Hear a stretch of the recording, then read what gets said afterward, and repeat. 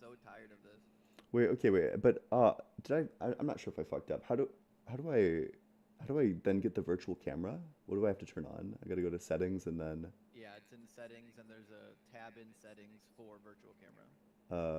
oh yeah, okay. Yeah, based, okay. Um okay, and then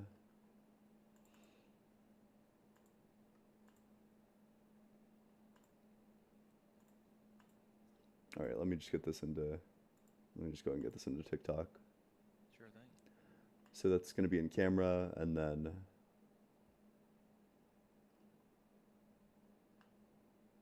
what, like virtual webcam? Or oh no, yeah, just camera. I'm stupid. Uh Yeah, yeah. yeah. Okay. Whoa, look at that. Yeah, okay. So I think we're live on YouTube, and then we should be. Uh, oh, it's flipped. Why is it flipped? Why would it do that? Why would it It even does do that? TikTok Okay. Studio. Yeah, whatever. All right. Yep. Yeah, it's really All weird right, why we it. are good on YouTube. Everybody check audio. It says audio is super low, is what people are saying. Okay. That's normal though. Yeah. Oh, I can let me drag everybody else. Can people say words? I can say words. Words. Yeah. Yep. I Loud and Saying maybe clear. words. maybe I gotta adjust mine down a little bit even. Okay, wait. Keep on saying words.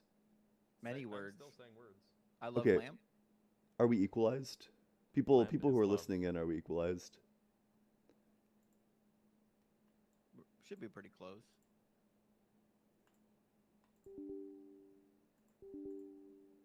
Okay. The audio is pretty low. I'm listening to it right now. Oh, wait, mute. Oh, I'll mute you. Okay. Oh wait, so when we say it's low, like how low? Yeah, are we saying for everybody or just for like one or two persons? It's Is it's it for low? you and me, Justin. Oh, Um, well, okay, we can wait, just turn our microphones up.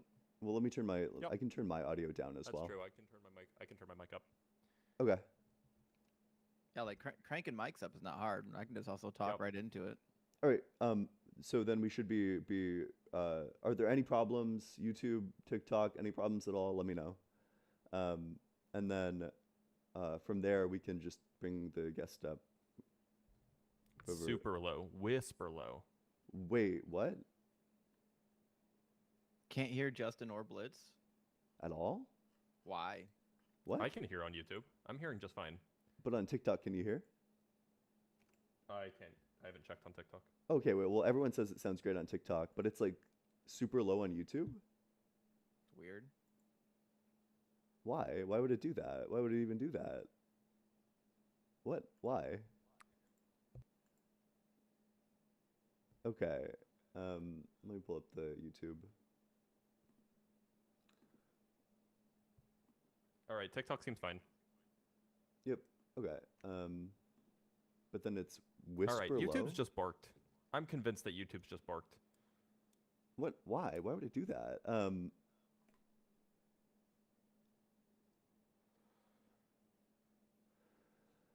It's weird why we would import our audio at different levels for different Bring up the applications. master volume. It just says bring up the master volume on YouTube is what somebody's saying.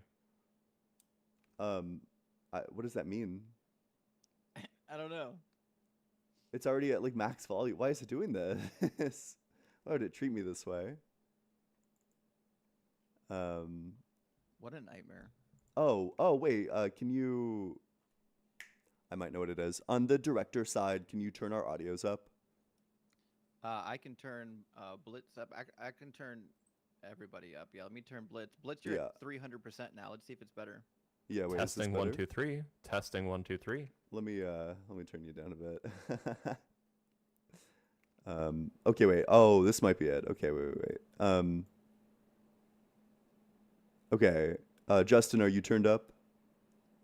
I'm pretty high up, but inside of Video Ninja, I don't have my audio cranked up. I can crank it up. You might want to. All right, I'm at 200% All right, so now. it seems better now. It seems better on YouTube. Okay, so it should be a little bit better. Can you guys hear me? Blitz is at 300%. I'm at 200%. I can just talk louder in principle. Okay. Should be good to go Okay, we then. should be good. They're saying Justin is still. I'm at 200% and my audio is still low. Wait, can you crank it up even higher? No, it won't let me go higher. Fuck. Can you crank Blitz lower and then I'll turn you up on the OBS or on the Streamlabs side? Yeah, let me turn Blitz down to 200% like me. Huh. Wait. All right, guys, I'm signing up for a StreamYard account right now. We're not doing this next week. This is absurd. Okay, I'll wait. pay for it. I'll gladly eat the cost. Okay. Oh, okay. So, Well, I mean, it'd probably be fine. wait. though. So apparently I'm really loud, and then nobody else is good. Wait, but Well, we Justin. can just turn Ian down. Yeah. Wait. Turn So Ian down, crank up the whole thing. All right, I turned Ian down, and everyone else is turned up. See if that works. yep. Does this work? Hello. Oh, I can also do it like this. I can just turn it down on on my end. Okay. How does this work? Gasper says turn it up to 666%.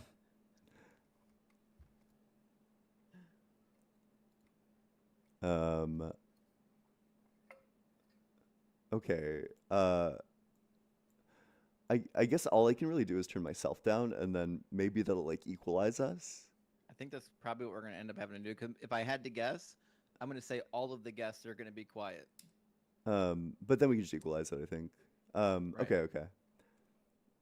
Wait, is it good? Does it sound good? Everyone say a sentence. Here's my sentence.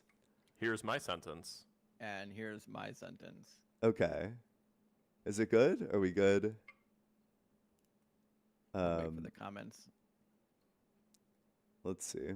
TikTok says everything sounds good. Yeah, TikTok does the audio streaming a little easier than Streamlabs and StreamYard, not StreamYard, but OBS. Alas. No. Comment says no. What do you mean no?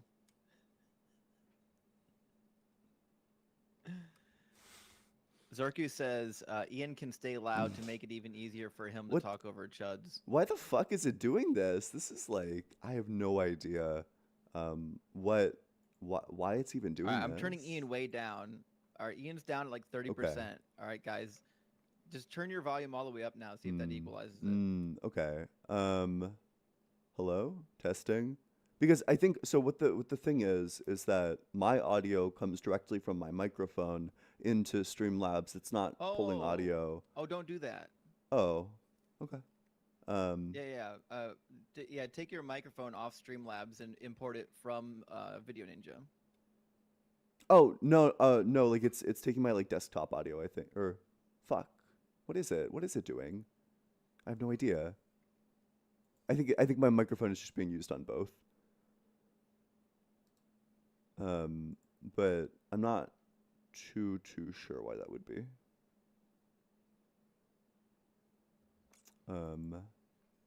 Oh, somebody just said YouTube is good, but I don't believe that because you were the only believe it. one talking in. I do not believe it. Okay. Like how? Okay, give me just a second. Let me go ahead and mute up for a second, so I can see. Ian just muted himself.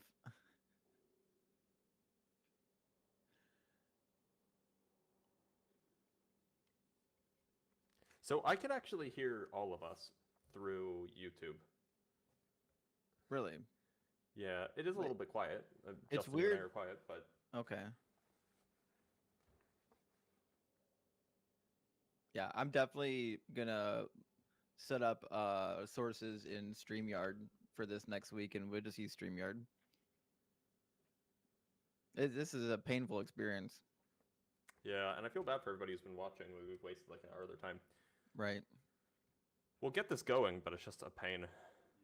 And the thing is it worked before we took a guest, right? Yep. Yeah. And it worked.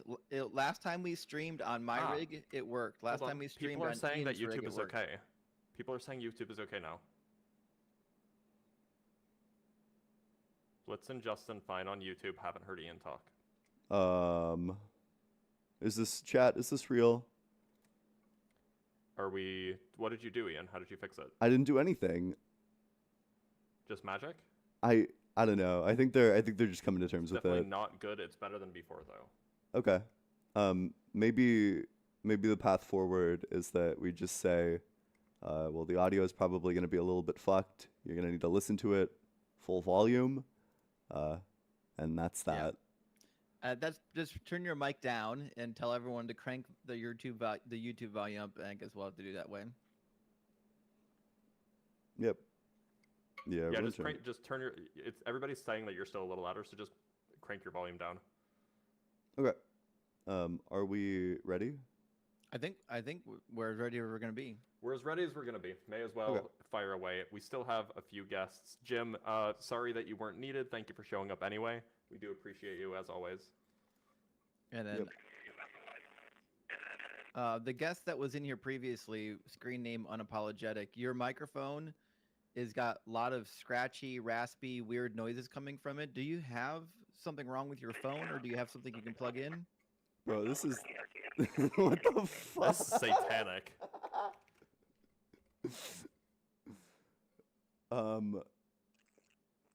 Yeah, because let me unmute Taylor.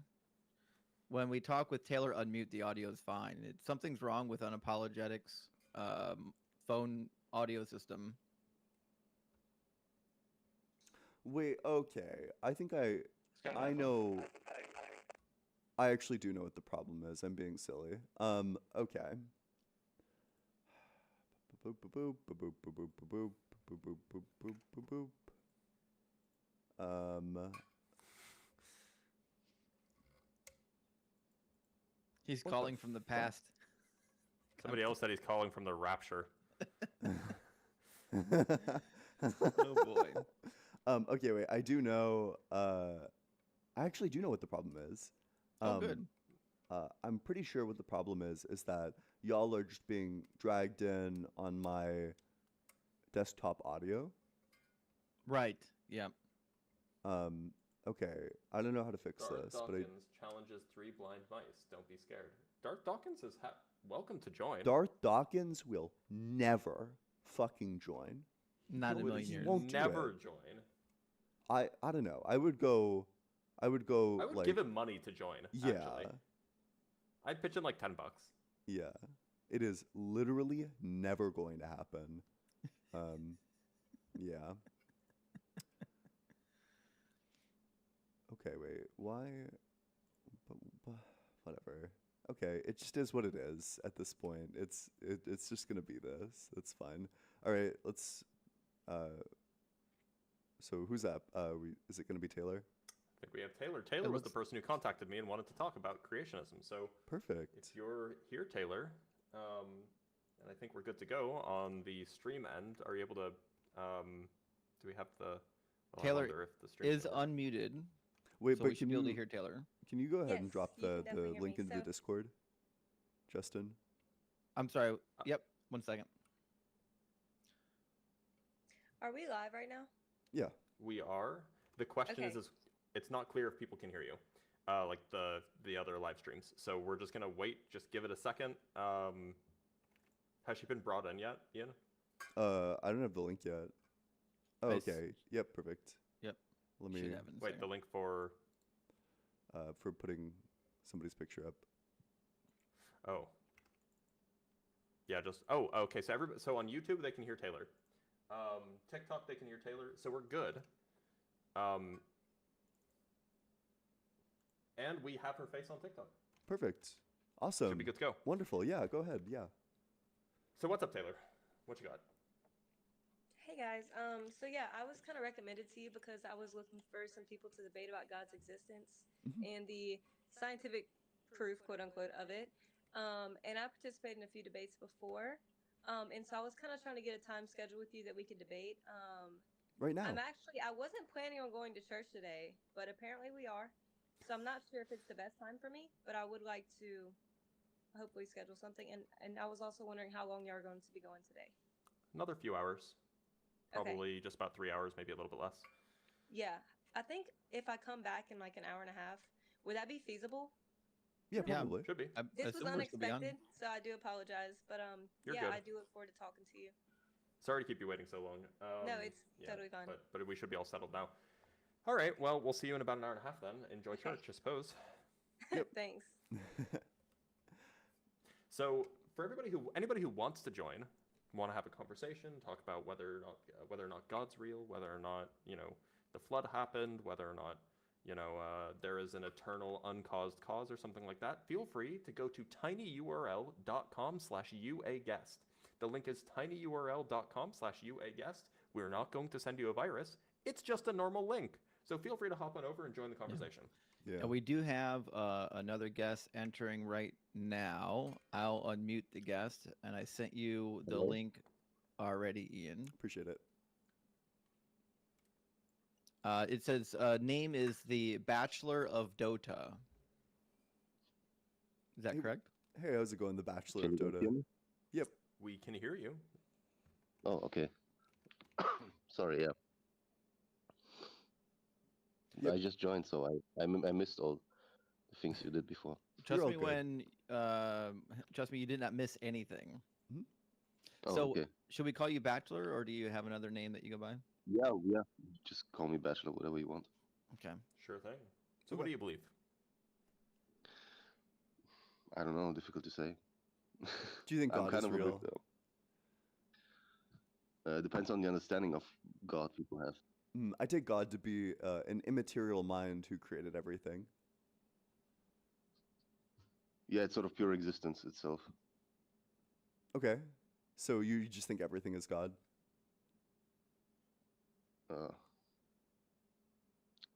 Not necessarily. Oh, It depends on how you want to frame it. so which things are Sorry, I'm a God bit and which things sarcastic. aren't? Well, the thing that most people refer to God as just pure formless existence outside of time and space. That's But usually what I'm people refer to asking, as God. is that what you refer to as God? Yes. I think, yeah, I would go with Okay, that. so pure formless existence outside of time and space, what does that mean? Well, there's no experience of time and space. Well, time and space is just an experience, What And is what do you mean you pure don't have to. formlessness? What does that mean? I mean, we humans have a certain form. We have certain emotions. We have certain body, something like that. We experience events in order with the existence of time, and we have space we can move within. And God is basically outside of all of that. That's He's nice, but just this the doesn't pure really form answer of the it. question. Like I have no idea what you're talking about still. I What do you don't know mean? what it means for something to be like formless outside of time and space. I just don't know what that refers to. Well, then I don't know how to else frame it for you. And maybe you could explain it a bit more. Like what property is what is the property of like formless? Like you gave an example of something with a form, like humans have a form. That's great, that's awesome. Yeah. What's an Okay. example of something that's formless? Well, God, but what do you mean? You're looking for something. You're asking me a question. What is example of something that's formless? I want to see something formless as in form. That's basically it's not possible. It's just existence itself. What's the difference between your God existing and your God not existing? Because it sounds to me like if your God disappeared tomorrow at midnight, we would notice absolutely no difference. What do you mean disappear? How can it disappear? Disappearance is an experience from time and space. But what I'm It saying cannot is, just if disappear. your God ceases to exist tomorrow, what would we Yeah. what difference would there be between tomorrow and today? It wouldn't be possible because if it would cease to exist, if existence ceases to exist, then it becomes non-existence. The property of non-existence is to not exist. So So God existence is is necessary. existence? Is then necessarily the implication of that. Wait, so is God existence or is God not existence? No, you just asked me. It's not a What yes is or no existence? We're just question. going by pure formless existence, okay? You can just see it as pure potential if you want to do it this way, outside of space-time, which gives birth to everything. But who was the one who asked the question? So God is like If it possibility? would, no, it's not possibility. There's a difference between. Does God have a I just gave mind? you different word. I just gave you a different word for something. What do you mean by mind? Like a thing that experiences. Yeah, it creates things that experience. That's not the question. Does God experience? It can through its creation. Yeah. How does? Okay, wait. That doesn't make any Wait, wait. sense. I just want to make sure I'm understanding this correctly. You're saying God is everything, but was there a time in which No, he it's, well, existed wait, and wait. So, well, hold on, first hold of on, all, hold on, I'm not hold saying on, that is everything. I'm not saying that. hold on. Was there a time in which your God existed, but the material reality that we live in did not exist? That would make sense in the case because God exists outside of time and space. But you, but There you was said no that, time before that because it just exists. There is no but, time and space before that. but you, We can create the you're not. experience of Just space and time. focus up. You're not answering my question. You said that you mentioned creation. For something to be created, that Yeah. means there was a time in which it wasn't there and a time in which it was there. So I'm trying to figure out what you're saying. Was there a time in which your God existed, but the entire material universe did not exist? That makes.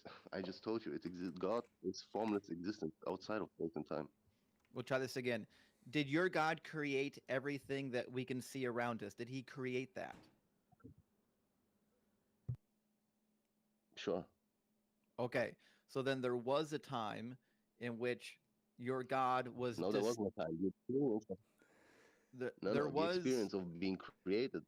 there That was is a reality in which your God was separate from the material world. You can call it outside of time, you can give it any description you want. What I'm suggesting here is that you'd said your God was everything, but now you're describing a state of affairs in which your God at some point existed, but everything else did not exist. So, how did you come to determine that your God is everything when your God created everything?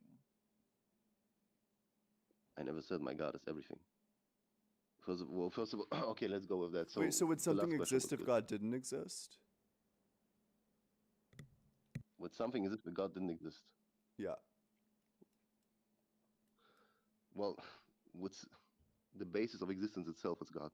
Existence itself, pure, formless So existence. That's what people. perhaps I can ask a clarifying question because I'm not really sure what your beliefs are.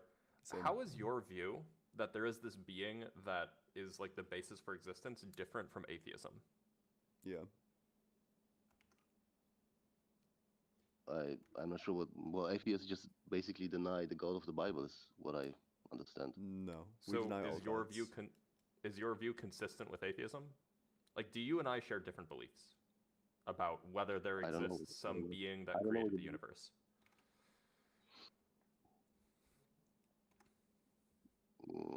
It depends on, like I said, depends on the form of being that you choose. So what I mean is some entity with a mind. Okay, let's go with that. Sure. Okay, so you agree? So we agree that there is no entity with a mind that created all of existence? No, I didn't agree with that. But Oh, okay. So do you think when that you this? frame an entity with a mind, Yeah. So do you think when that you frame do you think that your notion of God has a mind? no, but it creates mind. Well, sure. I agree that the That's universe not the creates question. creates minds too. The question is do you believe that your notion, whatever you conceptualize God to be, do you view it as something that has a mind separate from the universe? I'm not sure. I don't think it is separate from anything. Then it sounds like we don't. Well, so is it everything? You might just be an atheist with extra steps. Yeah. Wait. So if it's not separate from anything, Yeah. is it everything? Yeah, in a sense, yes. But like I said, what people usually originally refer to as God is just the pure existence of something, Okay. and then that pure existence gives birth to the That's rest. just not true, by the to way. all- Most people who believe in God believe in some sort of separate entity that existed sans universe and then exists with the universe. That's the standard theistic belief. Sure. But it sounds like your position is far closer to perhaps pantheism and basically atheism. I don't know. I don't think it matters to what it's close to, atheism or pantheism. Well, I mean, it does if you're trying to have like meaningful conversations about the subject, right? Like you should know what people mean when they say like God isn't real, for example, like what God actually refers to, because your conception of God is like quite nebulous to the point where we've been talking for like 20 minutes and I still have no fucking idea what it is. Well, like I said, it's just pure existence itself. That's it. Okay, Okay. well, the There's universe not much to it. has existence, so it sounds like you and I agree. We both agree that there is something that has existence, that defines existence. I call it the universe, you call it God.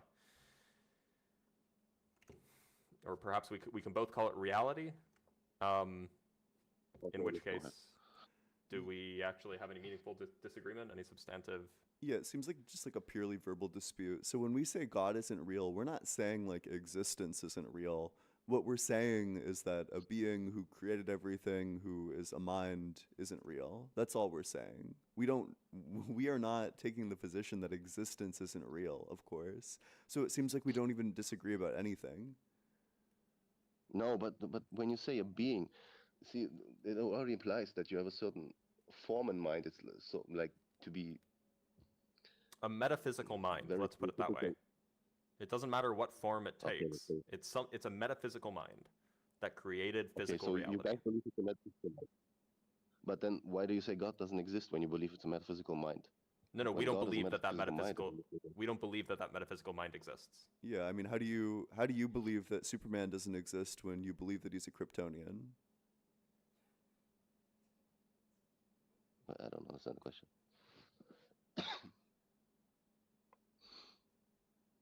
What do you mean? How do I believe? Yeah, Superman so doesn't the point is that you can like have beliefs about fictional characters, right?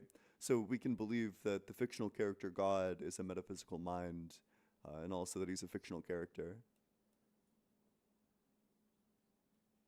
In fact, we can even define God to be a metaphysical mind that created physical reality. And that would be a fairly good working definition. So the question is do you believe in that? Well, I'm not sure what I will get myself into if I say mind. That's why I go with existence, because I can tell you from my experience that's its existence itself. Well, then we don't disagree about it. If all you mean by God is existence itself, then we don't disagree about anything. Yeah. Do you worship this God? No, Then who there's no gives a need for fuck? that. We don't care. Yeah. Okay. Yeah. If all you're saying is like existence is real, then we agree. Yeah. Oh, okay. Well, this is what I just meant when people mean with God. You Okay, think but that's wait, an so you think idiosyncratic definition. you think atheists think that existence isn't real? No, I think atheists. No, I think atheists base existence itself just purely on, from what I gathered by looking. Atheists, what they say, they equate it to physical reality itself.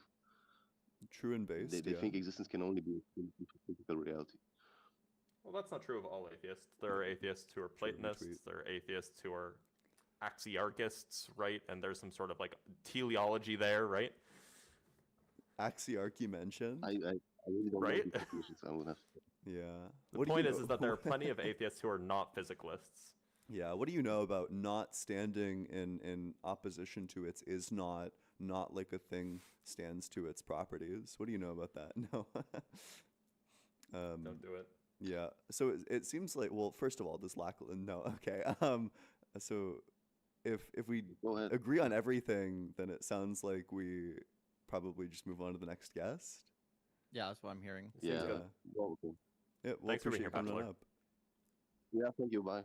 And by the way, if anybody wants to join in on the conversation, we currently have, well, Yo-Yo is going to join, and then our guest list, the line, the queue, will be empty, which means that you could be next. You could be next. So go to tinyurl.com/UAguest if you want to join and have a conversation. Yep. What's up, Yo-Yo? How's it going? Welcome back. Good, man. I feel like I'm the next contestant on the Debate is Right. You Yeah. are. Okay, but you think that, so do you want to state your position for all the people? Yeah, I'll restate my position. So I believe there is conscious mind working to create and has created a contiguous consciousness. If you want to, you take dinosaurs, they had consciousness, or we can, I guess, guess that they had consciousness. But I believe that there is a governing mind that that designs, that creates all the symbiosis that we see. That I just don't think that it happens by chance. I have a really, I just got a clarifying question. Do you believe that this mind is all good? Do you think it is omnibenevolent? No, I think there's. Okay. I think it acts Fuck. as it acts. There's bad things and there's good things. Somebody They said that happen. there's echo. Yeah, wait 1 second. in I'll TikTok. wait. I'll fix Give me it. about 2 seconds because I'm about to jump in my car. So I'm not driving. I'm Okay. just gonna sit in the parking lot, but I'm leaving my hotel room, so Oh. I'll be able to Sure, focus sure. a little more. Okay, wait. Is there still echo? I think it was only on the guest's end. So, yo, if you want to confirm, Peter the echo Piper picked gone? a peck of pickled peppers for us. Peter Piper picked a bag of pickled peppers. A bag of pickled peppers. Peter Piper picked a Peter Piper picked a bag of pickled peppers. Where's the bag of pickled peppers Peter Piper picked? Thank you. You're so proud of that, aren't you? Yeah, it's what doing competitive debate gets you. Now we can't Where I hear can you at actually all. see, so don't Ah, we freak can hear out. you now. Just gonna- Yeah, it's fine. You can hear me now? Yeah, you We're can on just be YouTube, unseen bro. but heard. Don't That's matter. fine. Oh, okay, cool. I'm just gonna pull over here so I can see you guys because I see nothing but God in my spectrum. Isn't that what you want? It is what I want. It is what I want. Blitz. So yeah, I mean, there's no background noise. You guys can't hear my car running or anything like that. Nothing bothers Sounds you. good. Fine. Yeah, you sound good Okay. to me. So, I mean, if you look, Blitz, I've had this conversation with you multiple times. If I'll you shut up look, then. there's what's that? I'll shut up then. Oh, no, I didn't mean it like that. I'm saying No, this it's is fine. It's gonna fine. be I need to familiar go with close the you. windows anyway.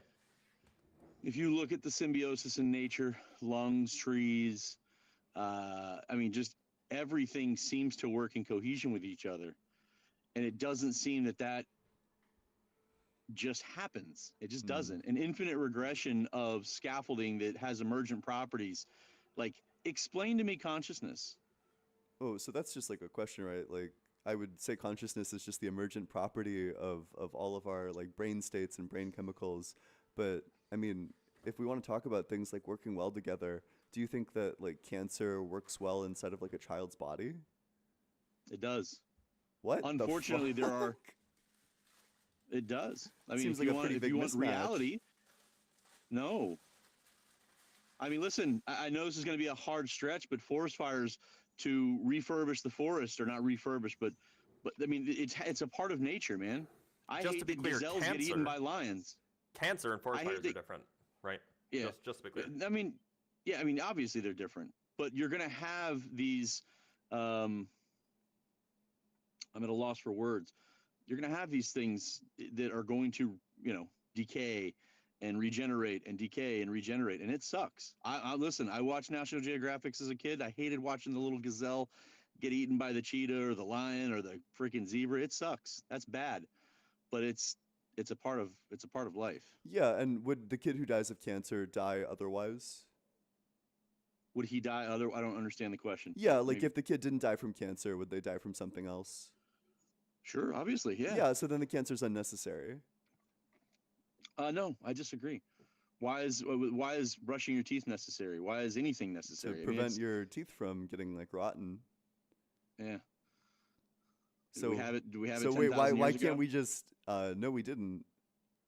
I mean, Okay. maybe there And was like people basic. died of gum disease back then, by the way. Yeah, Sure, they die of gum disease today. A baseball player, or a football player, just recently died of a tooth decay, and he let it abscess until it gave him sepsis, and he died. wait, but that's not relevant. Like- Why is child cancer Agreed. necessary? I don't know that it's necessary, but it's a part of. I mean, you can argue that there's this one little nuance that I want you to understand or try and explain to me, and at the end of the day, it always reverts back to the one simple question that I proposed to you guys when I very first got on here: prove to me that God does not exist, and I will be on your side. I will Yeah. champion your argument all day long. Can Yeah, you prove that unicorns don't exist? Again, Prove to me that God does not exist. Well, it was a yes or no question. Can you prove that unicorns don't exist? Well, you didn't answer my question. You just asked. You just posed another. It wasn't question. a question. It was a challenge. Can you prove that So was unicorns mine. don't? It wasn't a question. It was a challenge. Can you prove So that was unicorns mine. don't exist? Justin, I like you, but we can do this all day long. You don't like me, and I'm gonna mute you until you answer my question. So Do the you- reason why Mute YouTublets. Can you answer the question yes or no? Are you capable of disproving unicorns? Am I capable of disproving unicorns? No more than you are capable you of disproving God. And why is that the case? I don't know. You tell me. So why do you Because believe? things Wait, that don't You exist don't sidestepped have, my question. because why do you believe things in that one, don't- not the other? Because You- things that do not exist do not have evidence. You must establish the evidence for the existence of something. I get it. That's a fancy way of just saying, hey, it doesn't make sense to me, so I'm just gonna That's not. That's not. try Not to at all sidestep what this I guy's said. argument. What I'm saying is things that don't exist don't leave evidence. You can't verify non-existence. So The burden your of proof is on you. explanation. Well, no, you guys are making a positive claim. You guys are the ones that are atheists that are stating that God does not exist. I'm just simply pointing out the obvious that both parties are at a stalemate. Sure. Okay, that's You fine. can't prove that God Yeah, I can get this done pretty easily. I'll just give him like the time argument. Go for it, yeah. Yeah. So we know that God doesn't exist. Your God specifically doesn't exist because time can't be created, which means the universe can't be created. The reason why time can't be created is because creation is a change of states. A change of states is a change. A change requires a before and an after. Before and an after requires a past, present, and future, and a past, present, and future requires time. That means creation itself requires time, which means time can't be created because a necessary condition for creation is the existence of time. But if you haven't yet created it, then it wouldn't yet exist, so you couldn't create it. Therefore, in a state where it's just God existing without time, God would be unable to make time, which means God would be unable to make the universe, which means that the conception of a mind who created the universe isn't possible. There you go. I mean, yeah, I mean, it's beautiful. It's well put together. Still doesn't explain the very basic and fundamental question. Okay. You So can, went over you your can. head. Okay. No, it Okay. didn't. Do you have? Well, It do you have most like certainly a didn't. critique? Can From I a get a conscious critique? standpoint, Maybe From a give him premise number one and walk through Yeah, it with okay. him. 'Cause I don't Do think you- he heard him. Sure. Do you agree that so creation? I'll give you a little bit of critique. Do you agree that creation is a change of states? Do I agree that creation is a change of states? Yeah. That reality Um, changes its state when something is created.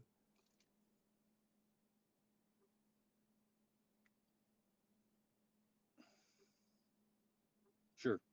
Yeah, okay. And you agree that like a change of states is a change, of course, I assume. So when you say a change of states, do you mean a The waffling they Re- have to do on basic logic. Just like reality, like the state of reality becoming Well, I've got different. numbnuts over here muting me. So I mean, I appreciate you, Ian, but I've got the little bearded freaking hobbit that wants to be snarky and rude. I was trying to be nice to him, and he gives no plausible explanations other than just a bunch of fodder that's hot air. So Getting I disagree. really- I think Really Justin is hot highly under the collar intelligent. under a little bit of pressure. no, Yeah. not at all. Quite the Wait, contrary. let's move away from the ad homs and let's get to the argument. Do you agree that a change of states So we is want a double standard. change? He's allowed to do it to me, but I'm not allowed to do it to him. Justin, anything you no, want to, but- don't do that, Justin. What I'd like for Very you to do bad. is pay attention to the argument that Ian is laying down rather than crying. Please. No one's crying. Are you sure? Sounds like you were crying. No, I don't think You're the so. one that's got to hit that little mute button. I don't think Justin's I the one muted who you sounds because you like were he's talking crying. over the other guests. And you talked over me multiple times, buddy. I We're didn't. You can say, hosts, "Oh, it's thank my you. live," and blah blah. I could do it right now. Let me know when you're ready to engage with Ian's dialogue. Put your finger up when you're ready. We'll wait. Don't worry. All right, go ahead, Ian. Yeah, okay. Do you agree that a change of states is a change? So define a change of states. Give me an example of what you're trying to illustrate. Yeah, so let's say that we have like an ice cube, and then the ice cube melts, Okay. Did a change take Yeah. place? Yeah, exactly. So a Change change took of place, states yeah. is a change. So we have it that creation is a change of states, a change of states is a change, so creation is a change. Do you agree that a change requires like a before and an after? I don't agree with a creation as a change. A creation, I mean, there's a change Oh, happens. okay. Yeah, a change happens in our observable reality. We can say that, but I wouldn't say that a creation is a change. I When don't. I God don't agree with that. when God created, did reality change? Um, it came into existence, Is but that I a don't think it. change? I don't. I think from non-existence. Yeah. Um, yeah, it's yeah. You could say in that respect, it would be a change. Yeah, exactly. So it's a change. Yeah, perfect. Yeah, so creation's a change. Does a change require a before and an after? No. Gotcha. So it was the same. So non-existence is the same as existence. No, I would say that if it's always existed, God has always existed. These things have always existed. The universe always existed. I mean, you believe in infinite regression, don't you? But we're talking about your view, because if the universe has always existed, then that means that there can be no God. Because if it's always existed, then it was never created, which means that it doesn't have a creator. I disagree. How can something always exist and also have a point in time where it comes into being? How is that possible? I mean, you guys have. I'm sure that there are plenty of physicists who have discussed this ad nauseum about the Big Bang Theory, whether or not it came into existence, whether time was created then, whether it was just this big burst of an expansion, whether it's a Big Bang, Big Crunch. I mean, I think this is heavily debated. So That's really nice, but we're debating it right now. Yeah, go ahead. So the only consistent models that I've seen, there are very few of them, that actually elaborate on like how the universe began to exist. So there are models that treat the universe as if it always existed. Then there are a few models that actually tackle the question of the universe coming into existence. And those require a very non-standard notion of time. They require like complex time and all sorts of funky stuff, where time, it doesn't really exist, but rather it's space that causes evolution for it. It's very, very complicated, and it's not any notion of time that you might be familiar with. So, yeah, I mean, there are those, but those are, not mainstream, to say the least. yeah, I don't understand how a planet with more mass has time run slower than for me over here with a planet with less mass. That doesn't make sense to me, and I'm sure that you, on some level, understand that. And when you make a kind of an ambiguous statement like spooky, and I'm not at all insulting your intelligence, Blitz. I appreciate you, and you do. Did I say spooky? If I did, I misspoke then. Yeah, it's okay. No big deal. I'm not here to criticize you. But yeah, I mean, there's a lot of unexplained things, and just to throw some words together and say, oh well, change is, there can't be something before it or after it. We don't know whether or not there is something outside of time. I mean, we can observe what we observe and make our best guesses, but at the end of the day, none of us can explain other than saying it's an emergent property. We can't describe what consciousness is. You can't solve the hard problem of consciousness. Yeah, there's no Otherwise, explanation other than the explanation, of course, yeah. I get your circular reasoning. I'm just telling you, you can't explain it other than just saying it's an emergent property. I mean, that's the explanation, right? Like that is the explanation. Consciousness is an emergent property. Yeah. That's why when you change the brain, the consciousness changes. Like when you take like a melatonin gummy, for example, it puts your consciousness to sleep. Or another gummy. So just for the record here, the mechanism of consciousness arising through emergence is not understood. Absolutely agree. If consciousness is a consequence of emergence, we don't know how that emergence actually plays out. The neurochemistry is just very, very complicated. We still don't really have a good definition of consciousness that's agreed upon by everybody, so it's very, very complicated. But that's different from saying the explanation is bad. It might be true that consciousness arises via emergence, but we don't understand the mechanism. And your position that God endowed us with consciousness is just as poor of an explanation, insofar as you say, well, we know what caused it, but you could never explain the mechanism by which God provided us with consciousness. So to say that consciousness is just a result of emergence is a bad explanation. That's just, with respect, also shitting on your own position. But you're absolutely right. And when I started this conversation with you gentlemen, I said to you, my position or my ability to prove my point is equally as flawed as yours. There is no way that I can't come to you and say, hey, this is God. Here you go. And you go, oh my God, thank you very much. So you should be agnostic. Then you should be agnostic. No, I disagree. I believe that these things that are happening around us are by design. You just agreed that there's no way to justify it, though. Wait, what's the proof of that? I mean, I hate it because it's my only, like, my kind of crutch that I lean on. But, like, look at how trees produce oxygen for us that work in absolute symbiosis with our lungs. I wonder if it's because maybe we system. evolved to do all these things. Perhaps we evolved in tandem with trees. Trees were actually way predate humans, or mammals for that matter. Sure. Yeah, Sure, but like with our ancestors, we co-evolved together. I would understand and agree with the argument, but why? Why does it seem that there needs to be a necessity? Why? I've had this argument or not argument, but I've had this conversation with Blitz many times. If the Big Bang were just a linear explosion outwards, right? Let's just take this argument for a moment. Everything is exploding outwards in a direction. How did these? Are you okay? I mean, that's not what the Big Bang is, but you can finish. No, I thought you were having a stroke. I'm sorry, I didn't know. I'm just listening. So as everything explodes out in a direction, how then do you get these intricate symbiotic relationships that seem to weave its way into existence and reality that work in cohesion with everything around it? It seems to me as if there is a intentional pattern to interact with all of the things around. Am I wrong? Yeah. Yeah. So here's there's last time we spoke, did I bring up the coffee? Yeah, you did. Okay, so I won't bring up the coffee unless maybe I'll bring it up for just everybody else, and then I'll bring up something else, and I'll try to provide another justification. So just for context, one of the ways that we can see that complexity can emerge from otherwise simple operations is what happens is the way that the fluids mix when you take black coffee and you mix it with cream.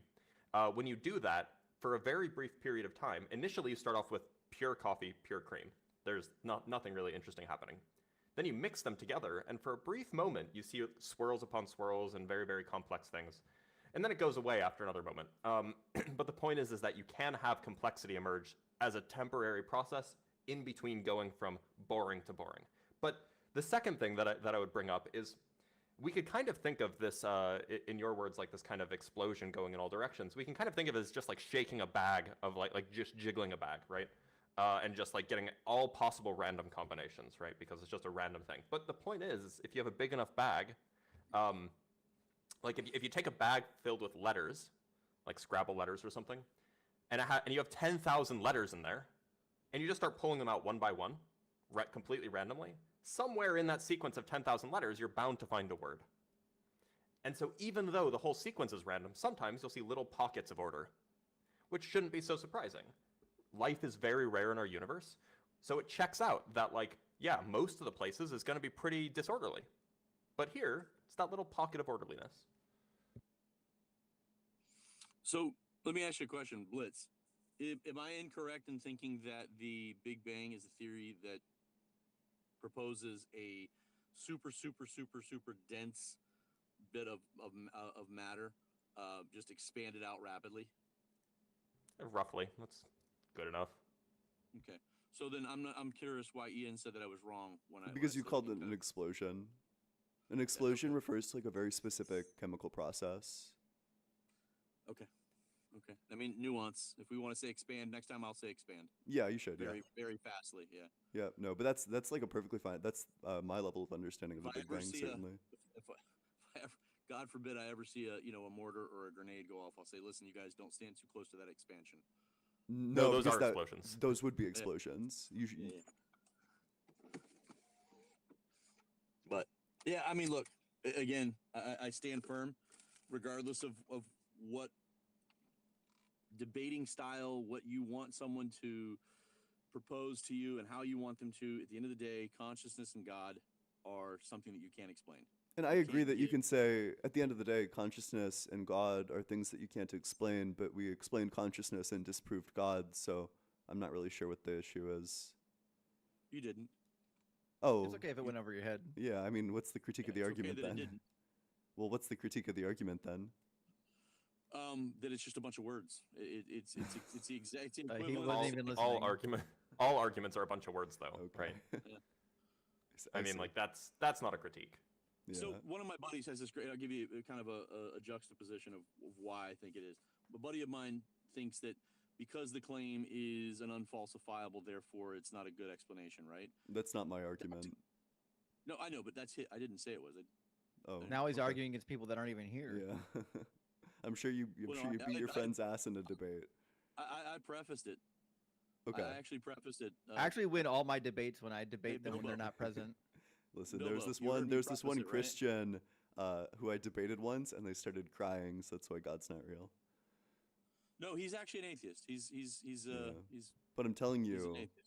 Anyway, so you were going to give us an example of how saying something is just words is a good critique, and you were going to explain this by is- giving an example that you talked about with your friend. So go ahead and tell us the story about how it's a good critique. Blitz, thank you for always pushing the conversation and doing it in a respectful way. I appreciate that. The argument that he made was simply that it's an unfalsifiable, therefore it's not a good explanation. When I say my same argument that I'm proposing to you guys, that's his kind of retort, and I'm like, that's just not a good argument. And neither is just saying that, oh well, we don't know whether God can exist outside of time. We can observe what we observe in our reality. We can make hypothesis, but we cannot explain. No one, I don't think you guys can solve the hard problem of consciousness, right? yeah, So I, by I, saying- I'm not it's- sure why do you we think would have to. Why does it emerge? Where does it come from? What is it? I think that atheism is compatible with a good number of theories in this regard. I think you could be like an atheist and like a substance dualist, although that's a really stupid position. There's lots of things that you could be that solve the hard problem of consciousness, and also you could be an atheist. I don't think atheism is committed to anything in particular. Yeah. It's also true that just because you can't explain something doesn't mean that a god is responsible for it. Hmm. I wish you would hear me. I told you from the beginning that I can't prove to you that God exists. So I believe why that- hold that belief? Yeah. Why do you hold that belief? Good question. I gave this example to somebody yesterday. If you have 5 people on a raft floating in the middle of the ocean that believe that they're going to be saved, and maybe they're not going to, what's better? Believing that you're just going to sit out there and rot and die, and starve to death and die of thirst, or believing that somebody's going to come and pick you up? So Wait, Pascal's wager? Wait, Yeah, no, Pascal this is wager. this is like Absolutely. this is a Pascal's wager's huge great. problem. Wait, so are you a Christian? Sounds like it. Because if you're a Christian, then disproving God is way I was easier. giving you the definition of hope. That was way easier, yeah. But why not does your making it God? a In what proclamation. way does your God guarantee hope? Your God is like the property of giving hope. You conflated two things. You conflated two things. I was saying the hope in an afterlife. I didn't say I didn't ascribe any deity. Why, that is why, coming to why would save. why would we assume that there's an afterlife just because there's a God? Why would we assume that there's an afterlife just because there's Like, a God? even if there was a God responsible for all this, why would we assume that he cares about us or she cares about us or that there's an afterlife? That doesn't follow. I guess you don't have to. Why so, do you? and why, You can- so, by the way, you can also believe in an afterlife while also being an atheist. Those two things are also compatible. Yep. True, you could be like a Buddhist. So, like, the question is why do you believe in God? Not why do you believe in an afterlife? Do you guys believe in Buddhism at all? No, of course not. Anybody? No, I don't. But I But know you plenty of could. people who do. Half of my in-laws are Buddhists, sort of. I mean, it's a great belief system. But why do you I believe really in don't God? think so, but Because I believe there is utility in faith. I believe there's utility in the premise of spiritual beings intentionally creating and being a part of something greater than we are in this reality that we observe. so cope. That's what I'm hearing. I mean, if you want to call it that, great. I don't listen. The truth is, I'm okay with nothingness. I just happen to believe the other thing. I'm 48 years old. Like right now, at this point, given all of the complexities and stressors of life, I'm okay if the lights go out. That doesn't bother me in one bit. Tell me about it. I just happen to believe in my heart that this seems intentional. To me, this doesn't seem like just happenstance. It doesn't seem that all of it just came together. It seems What very about it? intentional. What about it What, makes it what seem would the intentional? universe, so predicated on on humans existing or some sort of life existing, what would that life experience if it wasn't intentional under your worldview? Blitz, I apologize. Please repeat that because I'm trying to make sure I get on I-95. Go ahead. Say that one more time. Yeah, Sorry. so suppose that life existed in a universe that wasn't intentional. How would that universe differ from what we see today? Man, I don't know. I don't know. So how can you say today that life is how can you say that the universe looks intentional if you don't know what an unintentional universe would look like? In midstream, I was gonna correct myself. A bunch of atoms randomly bumping into each other with no cohesion, no design, no nothing, and no consciousness. That's what it would look like. An unintentional universe. I said predicated on life existing. So assume life exists, but it's otherwise unintentional. What would that look like? Because clearly we do exist, so we have to predicate our positions on that. Yeah, I don't know. I don't know how to answer that. Okay. Well, so it just seems like your theory doesn't really. I mean, if it's compatible with all sets of data, then it doesn't have any predictive power. Why does it have to? Does it have to make sense? Because then your theory is useless. Well, I mean, it doesn't have to make sense, but then you're just acknowledging that, yeah, this belief that I have is nonsensical, which I guess if you want to have that, by all means, but... Well, I wouldn't say that it's nonsensical. I'm saying that there is, one, as I stated previously, there's utility in it. There's utility in... So cope. Yeah, but it doesn't mean... It doesn't mean it. I don't mean it in that way. Coping is not something that, like. Let me ask you a question. Do you think I'm just saying that I'm okay with the lights going out to counter your argument? I mean, it really doesn't matter. I actually tuned all of that out. What I'm focusing on is you saying that you believe this thing because it provides like utility to your life. Like regardless of whether or not it's true, you believe it because it improves like some aspect of your life. That's nice, but it doesn't have the advantage of being true. It also, in order to make a claim like that, you need to be able to state that it's not true or disprove it. Yeah, I already did. Yeah. No, you didn't. I did. No, you didn't. Yeah, you refused to engage with the argument. I mean, we can go back to the point where we left off, which I believe was, do you agree that a change requires a before and an after?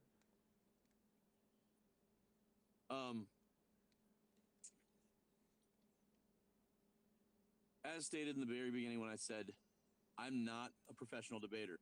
I'm not a boxer. I'm not a fighter. I'm sorry. You should be. Because if you invite people up and you want to have legitimate conversations with people who might be less educated than you, to be snarky and handle yourself in any other way other than how Blitz handles himself is disrespectful. You can just engage with the argument. No, I don't think you were. You can engage in the argument without being snarky and disrespectful. How about you just like answer the question? Do you agree that a change of states requires a before and an after?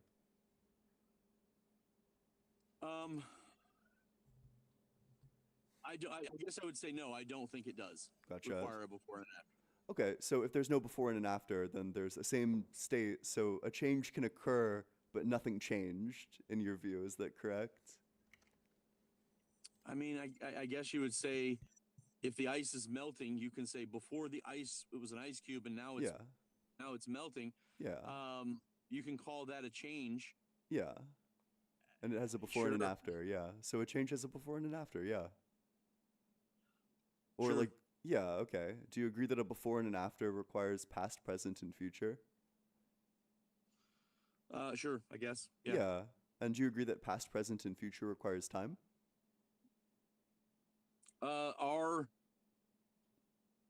Our understanding of time, I think, is very skewed. Like I said to Blitz a little bit ago, I don't understand how one planet can have time run different than. I mean, I'm sure people explain it all the time, but one planet can have time run super slow, and another one can have it run faster.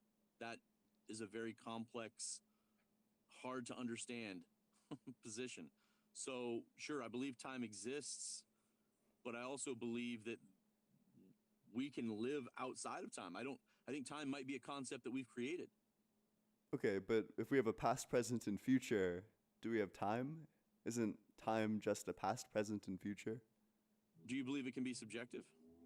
I don't know what that means. Can it be like stance dependent? I don't think time can be stance dependent. If you mean like it's like relative, yeah, time is relative. To what? To, I believe, the observer, if I'm not mistaken. Blitz, do you have? Yeah, it's relative to a given reference frame, if you will. Yep. So I think it's relative. Here we have a subjective experience to the observer. It's not subjective. That's an objective thing. The reference frame is built into the space-time. It has nothing to do with like somebody's mind. Careful saying built, Blitz. You know what I mean. I know, just messing with you. Anyway, listen, man. I always appreciate you, Blitz. You're a good dude. Ian, good chatting with you, man. Yeah, good chatting with you. I appreciate it, man. And I don't know where Hobbit went, but tell him good luck. You guys take it easy, man. Justin, I just gotta ask, how tall are you? Am I Hobbit? Yeah. How tall are you? You always read as like a 5'11" dude to me. Like normal. No, 5'9". Okay, so that's like average height, right? Pretty average height, yeah. I'm not a Hobbit. Okay. I think it's just because you're sitting low, maybe? I don't know. It is. He's really butthurt over like having to actually address me. He didn't like that at all. Oh, no. So I have to advertise, everybody. If you want to join the conversation, feel free to go to tinyurl.com/uaguest. That's how you join in. You can't join on TikTok. You can only join through that link, whether on your phone, your computer, your tablet, your smart refrigerator, however you want to do it. tinyurl.com/uaguest. I'm taller now. I don't know if that helps. Okay, Frodo. My feet are not hairy, for the record. Good to know. Bro, that's whack. Yeah, but make sure you're demolishing that like button, killing that subscribe button on YouTube. Everybody should be migrating over to the YouTube as well. Like seriously, this might be our last stream ever on TikTok before, right? But you come over to it's Unapologetic Live on YouTube. Yeah, if you don't know, again, it's tinyurl.com/U, Yep. Somebody in the comments asked, so you know. Yeah, and also it is at the top of the description in YouTube, tinyurl.com/uaguest. You can. And if you want to watch us on YouTube, Unapologetic Live is the username. Yep. Make sure you are dropping that like button, smashing that subscribe button, all that good stuff. Crucifying the bell. Yeah. Wow, I don't know. I always feel weird talking about people after they leave, but like, damn, that dude did not engage with anything. He couldn't. Yeah. His goal was to never answer a single question and provide zero justification for any of his beliefs. It's just a God of the gaps. If you have any gap in your position, then I'm just going to say it doesn't make sense. I'm going to insert my God in here, but also I'm going to refuse to tell you the name of my God because I'm ashamed of them, which means that Jesus is going to be ashamed of you when you stand before your heavenly Father. Yeah. I don't know, all of that. I do think that there's like something like deeply flawed. To go from the claim that like God, like a mind created the universe, that's one claim. But like a Right. mind who created the universe, who also like loves and values you, that's adding like genuinely so much baggage to just all of it for So like much. no reason. Like I think that deism, there's like I don't think it's true, but I think that there's like arguments that make you think. There's like arguments that aren't like straightforward. You know, when it comes to like deism, like this like minimal theism.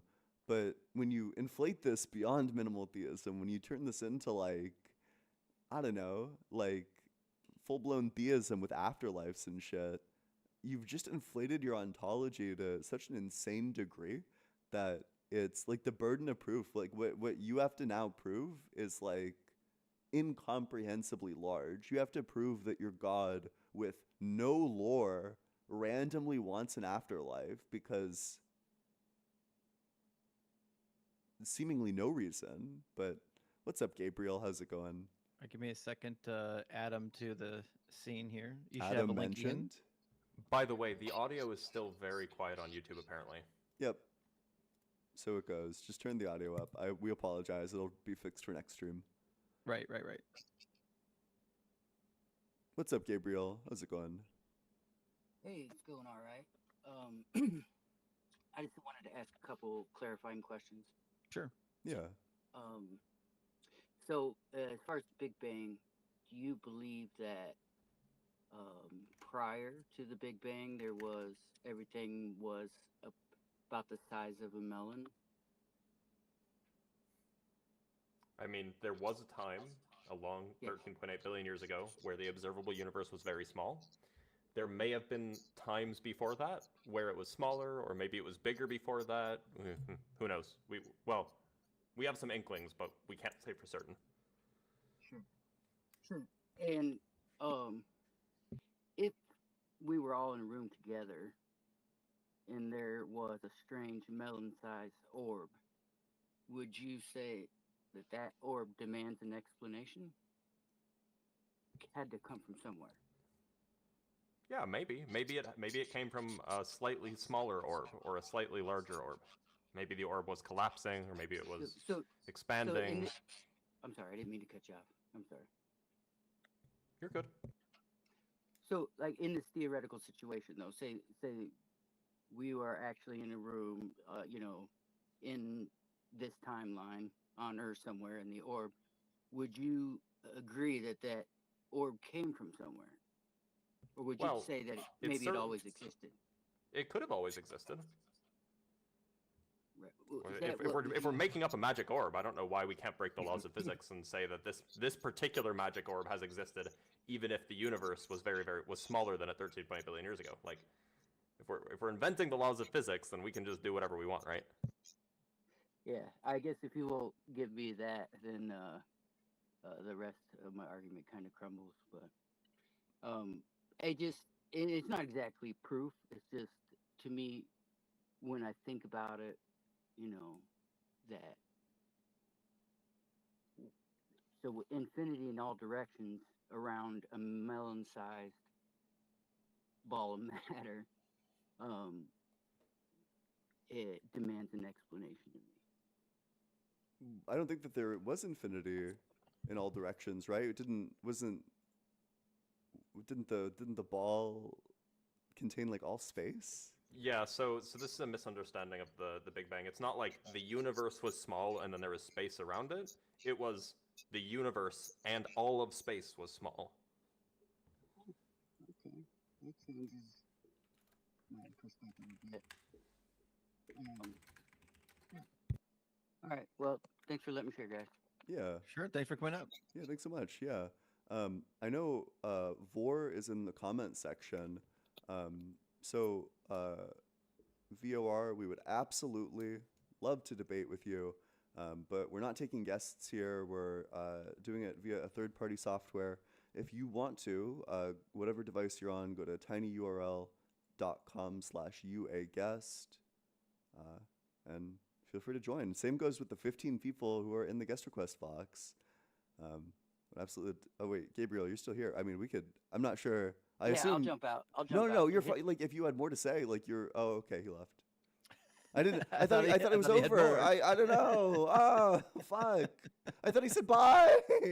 Oops, that's what I thought happened. Yeah. Yeah, look, it's like when you say bye to somebody and then you both have to walk down 3 flights of stairs together. Yeah, that's what that is. Gosh, whenever that Oh, happens. by the way, are there like terms of service for? I know there's terms of service for TikTok for vaping and stuff. What about for YouTube? Do you guys know? YouTube doesn't seem to care too much. Okay, Zara, you're probably fine. Don't worry about it. We can't hear you, by the way, but I can lip read a little bit. So clearly, you just said okay, or something like that. But we're working on your audio. Yeah. Let me grab the link for our new guest, and we'll get the next guest in here. How you doing, Zara? Yeah, good. How are you? Good. Thank you for asking. Oh wait. Should I put? Oh, okay. Yeah. No, we're fine. We're chilling. Yep. You get her up. I will. Yeah. What? Okay. What do you believe? Well, okay. So, after the death of my boyfriend, I had a huge spiritual awakening. Okay. I didn't Sorry to believe in hear God. that. Yeah. It's all right. It was 2017. So, I didn't believe in God or nothing, none of that shit. Well, I started seeing like a bunch of number synchronicities, like, I mean, everywhere. So that kind of got me into the, led me to like the alchemy and stuff like that. How do you feel about like repeating numbers and, you know, extraterrestrials and things like that? And that's the kind of like the where I'm led to is, if there is something out there, I believe it's like maybe it's not in this time. It would be in the future. I don't know. I can't really read too much into it, but I believe that there's definitely extraterrestrials or some sort, maybe us in an evolved state in the future. I don't know. Yeah. So like, I'm curious about that. Like, and I'm sure Justin's going to have something to say about the ancient ones, but like, why do you think? Like, I mean, look, like we know that like there's like all these like drones in New Jersey, right? But do you think that like all of these things are like aliens, or do you just think that they're like? Okay. I think it's funny. I think they're fucking because what I've witnessed in real time. I'm very logical. I don't believe anything unless not only if I see it one time, I see it over and over and over, to where it's like I can't argue it within my reality at least. And the things that they're portraying in the media, I think is bullshit. I don't think is real. So how would we know that aliens are real today? That they've visited us, Well, or they would have perhaps to, future versions of us? like they would have to be revealed to you. I've seen things. It looks like something was ripped out of the sky. It's black, and I've seen it move and disappear. Something that we couldn't even have on Earth. It wasn't a drone. I don't even know what the fuck, a blip. I don't know what it was, but I've seen it multiple times. Could it be an eye floater? No, I got on camera. I have pictures and things of it, but I mean, it looks like somebody ripped it out the sky. It looks, and it's black, except I've seen it move. And what do you think it off. is? I don't know. And it's, I mean, I got super excited when I seen it. I was like, holy, like, what is that? Yeah. You know, I don't know. It's the mystery is what makes it tantalizing. But to then me. there's a word for these. They're called UAPs or UFOs. They're unidentified, right? So rather than jumping to a conclusion to say, oh, I don't know what this is, therefore it must be aliens, future versions of humans, whatever. Why not just be like, yeah, I don't know what it is? Because honestly, I don't know what it is. Could be anything. Yeah, we don't know what it is. But I do think that there's something to like note here, and you know, I'm like tremendously sorry to hear about your boyfriend. But when we're in like these really high stress times, our brain goes into like a mode where it attempts to find patterns. One thing that leads us to try to like find patterns even when none exist is when we feel like a loss of control over our lives or situations. It leads us to try to like connect the dots and find patterns, which leads us to like find a lot of patterns that don't actually exist. Right. I agree. Yes. Yep. 100%. That is a very logical way of looking at it. And anybody else that wouldn't think that, it just, is not intelligent to me. So I completely agree with that. Yes. Yeah, I think that it's like, you know, I think that that's how I think that that's probably like a good way to consider like things like numerology, for example, in the aftermath of something that's like horrific and tragic, as like our brains like attempting to find patterns.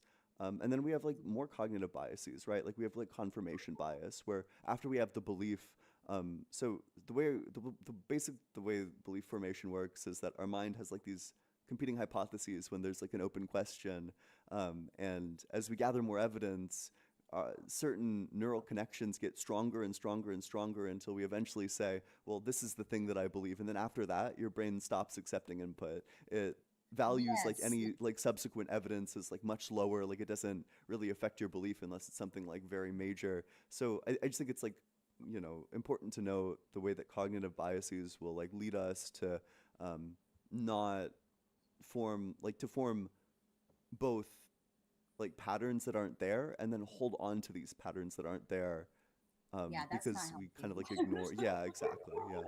By the way, I That's do want to interrupt for just a moment. This is unrelated to the conversation. For everybody who's watching, Darth Dawkins is currently live. If you're watching, go pester him and tell him to come up here.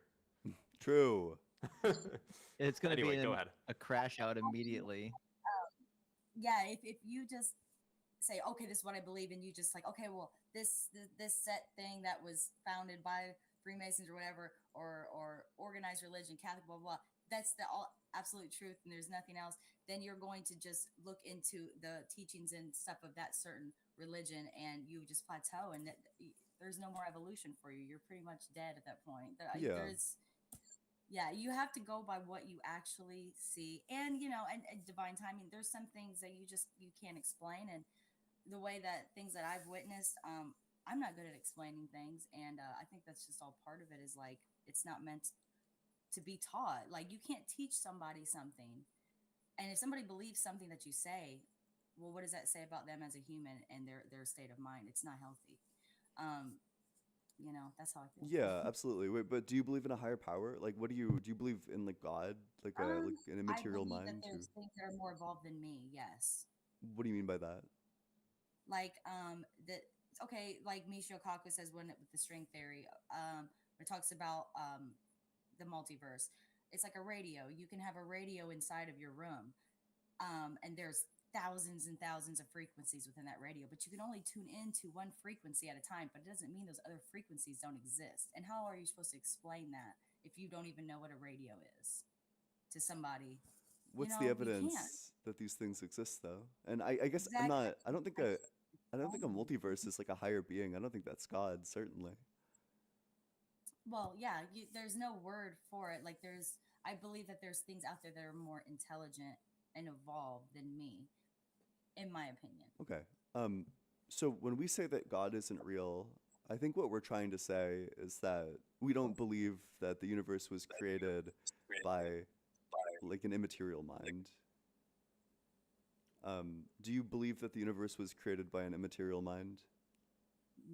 No. Okay. Then it seems like we don't disagree. That the things that you believe, we might disagree with them for like other reasons, but like the topic that we're actually discussing, that God isn't real, it seems like we probably don't disagree on that. No, because I believe that the way that has been established throughout humanity is very primitive, and why the heck are we still believing something that is so is stupid? I don't know, but So people, I don't know. I am curious, and I'm not saying that you do believe this. It's just I've met people who believe similar things to you, and they hold this belief. So, do you think that like the reason why ancient people believed in gods was because they were visited? I don't know. Okay. There are some people who are very firmly like, yes, there's no God, but actually God is aliens. So I would you know. have to be there.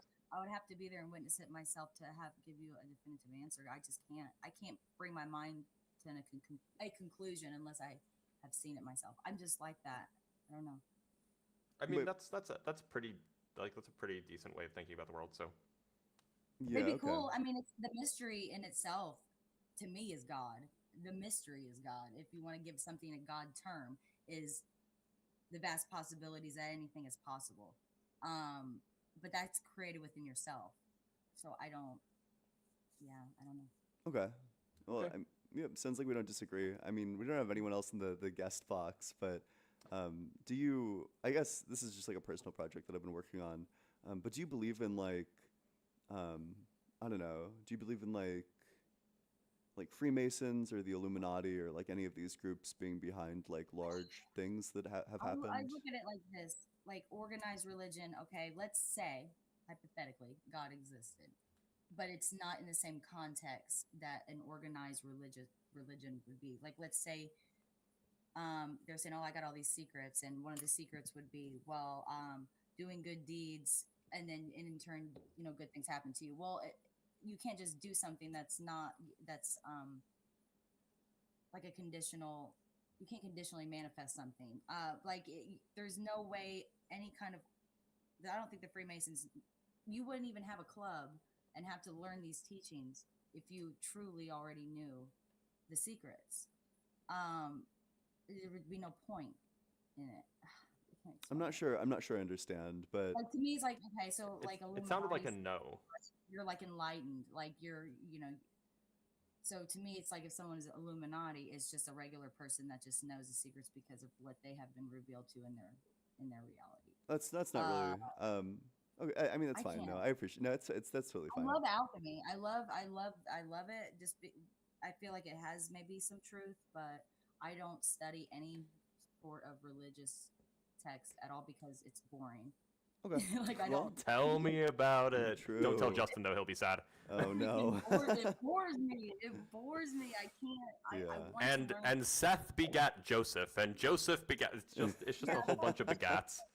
Gosh, your mouth. Yeah. Like, okay, we get it. Like, how art thou? I don't. It's just. It's not. And I would love to learn every single religion that was ever created, just for entertainment. But I just don't have time. I just don't want to. Yeah. No, I get you. I get Fair. you. Do you? Well, then it sounds like we agree. So we'll probably search for a different guest. But we appreciate you Yeah. coming on up here. No problem. Have a good day, guys. Yeah, you Hey, as good to well. hear from you. Yep. Bye. So I have assigned. I have told people to go bother Darth. It sounds like somebody said that Darth said that he's afraid of Ian. Yeah, he I'm won't sure he's debate. Which me. checks out. He will never Also, debate me ever again. He just won't do Or it. if you're interested in coming up, it's the phone call is open, if you will. Yeah, I know. So- I saw Q Diddy in the comment section. Q, if you want to come up, Justin, as always, is going to stipulate to you that he wants to start the conversation off with the agreement that sleeping with children is wrong. And if you can agree to that, then we would love to have a discussion with you. And Apparently, Dawkins is currently crying hard. okay. That's what he does. He spends a lot of time crying about atheists, but he doesn't actually engage in their live streams too often. But we've got some people in the queue. It looks like Light is up next, but Light, your battery is about to die on your phone. Did you want to attempt to talk until your battery dies? Wait, His audio is not very good either. Yeah, we No. can hear you. Wait, can you turn Listen, turn the stream off? Like, you got to turn the stream off. The giggle. We The giggle got- track is real. We got fucking Chuckles the clown over here. Right. You good? give me one sec. We could cook you, but it sounds like you're already cooked. Oh no. Bro's been Hey. baking. Somebody else. Yeah. I didn't realize it was on. He's Bro, done No, some what, great what do you bacon. mean? What the fuck? How did you accidentally come here? That's How did that happen? crazy. Bro just Because I typed in got a two random different tiny phones. URL. Transmute. Good? By the So- way, people are asking in the comments, what's the website? It's tinyurl.com/guest.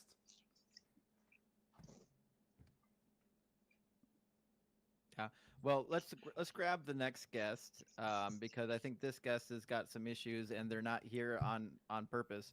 I just sent you the link, Ian, and I'll unmute our next guest named Phil. How you doing, Phil?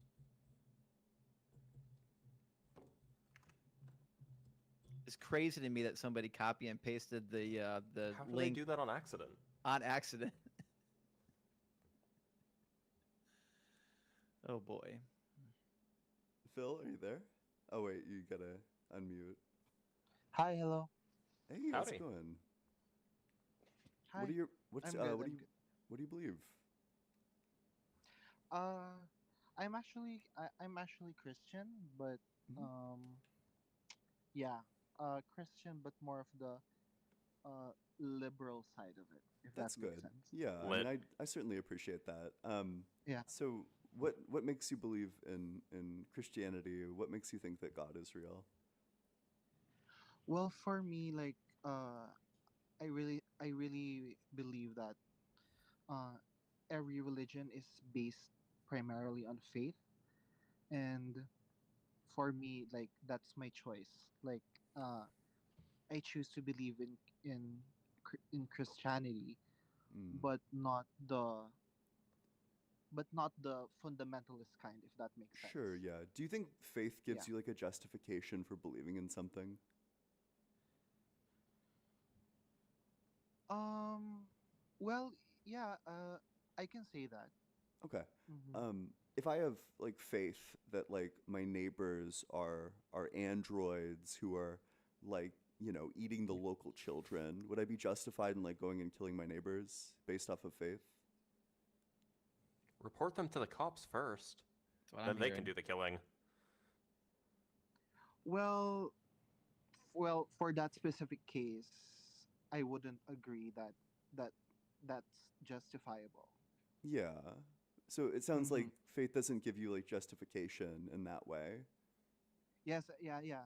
Uh.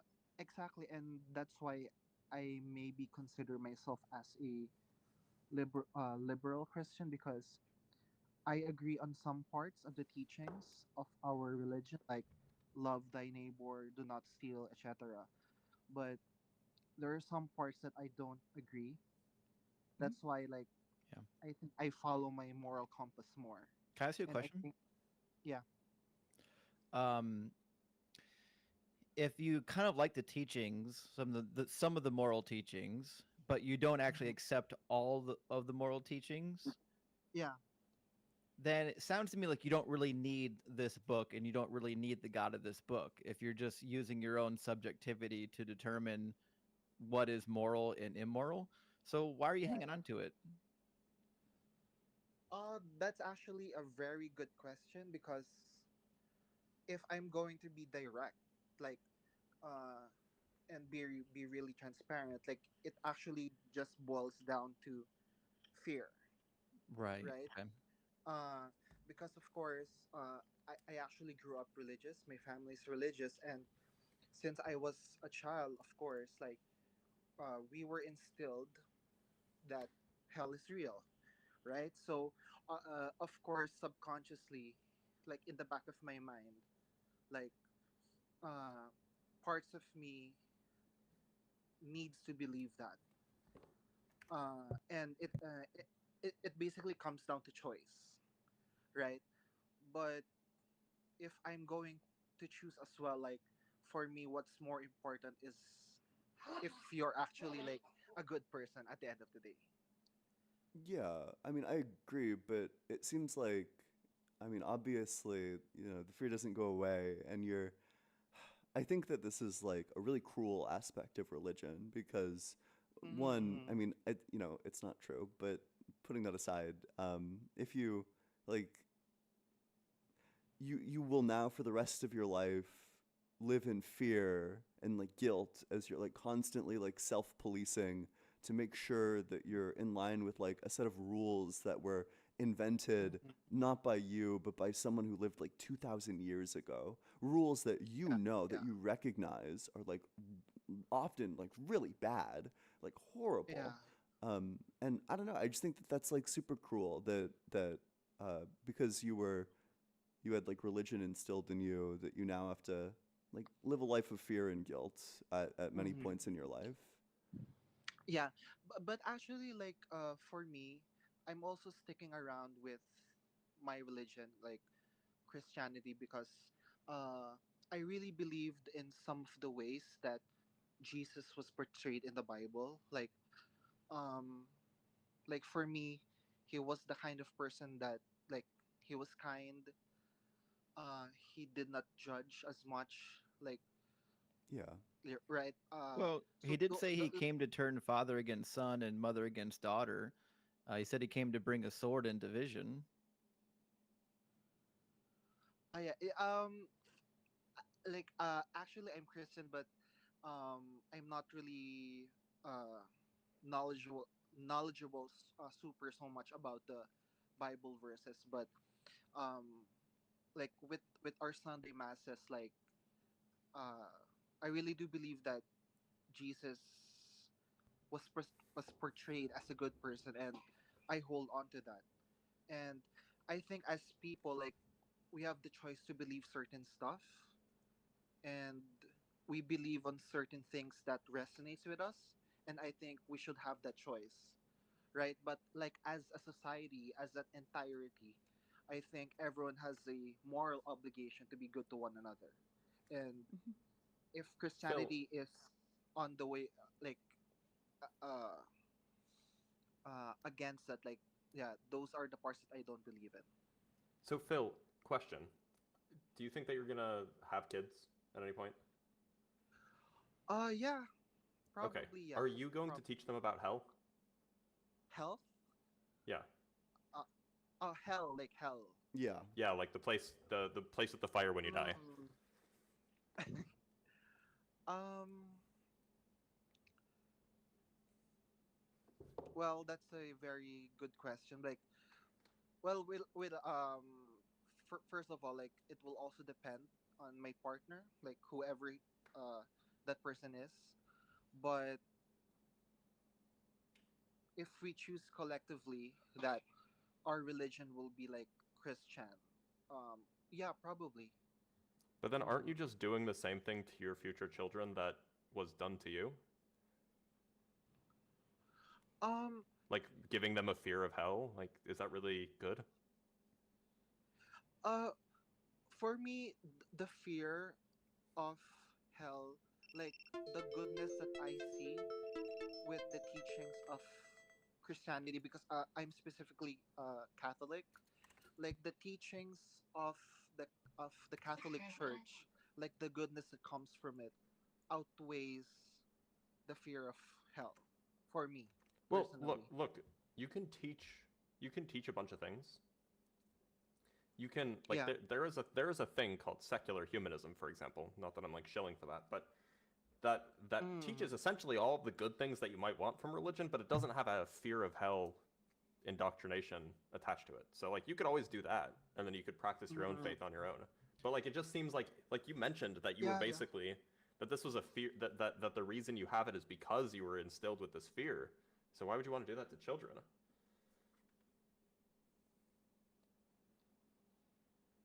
Mm. Maybe because there's also a part of me that um like you can say that it's fear, but at the same time uh it's more of a collective it, it it's more of like a choice of being part of something, if that makes sense, There because are lots of things you could be a part of. um I I'm a part of always a Magic wanted the Gathering group. That's lame. You're a nerd. You're a nerd. Shut up, dork. yeah, it's more of like a community thing, like if that makes sense. Of course, like I will teach my children the good stuff, but if teaching them like about hell is part of it, like the world is not perfect, right? So um yeah, and like I will not force them to like believe what I believe, but I can maybe share to them what I believe, if that makes sense. Would you tell them that you believe that if they're bad little kids and then they die that they're going to burn in hell for eternity? Would you tell them that that's what you believe? uh yes, because that's part of my religion. That's so fucked, dude. Yeah, let me ask you Yeah, a but question. Do you think that God is like perfectly loving and just?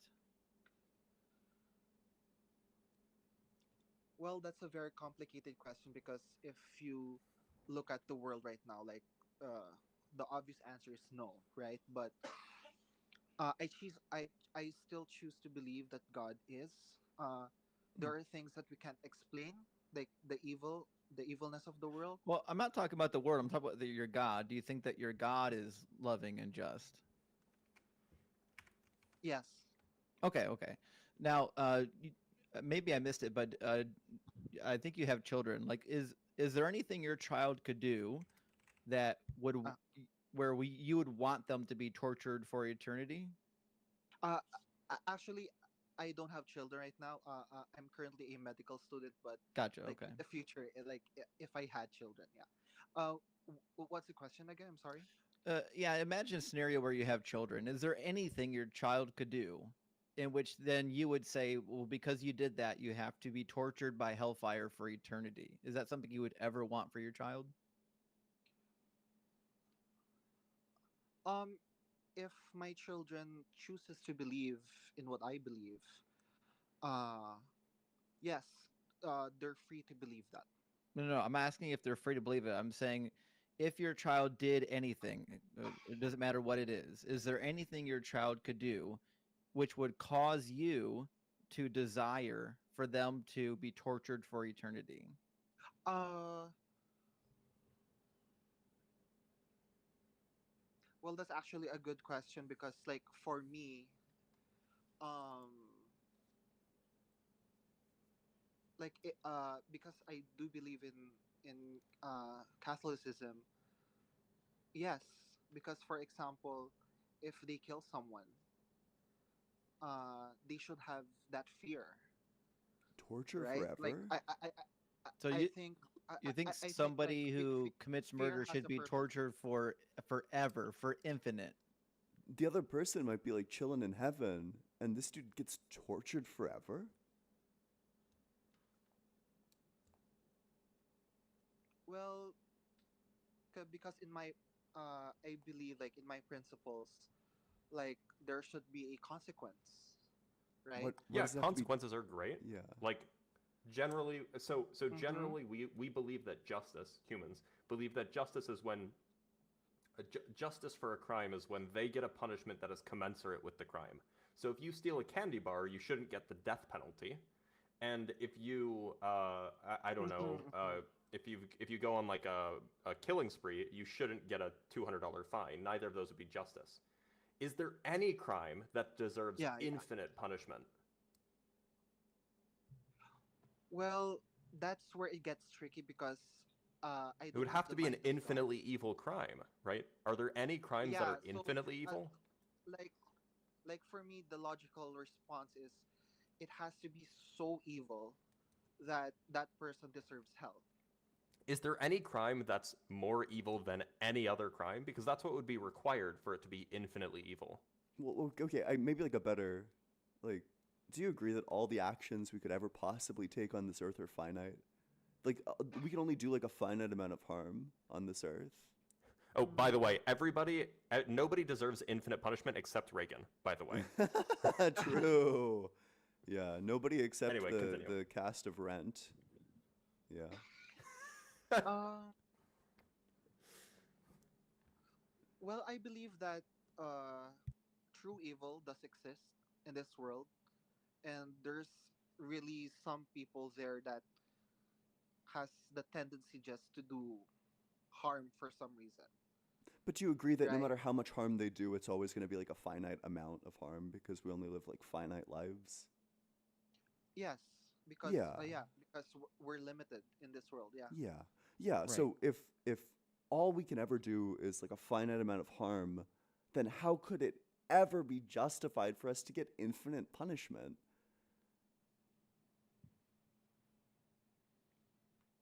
Well, that's a very good question, and my answer to that is I really don't know. Yeah. Can I ask one more Uh, question? mhm. Because now we kind of established that it seems unrealistic that somebody should be tortured for eternity for any crime. But when we look at the biblical text, people get tortured for eternity for merely not believing in this God. So Like if I lived a Mm, life where I committed only one sin my entire life, let's say I told a yeah. lie to my mother when I was 16, I would get hellfire. I'd be tortured for eternity, the same punishment that Hitler gets for sending 6 million people to the gas chambers. So the Hmm. concept of hell, according to the New Testament, is the most supremely unjust and ridiculous concept any religion has ever invented. Yeah. Uh-huh. What do you think it takes to get into heaven? Uh,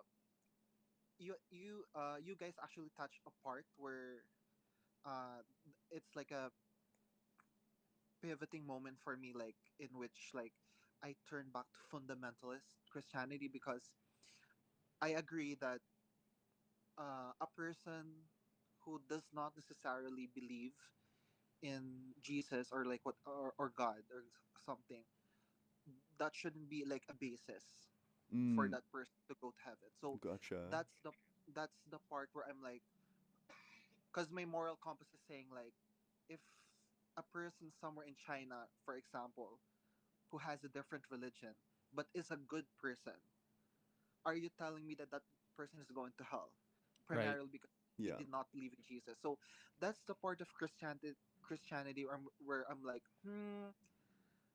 it doesn't sit right with me.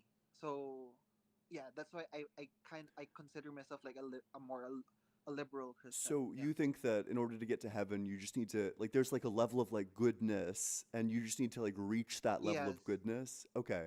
Um. Yeah. That's my belief, at least. Yeah.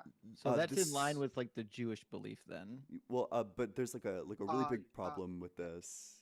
It creates like bifurcation at this point. Mm-hmm. Um.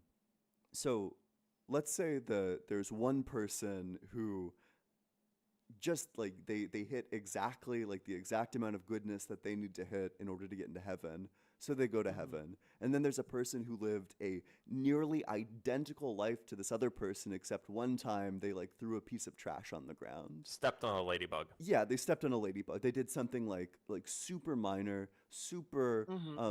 you know, it was like bad, but it was like inconsequential, all things considered. But and you know, it's like they're barely past the cusp. So these people lived like infinitesimally similar lives, but one of Mm-hmm. them goes to heaven where they get infinite happiness, and the other goes to hell where they get tortured forever. So in the Mm-hmm. same case, we have the same person, and one goes to heaven and one goes to hell. Do you agree that like a just punishment, we should be treating similar cases similarly? Like for me, like I don't agree that if those two people live very similarly, like very good, and the other one just stepped like a ladybug, and that person will go to hell. Like I don't agree with that. Um, and for me, like internally, like I believe that God wouldn't be so unjust to make that decision. Hmm. Like But for me, like I believe that. okay, do you think that there's like a cutoff? Yeah, that's actually a very difficult question because I really don't know because like all of us don't really know what that cutoff, what that margin is. I'm But I'm just asking what if I you know, believe in that one exists.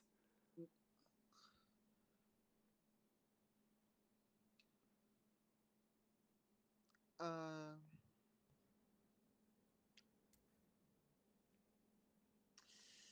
yeah, that's a very difficult question to answer. Because if I say there's a cutoff, obviously there's people who will be short of that cutoff. Yeah, Um, like slightly short. Like you know, yeah, if they did one more piece of recycling, they would have hit the cutoff.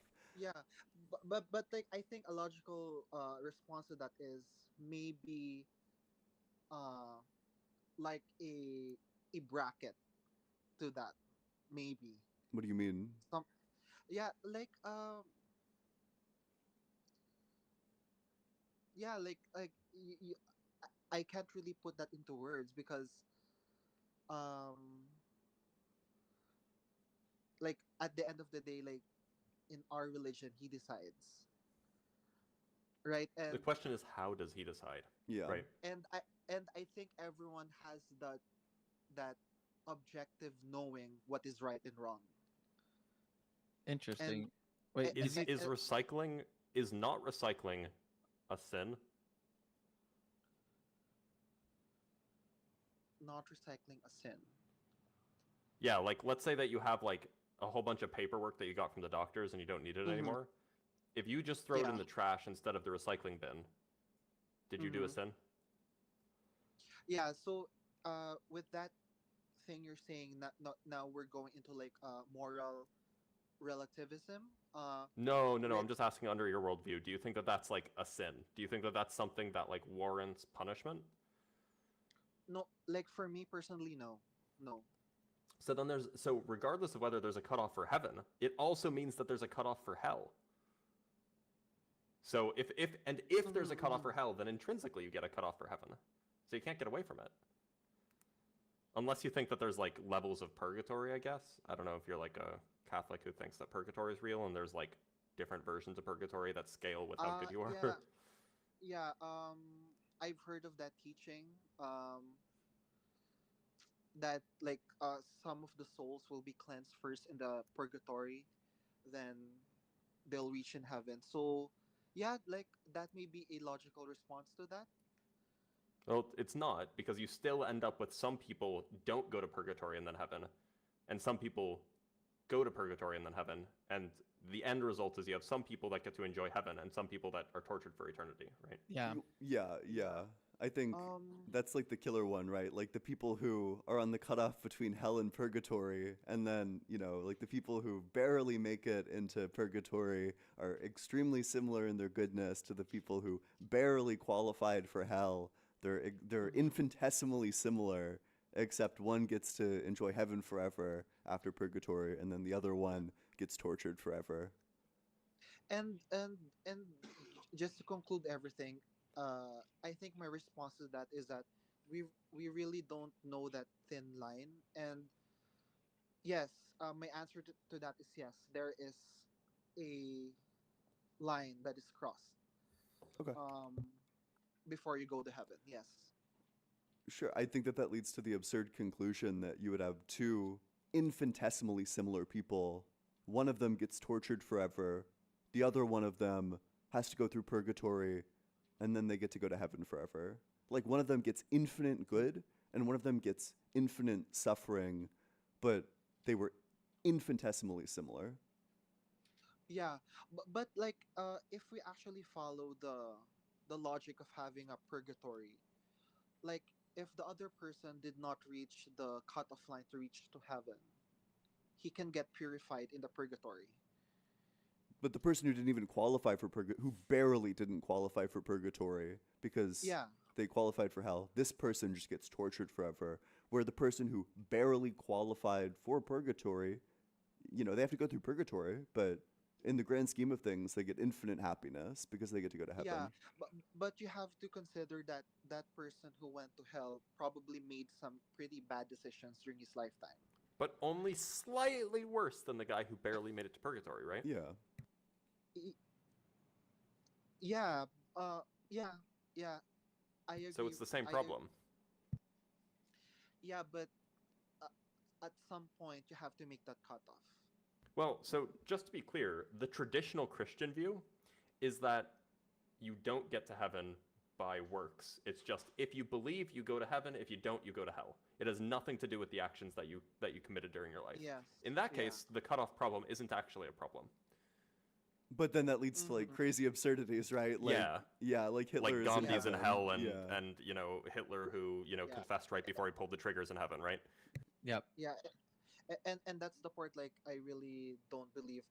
I'll rather believe those cutoffs rather than believing that Hitler, who believed in Jesus Christ at the end, at his last hour, will go to heaven. Like that for me is absurd. Okay. Well, let me ask you a question. If say for example you take the standard heaven hell approach, especially as it's formulated in like the in Judaism or the Old Testament, where it's more of a measure of your goodness against your badness, because hell is for truly bad people. If that were the case, then why would we need Jesus to die for anything? Because it seems like it would be arbitrary at that point. Well, as far as I know, as I learned in these teachings, like, um, I think our religion is teaching us that Jesus like died for our sins. Sure, Yeah, and mhm. I'm aware of that, but I guess what I'm asking is, what if we can get into heaven by merely just, not being wicked, then I fail to understand why Jesus needed to die for anything.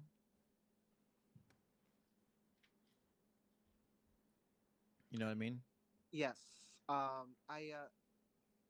I agree with you, Justin. Yeah, and that's the part where I'm like, that's why I call myself a liberal Christian, because there are things that I just really don't get. Right.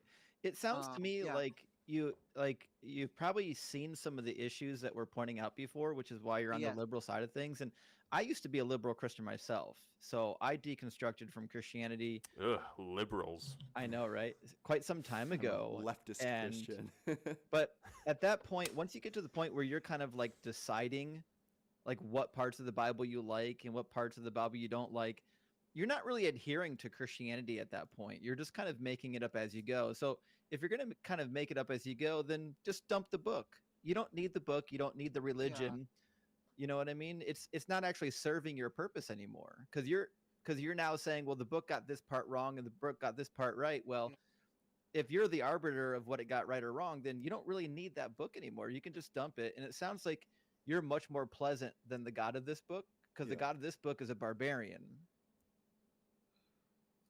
mhm, mhm. Could it be possible that God exists, but it's not the Christian God? Yes. My response to that is yes. Sure. Because like for me, I just honestly, like, I just believe that there is a higher power. Like, fundamentally at my core, I just believe that there's something that created us. Yeah, and it for me, it doesn't have to be like a Christian God or a Jewish God or like Buddha or something. Right. Um, yeah. Because like when I read the book, I see lots of stuff in this book that is completely incompatible with the idea that God is all loving, all knowing, all powerful. He says in Deuteronomy 22 that if a woman doesn't bleed on her wedding night on a sheet, that she can be stoned on her father's doorstep, when we know Mhm. physiologically only about half of women bleed their first time they have sex. So it's weird to me that like we have got this God that doesn't even know how his own creation works. That why are we holding on to this thing? Let's just, it's 2025. Let's move beyond it. Yeah, yeah. Uh, you have made like good points to that. I think it just really comes down to uh honestly, like, choice, and blind faith, basically. Sure. And for me, I still choose to believe in Christianity, even though if my beliefs are very liberal and inclusive with other people. I can, if you don't mind, I can probably bring up a couple topics maybe you haven't considered that might help you to free yourself from some of the Christian nonsense. Have you read much of the Okay. Bible? In all honesty, not that much. Okay. Well, let me ask you a question. Like the standard, um, like the baseline assumption for Christianity is that Mhm. Jesus was the Jewish Messiah. He was the Messiah that was Yeah. prophesied from the Old Testament. So I assume you do believe that, right? Yes. Hmm. If it happens to be that he wasn't the Messiah, does that mean that we can like just get rid of Christianity then? If he was the Messiah, If he was not, like if he was not, if you found out today that Jesus wasn't actually the Jewish Messiah, would that mean that Christianity is, you can just get rid of it?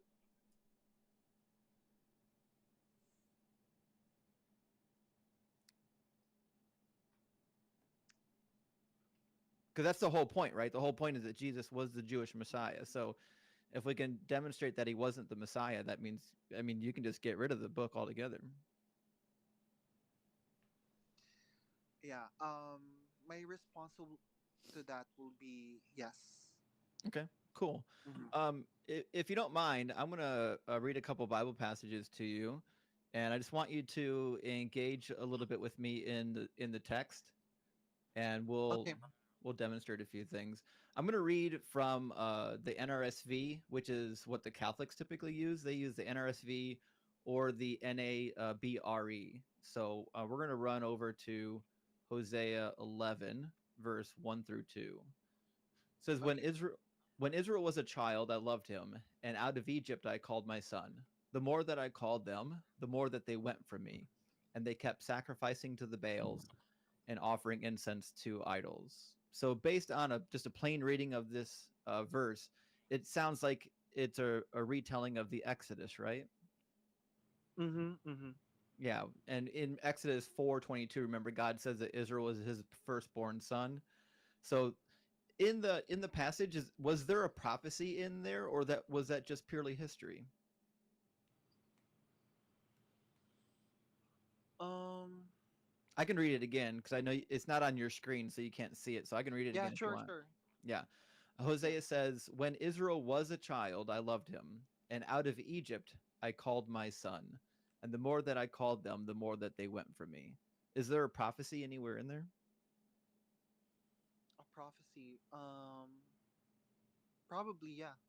How so? Um.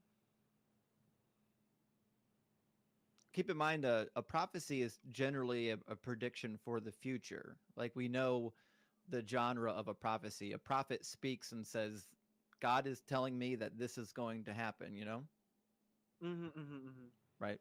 But we have lots of text, even from the prophets, where they're just recounting a piece of history, like the Exodus, right? Mhm. So when I read Hosea 11, 1 through 2, there's no actual prophecy here, which is fine. There's a lot of times where that happens, where there's just straight up history. But when we go to Matthew and go to chapter 2, verse 14 and 15, says that Joseph took the child, meaning Jesus, and his mother by night to Egypt and remained there until the death of Herod. This was to fulfill what had been spoken by the Lord through the prophet, out of Egypt I have called my son. So Mhm. Matthew is suggesting that Hosea 11 is a prophecy merely because it mentions my son being called out of Egypt. Even though there's no actual prophecy in those two verses, Matthew's now just lying to us and expects us to take it, Yeah. you know? And all of the prophecies of Jesus actually read in this manner. They're random, out of context quotations from the Old Testament. He doesn't actually address any of the real messianic prophecies. For example, in Jeremiah 31:15, Jeremiah gives a prophecy to the nation of Israel, saying that they're going to come back from the land of the Babylonians after 70 years of captivity. And so he gives a little bit of a word of encouragement in Jeremiah 31. And it says, thus saith the Lord, a voice is heard in Ramah, lamentation and bitter weeping. Rachel is weeping for her children. She refuses to be comforted, for her children are no more. But thus saith the Lord, keep your voice from weeping and your eyes from tears, for there is a reward for your work, says the Lord. They shall come back from the land of the enemy. So this Mhm. actually is a prophecy here, right? But the prophecy is that the people being taken captive are going to come back. That's what the prophecy is about, right? Mhm. Mhm. Yeah. Okay.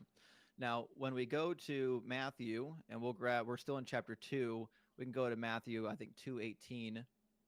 We'll start in 17. It says, when the infants were executed in and around Bethlehem by Herod, it says, then what was spoken through the prophet Jeremiah was fulfilled. A voice was heard in Ramah, wailing and loud lamentation, Rachel weeping for her children. She refused to be consoled because they are no more. But if you just read Jeremiah before you read Matthew, it's pretty clear that this has nothing to do with the Messiah. Jeremiah is not saying anything about Bethlehem. He's not saying anything about a Messiah. He's just giving a straightforward prediction for what's going to happen after the 70 years of Babylonian captivity in about 539 BCE. Mhm. So again, Matthew's just like making stuff up. because Jesus didn't fulfill any actual messianic prophecies. So Matthew is now going back to the Old Testament and just grabbing anything that sounds vaguely familiar to what he could apply to Jesus, even if he ignores all the context and all of the meaning of the original passage. Yeah. Hmm. So if the gospel authors just continue to lie to your face, at what point do we just say, oh, these guys aren't speaking for God? Hmm. Like for me, honestly, like I really don't have um that much knowledge of the Bible verses, so I can't really speak on that. Fair enough. But um, I actually plan to do so because I'm having like these thoughts, right? Of being a liberal Christian, etc. But it does make sense to really um, delve into this, yeah, and to see like the truth of it all, yeah. Sure, sure. Hmm. Well, listen, Phil, it was great to talk to you. Did you want to say anything else before we move on to the next guest? No, it's good. Thank you so much. Okay. Thanks so much for being here. We appreciate you, Phil. Thank you. All right, cheers. We had By light. the way, Uh-huh. oh, sorry. I was just going to say that VOR is still in chat, and it seems like he still wants to join in, maybe. But if you're having trouble joining the guest list to try to get in, joining the queue, the URL is tinyurl.com/UAguest. So VOR, if you're struggling, that's the link. Darth Dawkins, Precept Mars, if you guys are in here, that's the link if you want to come up and talk. No, Otherwise, I'm we'll going move to. on to the next guest. Right. We've got Light and City waiting to come in, but Light is on like 1% battery. Light's the person who is like, Hi. yeah. Right. So I'm going to grab the link and send it to you for City, and we're going to unmute City here. And Light, unfortunately, you're going to need to get less elevated and plug your phone in before we can pull you up. True. How you doing, City? Hello, can you hear me? Yeah, I Yeah. can hear you. Yeah, Welcome so in. hey, I would say I hold to deism, not theism, deism. Okay. What's the argument, or like, what's the evidence, I guess, that would lead you to that belief? Because our universe operates by sequential time. And why does that mean that God is real? Because God exists outside of sequential time. Okay, why does that mean that God is real? I know that Because that's like a something has property that to- you would ascribe to him, but Right, so you believe in infinite regression, no? I do, yeah. So how is that possible with sequential time? Do you see how you just shifted the burden? That's what I heard. So we were Okay, so asking my- you like what my- the evidence is that God exists, and it seems like your So this response is was deductive because something must exist outside of sequential time. why? Why? So I was on a few weeks ago. I was talking to Danny specifically, and he was talking about like indexical propositions. Yep, I recall. Oh, yeah. Yeah, and my phone died like mid convo. So Mhm. So why does there need to be something outside of sequential time? right, so special relativity, and I know Blitz is gonna probably destroy me on this. You're but gonna make me special cry. relativity- Special relativity tells us that everything travels at sea, and it depends how you divert your motion temporally or spatially. Is that correct? Yeah, that's a fine description. Why does that mean that Right, something so needs if- to exist so if outside of something- sequential time? Hang on. So if something holds no physical properties, it's purely transcendental, then it has no internal clock to its reference frame, correct? If something has no if something has no properties, like photons. If a pho- hot pho- has no photons physical- do experience time. Yes. No, if something has no physical properties, it has no Pho- spatial time. It has purely 100% temporal time. Photons have properties. No, but no mass, like no physical properties is what I mean. They have physical properties. They have wavelength. They have frequency. They have energy. They have momentum. Okay, well, I'm referring to mass. Maybe physical is not the right word. Has no mass. Okay, So well, anything with mass experiences both spatial and temporal time. So I'm saying something that's purely transcendental has no physical properties, has no mass. It experiences purely... Photons aren't purely transcendental, though. They're real physical things. Yeah. So my analogy is referring this to God, or comparing this to God, I should say. Okay, well, photons also experience time. It's just called affine time, but that's a separate question.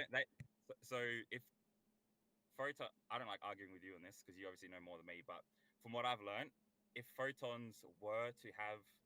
No, so photons can't even have a reference frame, is that correct? There is no Lorentz frame for photons, yes. To have a reference frame, you would have to be stationary, which they cannot be, correct? That's roughly right. So photon's perception is time is based on the reference frame observing the photon. Is that not correct? No, there is a notion of affine time. I actually made a video on this. No free clout. I made a video on this like a few weeks ago or a month ago or so about photons actually do experience time. It's just called affine time, which is just it's kind of outside of our realm of how we usually consider time, but there's still a well-defined notion of time for photons. But so if it's crazy hypothetical, but if a photon were to be physical or not physical, if it existed, if it somehow had a mind, would it have an internal clock, or is that just a stupid question? Yes, it would. It would have some notion of before and after. Yes, it would have some notion of duration. It's just conformally invariant. That's what affine time is. That's what affine time is. Wait, does this fit with like special relativity? No, yeah. This comes out of general relativity, in fact. General, right? Okay, I've never heard of it. And it's general relativity encompasses special relativity. It's also present in special relativity, but yeah. But okay, so a reference frame observing a photon. If the photon had a clock, let's say, it wouldn't tick. That's correct, right? So, it wouldn't tick at a well-defined rate. It wouldn't tick relative to the... It wouldn't tick at a well-defined rate. So look, the notion of affine time is very, very weird, but it's well-defined. And can you explain that to me, please? It has a mathematical definition. So yeah, I explained it better in the video. I would recommend you just go watch the video, but you probably can't. I can't now.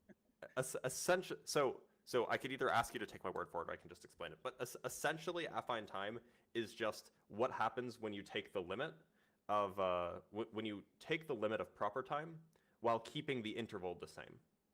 So it's like a well-defined mathematical notion of time that allows for durations, that allows for befores and afters, but it just doesn't have a well-defined size, roughly. Doesn't have a size. When I say size, like there's no notion of a second, but there is still a notion of before and after. So you might call it like non-metric time, for example, but that's used philosophically in a different way. Right. Okay, so my understanding of special relativity was that anything with no mass, or what I was referring to as no physical properties, experienced purely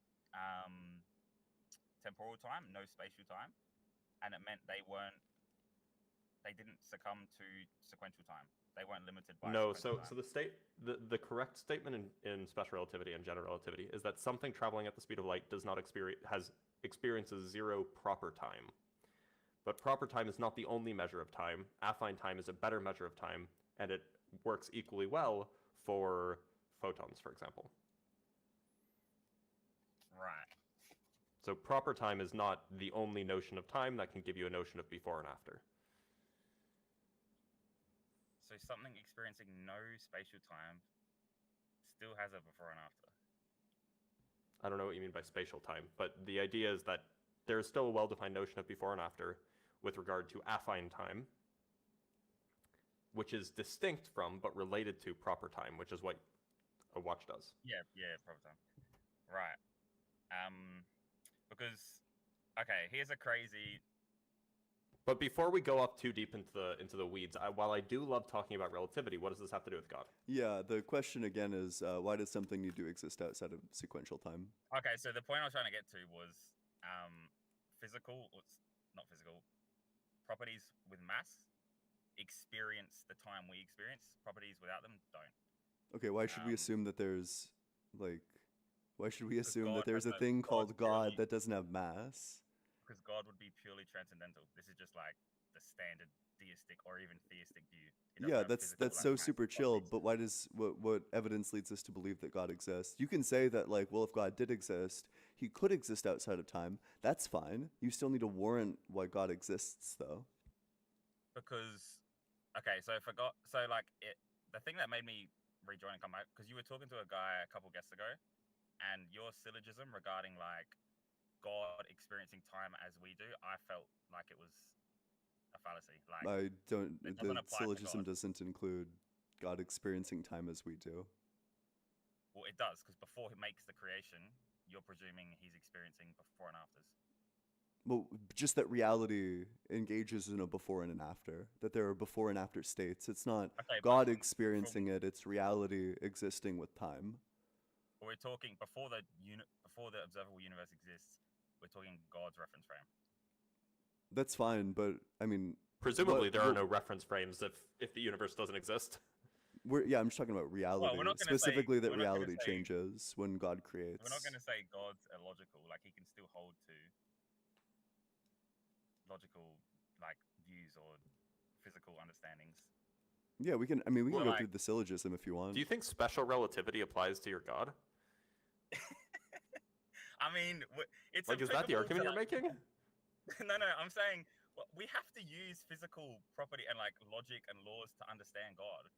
I can't just say God's illogical, because then that's gonna. Well, no. go down So there's a road difference I don't between wanna go. logic and physical laws, logical and physical laws, right? Like, you might say that you might have some notion of what a logical law is, and so you might say that, like, oh, God can't contradict himself or something like that. But you don't have to say that God obeys the law of gravity. That would be a really weird thing to say. Yeah. Right. No. What I mean is, it's a way to comprehend him. So the way I think God would experience time would be an example of relative simultaneity, which is a consequence of special relativity. So, like, an event that we see happening, that we presume to be two separate events from his reference frame, would be one event, is basically what I'm getting to. Okay, so this leads to a problem. Do you think that things exist because God willed them into existence? Because he willed them, yes. Okay, so there was like a point in the chain of causation where it was just God existing alone, correct? No. Oh, so the universe always existed? From depends on your reference frame. I guess from like This abuse of reference frames, by the way, doesn't get you out of this because there is no reference frame in which all events are simultaneous. That's not a reference frame that exists.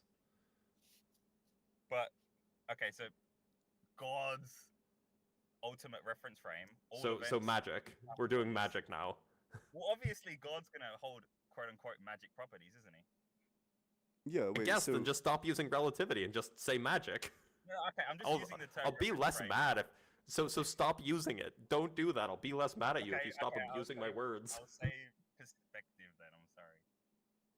okay, Good. so there was never a point in causation where God did not will the universe to exist. So the universe always existed then. No, not Okay. not as we would understand it as something to exist and not exist as like sequential. So from our perspective, there's a chain of causation, right? At the beginning of the chain of causation, from your view, is God. Do you agree? Yeah, but this argument is even worse for your view that you're about to make. Yeah, well, let's hear. I mean, let's just wait for the argument, right? So at this moment, did God will for creation to happen when it was just God alone? Did he will creation? I don't like saying God alone. So at the beginning, what else was there with God? There's no beginning. God holds infinite transcendental properties. So, okay, wait. So do you agree that the universe has existed finitely? The observable universe, yeah. Yeah, okay, cool. So for however long you think... Sorry, don't let him weasel out. The whole universe, not the observable universe, is the question. No, everything we know of. Everything outside of what we know of. Sure, and God has existed infinitely. God has, of course, yeah. Yeah, okay, wait. So if we take like the infinite time that God has existed and we subtract from this like the finite amount of time that the universe has existed to get to the point Still where infinite. the universe has not existed. So now we have God and nothing else, i.e., God alone. Do you agree? But like infinity minus finite is still infinity, right? Yeah, exactly. Yeah. So, but it's God alone. If the universe has existed for like 3.5, billion years, and we go back 3.5 billion years, then You can't refer to a point when God's alone, why not? because he doesn't experience like indexical time. What the fuck does that have to do Okay, with anything? what was there 50 billion years ago? Yeah. For God, For No, just in the just universe. for the entirety of reality, what was there 50 billion years ago? Was there a universe? Was there a God? What was there? Or does the question not make sense? from God's perspective, everything existed. So from God's perspective, the universe existed 50 billion years ago. In a sense, yeah. Oh, then Okay, God's well, wrong. when we measure years, we're usually referring. This is actually a point where we get to talk about cosmology. There's actually a particular reference frame that we use when we say that the universe is 13.8 billion years old. It's called the cosmological reference frame. So in that reference frame, what happened 50 billion years ago? What was there? So from that reference frame, there was no Mhm. time until 13.8 billion years ago. Okay, so what happened 50 billion years ago in that reference frame? Are you just saying that the question doesn't make sense? Yeah, I don't think it makes sense. Okay, so did God exist? There's no such thing as 50 billion years ago. Like time. So does God know it? Oh, hold on. Never mind. I don't want to go back down this rabbit hole of does God know what time it is? We're not doing that again. Because do you not think like the analogy of the simultaneity can explain like the indexicals for God, like No. existing in multiple? Why not? Because it creates contradictions in his mind. Because God would both believe, like eternally, God would believe it's 12 o'clock, it's 12:30, it's like 12:45, all at once. God would believe all of these things. No, so his I don't want to use the term again, but his perspective would be, I guess, observing these 2 points at once. Does God's perspective change? His perspective, I wouldn't say it changes. Okay, so if it doesn't change, and he believes that it's 12:45, and he also believes that it's like 12:30, then we have a problem. Because if No, he's 'cause observing not- all of these things, then he holds the belief like, right now No, is 'cause he's not 12:30. limited. We're limited to the indexical point. Because You're saying God is illogical. No, I'm not. I'm just saying there's different reference frames or different perspectives. So does God believe that it's like 12:45? Does God believe it's 12, like right now? Yes. For us, yes. Okay. So he believes that it's 12:45. For No. us. Oh, that's not the question. Did you see how you just changed the question? No, that was my first answer. Does he believe? He believe right now it's 12:45. Does he believe that? No, he doesn't exist on our clock. Oh, okay, wait. So then he doesn't believe that. Therefore, he doesn't know that. Do you agree? Wait, do you know there's satellites that Can I don't just get believe the yes it's or the no? Do you 12:45? agree that he doesn't know that? Wait, but do you agree that different times are different? You're not on going to your answer that reference question, frame? are you? Hey, he's terrified. Yeah. But the question's silly because different reference frames will view time differently. Wait. And I agree. But You can say they will all either say yes, it is 12:45, or no, it is not 12:45. Well, there's a Every satellite reference above frame has a Earth well-defined right notion now. of time. There's a satellite above Earth right now that's experiencing time differently that wouldn't say it's 12:45. Yeah. So it would say it's not 12:45. Yeah. Right, but So my point so is, would God say it's not 12:45? so God would see the satellite and us at once and would know both to be true. He doesn't have to exist within one of those points. They're two different reference frames. He's observing both. So sure. What time does God believe that it is right now? He's not limited to time. What He has no physical properties. What time does God believe that it is right now? All units of time at once. Okay, so he thinks that right So- now it's 12:45 and 12:30 and 12. That's quite literally what it means to exist outside of God, time. yeah, so then he believes contradictory information. It can't both be 12:30 and also 12:45. It's So then contradictory from our reference frame. you're just saying that God is illogical. No, I'm not. I'm saying What I different heard. reference frame experience time differently. Wait, so you're saying that from our perspective God is illogical. So God doesn't obey the laws of logic. From our perspective, sure. Oh, okay. So Can hang God on, hang on. Ian, so I'm currently in Australia. It's Yep. stupidly early in the morning. It's Yep. 5 a.m. If I tell you it's 5 a.m., a true proposition, if you say it's not, are you illogical? if I say that it's not 5 a.m.? Yeah, are you illogical? Well, I mean, to me it's going to be 1:20. But to Oh, God, to your the reference the frame. question is, what is it to God? Because God's not limited to Australian time, so he's not going to say it's 5 But a.m. what just like time we is don't. Well, it? yeah, So God doesn't go to Australia. Exactly. So he's not illogical for saying that, and neither are you. That's the the point. problem is that we're all going to hold one time. Like What? I'm gonna hold that it's 1:20. You're gonna hold that it's like 5:20. And I'm just wondering, what time does God hold it to be? Neither. Oh, okay. Wait. So then, is it true that it's like 1:21 for me? So I believe that it's 1:21, and I'm justified in believing so based on my clock. Therefore, we would say that it's true that I hold knowledge that it's 1:21. So I therefore hold knowledge that God does not have, which means that God is not all-knowing. So do you hold knowledge that I don't have because I live in a different time zone? I mean, if we wanted to, it would just be like a differently indexed. Exactly. Yeah, with but God. actually, in fact, we would hold different knowledge. Yeah. No, because I Yeah, can it's know- nighttime for me. When I say it is nighttime, that's true. When you say it is morning, that's true. Okay, These but are not. Yeah, go so ahead. if you say it is nighttime, that's true to you. If I say to Dr. Blitz it is nighttime, that's Yeah, true. it's indexical. Yeah. Yeah, and I'm So we identifying could his equivalently ask. system. So I agree. The knowledge that it's 5 a.m. in Australia. I agree that it is 5 a.m. in Australia. You agree that it's 5 a.m. in Australia. In fact, if you asked an alien in Andromeda, is it 5 a.m. in Australia? They'd say yes. There'd be like a 2 million year delay, but they'd say yes eventually.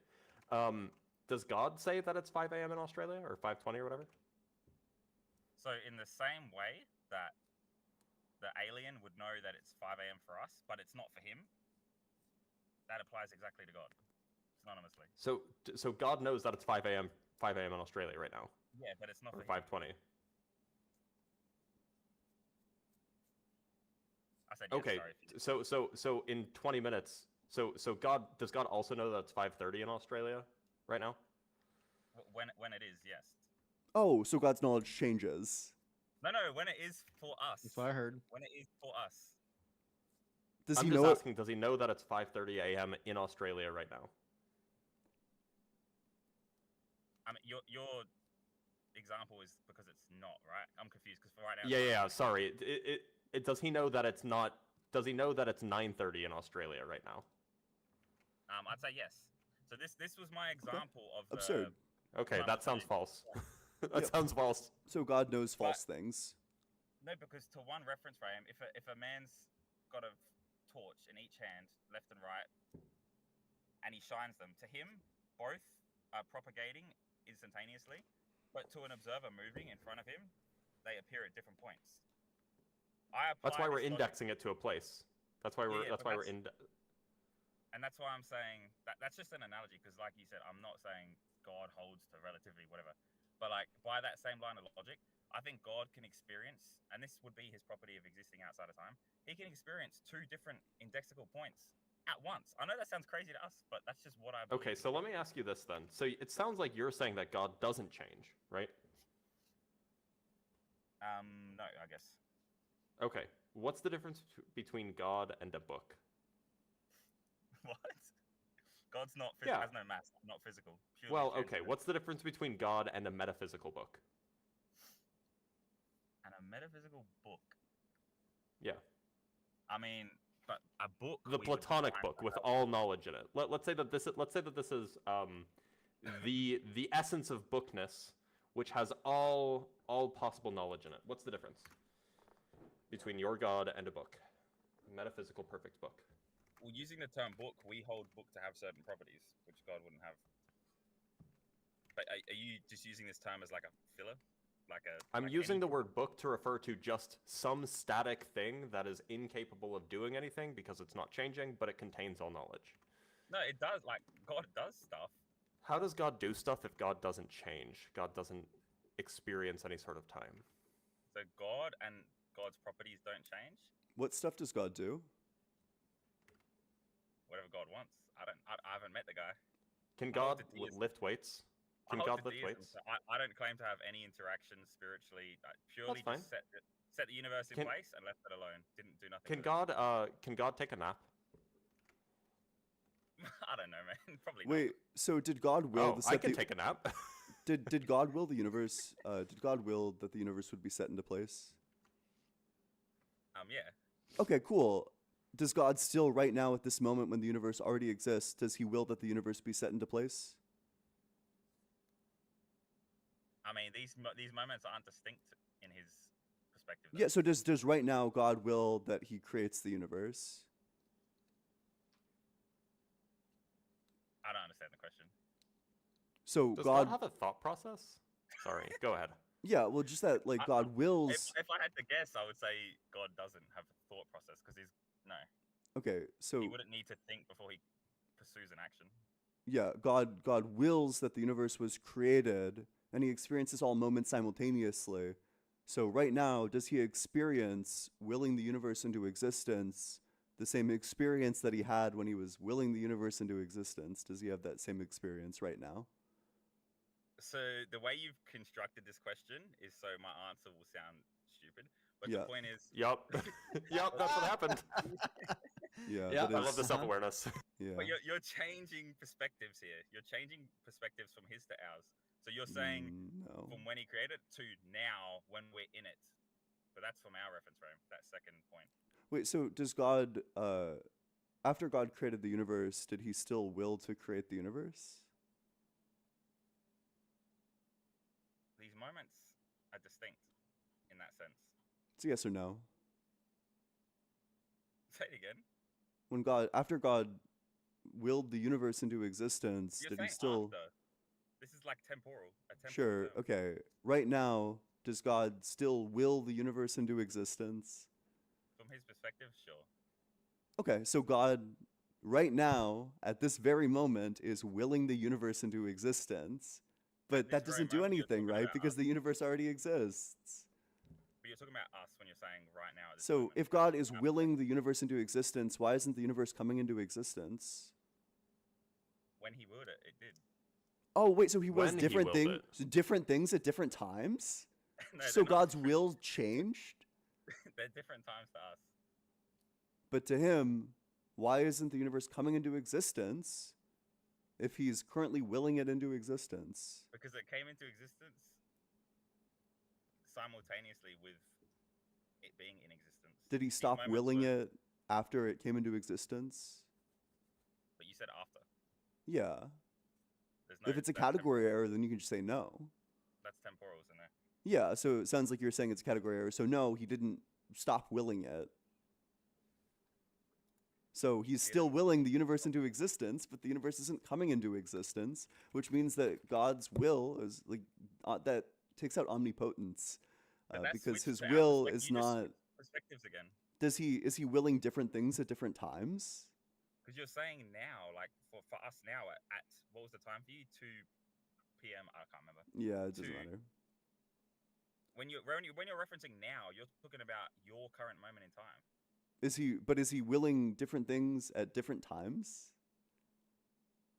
No, there's no different times. So he's always willing the same things. So right now, and do you agree that because God is all powerful, that when he wills something into existence, that it comes into existence? When he wills it, it comes into existence.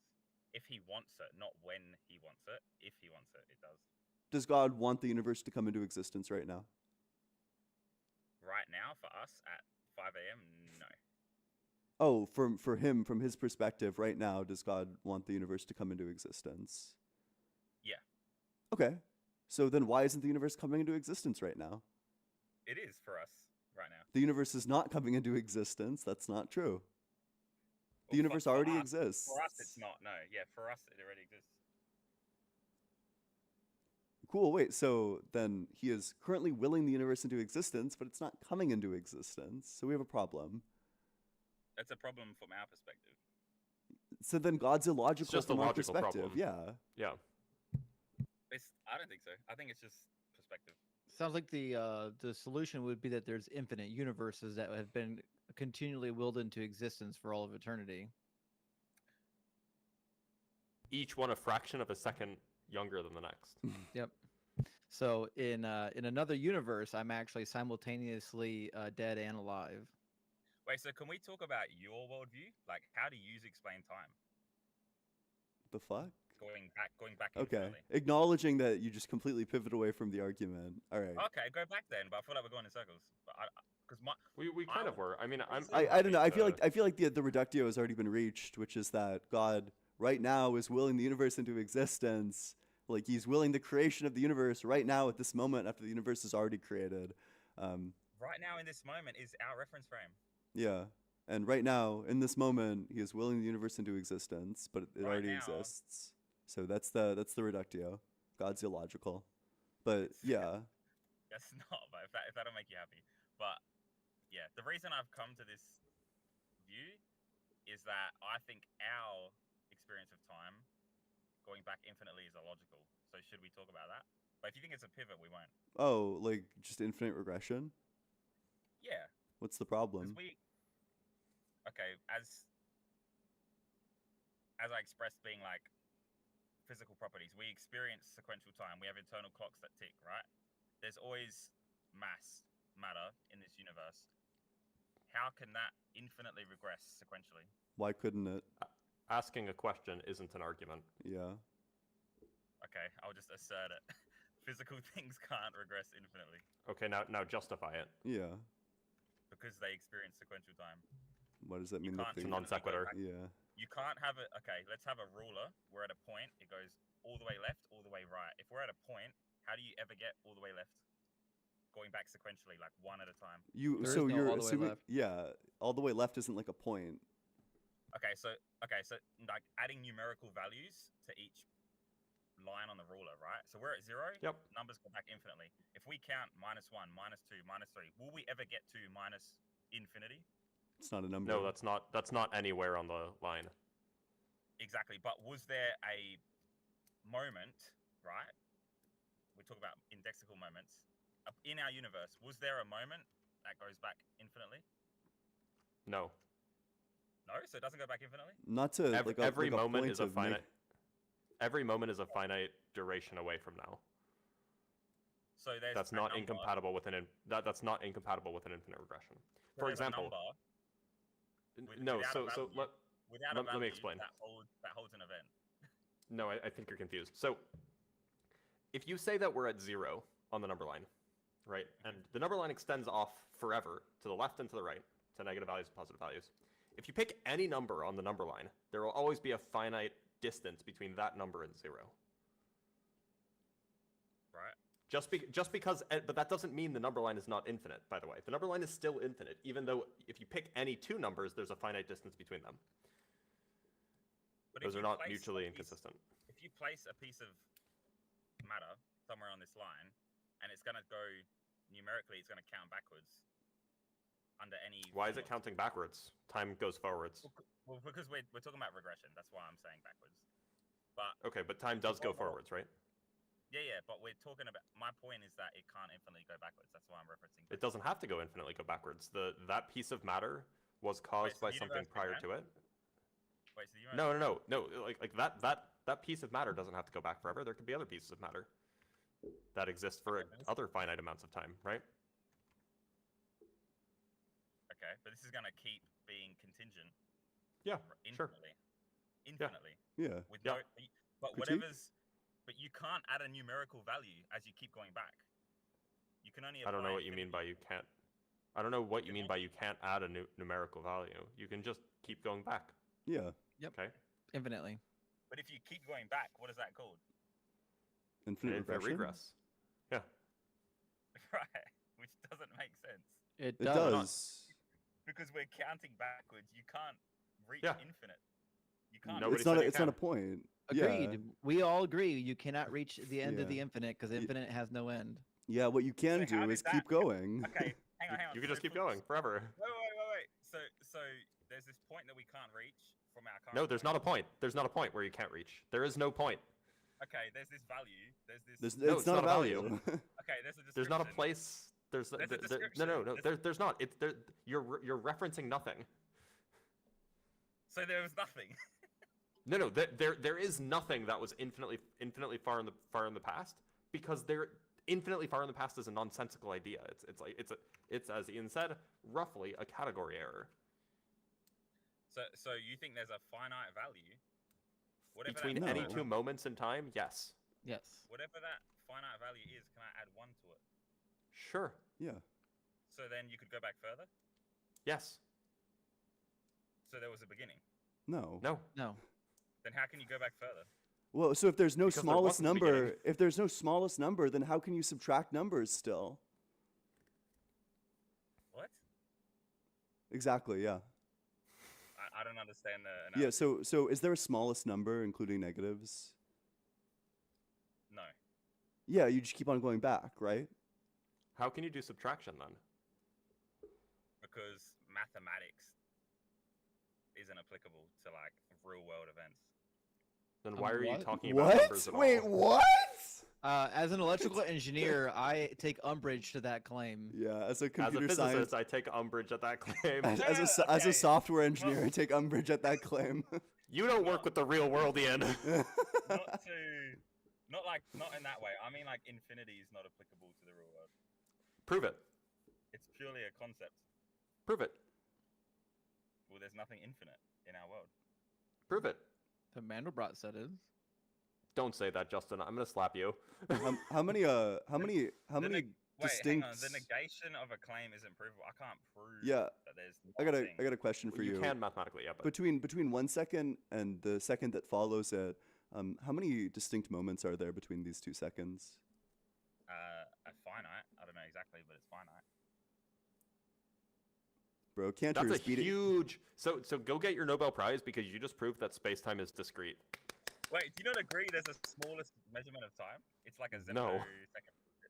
No, that's the smallest There we've is- measured, but it's not the smallest in principle. Exactly. I mean, look, like if you had asked 200 years ago, the smallest duration of time that had ever been measured was like half a second. But that doesn't mean that that's like fundamentally a property of the universe. That's There's just not like an infinite- a limitation of our measurements. There's not an infinite amount of sequences between a second. Prove it. Like that's a huge claim. You're just claiming that space that time is discrete, and that is Well, not because- that is not scientific consensus. Because we're traversing seconds, so it's finite because we're passing the time. So it turns out Zeno's paradox is resolved with calculus, which was invented like 350 years ago. So I suggest you brush up on your Newton. Yeah, but that's why I'm saying that's not applicable. So like. No, it the is. real world. It is. Zeno's still paradox, haven't- this question still of haven't traversing shown an me infinite is resolved by traversing an you- infinite number of infinitesimal yous- moments. You were trying to show me an infinity in the real world. Your description was fractions of time, but we have Yes. the Yeah. smallest measurement of time, so that's not infinite. We don't. There's a How is that smallest applicable? detected World. measurement of time, but that doesn't mean that there isn't an that doesn't mean that it's not infinitely divisible. So you can't use that in your argument because Wait, we have wait. small- Does a moment exist? Are there moments in time? Yeah. How many? What? How many moments in time mean- are there? Do the math of how many zeptoseconds are in a literal second, and then you'll figure it out. Wait, Just so to be wh- clear, you're asserting Hang on. that it is impossible to measure moments of time less than a zeptosecond. Is that what you're saying? Okay. Okay, and if they are smaller, then the scientific consensus will change. But until then, that's The smallest scientific unit of time. consensus is the scientific consensus is not that a zeptosecond is the smallest unit of time. That's not the scientific consensus. So what is the consensus? The consensus, well, there is no consensus on the matter. Some people think that time is discretized. Some people think that it's not. But Wait, there hang on. is So you no just said consensus on the matter. So okay, so there's no consensus. So the consensus is not that it's infinite. So that can't be an example. No, there is no consensus. So if you want to make the claim that it's definitely not infinite, then you better prove that. No, but yous are going off naturalism, so you should be using science, and obviously that's not applicable because. By the way, not all atheists are naturalists. Not all naturalists are like scientific realists. Like. No, but yous are naturalists, right? I'm a physicalist of some kind. Yeah, I'm a naturalist. Ian and Blitzer, yeah. I've watched enough. I'm like a fanboy of you both. So. Hey, well, that's cute. I appreciate that, but I also am a fanboy. I'm sorry, Thanks, Justin. I haven't seen enough. I'm sorry. No, these two. These guys here. Yeah. These really smart guys. No, I appreciate that. But look, so the point is that like there's good reason to think that like time is not discretized. Like good theoretical motivations to think that that's the case. There are weaker reasons why you might think that it is discretized. So I should say that the notion that time is discretized is not favored, but like there's no empirical data one way or the other. The only place where I think you get discretized time is in loop quantum gravity, I think. Do you have another analogy of something that's infinite, like that we? Yeah, like the universe, the size of the universe. We have good reason to think that that's infinitely large. No, but the observable universe isn't infinite. Yeah, I'm not referring to the observable universe. I'm observing to the universe as a whole. But what's beyond that? We have no idea. We have good reason to believe that it's infinitely large. We can measure its curvature, and we get that it's zero, and then we can look at the possible topologies of the universe. And Occam's razor tells us that the simplest topology of our universe is R3, which is to say that it's infinitely large and flat in extent. I mean, yeah. I don't know how much of that is like hypothetical. Like, you could be throwing semantics at me because like I don't know half the terms you're using, but for what it's worth, this is like how we model the universe typically. Like if you look up FLRW cosmology, this is like standard cosmology. This is how we model the universe. Okay, so if we knew anything about what was beyond the observable, then it would become part of the observable. So I just feel like that's not true. You can infer stuff about like topology without knowing about without having data from it, right?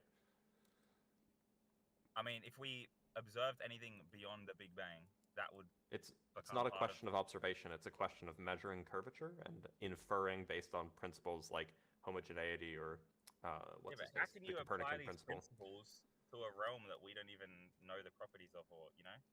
That's awfully rich coming from somebody who thinks that it's possible for a timeless mind to exist outside of physical reality. Like, come on. And you're complaining that I'm applying the Copernican principle to the universe at large? Okay, but through logical deduction. But we're both referring to something outside of what's the observable universe. Sure. I don't know. It's just your thing is outside the universe. No, it's outside of the observable. I don't think there's more space-time beyond the observable universe. So do you disagree with the Copernican principle? I don't know what that is, bro. The Copernican principle is the principle that we do not exist at a special place in the universe. That like the Milky Way galaxy is basically average. The sun is not in a special place in the Milky Way galaxy. The Milky Way galaxy is not in a special place in the universe. So what you mean is that it's not like It's not basically. I'm asking, do you think that the Earth is at the center of the universe? Because that's what's required in order to believe that there's nothing outside the observable universe. Is it though? I don't think yes. it is. If you hold to deism, how's that true? I can believe in everything you believe in scientifically, but we're just limited to this realm, right? No, so Earth is the center of the observable universe. That's true. Definitionally, that's true. So if you think that there's nothing outside of the observable universe, then you think that Earth is the center of the universe. Is that true? Yes. The observable universe is centered on Earth. It's centered on the observer, in fact. So your observable universe is slightly different from my observable universe, for example. Right. Okay, I'm just getting educated at this point, but... Yo, all right, then you gotta go. Well, yeah, you gotta go. No free education. No, free. actually, hold on, no, but actually, universal education's good, but Yeah, you do gotta yeah. go because we Yeah, have to of move on to course. other guests. Yeah. Okay, thanks for having me. Yeah, thanks for coming up. Yeah, appreciate you. Take care. Cosmology is cool, y'all. More people need to study it. What's up, I Joseph? agree. How's it going? All right, Joseph, you're on with us. Hello. It's really cool to be here. Honestly, I've never been on one of these call-in debates before. I think it's sick. Let me start. I'm not a physicist. I'm not as educated as you gentlemen. So if I do get something wrong, please correct me. I We am will. by no means like yeah. Please talk about the Bible. Yeah. Oh, okay. Fair enough. So can I get a brief consensus on your guys' beliefs? So what specifically you guys what makes you believe that God is not real? It depends on the god. Yeah. So, Okay, but fair enough. generally speaking, like if you believe in a specific God, I have specific reasons why that God is not real. But if you believe in like a generic God with no properties, I would just say like I lack belief in that God because I see no evidence for it. See, I don't believe in God because I prayed to win the lottery once and I didn't win. Yeah. I'm sorry. Okay. I'm just trolling you. No. Roughly, my answer is roughly the same as Justin's. Yeah. Okay. But I'd love to tell you why I don't believe in your God. Which is your God? I'm a Christian. Okay. I don't believe in your God because your God is claimed to be like all just, but is in fact like a moral monster. Yeah, pretty much. Okay. So I assume your grounds for that are the allowance of suffering, and then things like in scriptures like Deuteronomy, whenever he encourages the stoning of his own people, and then later on, whenever the whole purging of the Ammonites and the Canaanites happened. Am I correct in assuming that? You're kind of in like the ballpark. Yeah, like I take like the slavery pretty seriously. I take like the purging of the Amalekite, like the babies specifically, pretty seriously. Okay. Yeah. I mean, even the flood is pretty bad. Yeah. But okay. So it gets worse than that, by the sorry. way. That's like scratching the surface, just to be sure. Okay, no, continue to elaborate, please. Okay, well, let me ask you a question. Do you think it's ever just to punish somebody for somebody else's sin? So, like, if Ian tells a lie, should I be punished for it when I had nothing to do with it? Yes, you should. The answer to that would be no. But I think I know what you're going to go down. I think you're going to say that why should we have to carry the price of Adam and Eve's sin on our backs, even though they are the ones that caused the fall in the first place? Nope. No? Oh, okay. Okay, so but sorry, my answer is no. I do not believe that anyone should suffer for anyone else's sins. okay, so now we got that out of the way. Have you read 2 Samuel chapter 12 when David received the punishment for taking Uriah the Hittite's wife Bathsheba? Yes. Okay. And what was the punishment handed to David? Do you remember them? I can no, read I do them. not. Okay, No, please do. there are two punishments that are metered out for this crime. The first punishment is that the child born to Bathsheba and David is made sick and dies after 7 days. And then God says, I'm going to raise up trouble from within your own house, and I will take your wives before your very eyes and give them to your neighbor, and he shall lie with your wives in broad daylight. And then a couple chapters later, in chapter 16, trouble within David's house is arisen, and he comes and rapes 10 of David's wives. And this was the punishment for David's sin. So the question I would have is, how is it justified to punish 10 of David's wives with raping when they didn't commit the crime? Okay. So I think to properly address that, do you mind if we systematically address this? Like, for example, first we talked about the allowance of fall and then the allowance of suffering. So could we address it systematically? Like, Not really. as we We're talked talking about a specific case. Okay. Well, I will relate it back to the book of Habakkuk, and I promise I will connect it. I promise I will. So, in the book of Habakkuk, God is talking to Habakkuk about mobilizing the Babylonians against Israel because of Israel's prolonged debauchery and Israel's prolonged disobedience. So, I think it's very important to note that whenever God wants to send a message, sometimes him coming gently won't do it. I mean, seriously, Jesus came gently, and the very people he came to minister to ended up crucifying him. So gentleness is not always the way to go, and sometimes you do have to make an example. And then relating even all that back to the Ammonites, the Amalekites, the Hittites, and all the people that were purged in the Old Testament. I think it's also very important to note that back then a lot of those societies sort of had a Roman-esque and or Aztec ruling structure. They were societies that prized strength, societies that prized sacrifice, specifically child sacrifice. It was a very unrighteous time in the world, and a lot of those gods demanded human sacrifice. That's just the way it was. And unfortunately, especially since Jesus had not come yet, and we're not, and the Holy Spirit was not imbued upon us, we really had no grounds to spiritually resist. Which is why, whenever debauchery was caught in the Israelites' camp, they were commanded to stone them and stone their own people in the book of Deuteronomy. And which is why, whenever they went into the Promised Land, they had to purge those people because assimilation of those people Great, but we're would not be talking about that. We're impossible. talking about why David's wives were raped when they didn't commit the sin and David did. Mhm. Right. So the question is, why does God need to practice injustice in this particular case? Honestly, I can't really answer that. That's the right answer. Yes. And Yeah. because I am not God. I will never ever claim to be God. I do not have infinite knowledge. I have very finite knowledge, and I don't know. I mean, even you guys can probably appreciate this. We do not know all of the circumstances and all of the things surrounding that event. We only What's have what was recorded for us. what Yeah. And circumstance what was could possibly recorded was justify that? God told you he was going to have the 10 wives raped, and then he did. Is there anything that can justify that? Like, okay, when do you think Like the having rape 10 women penalty raped? should be doled out?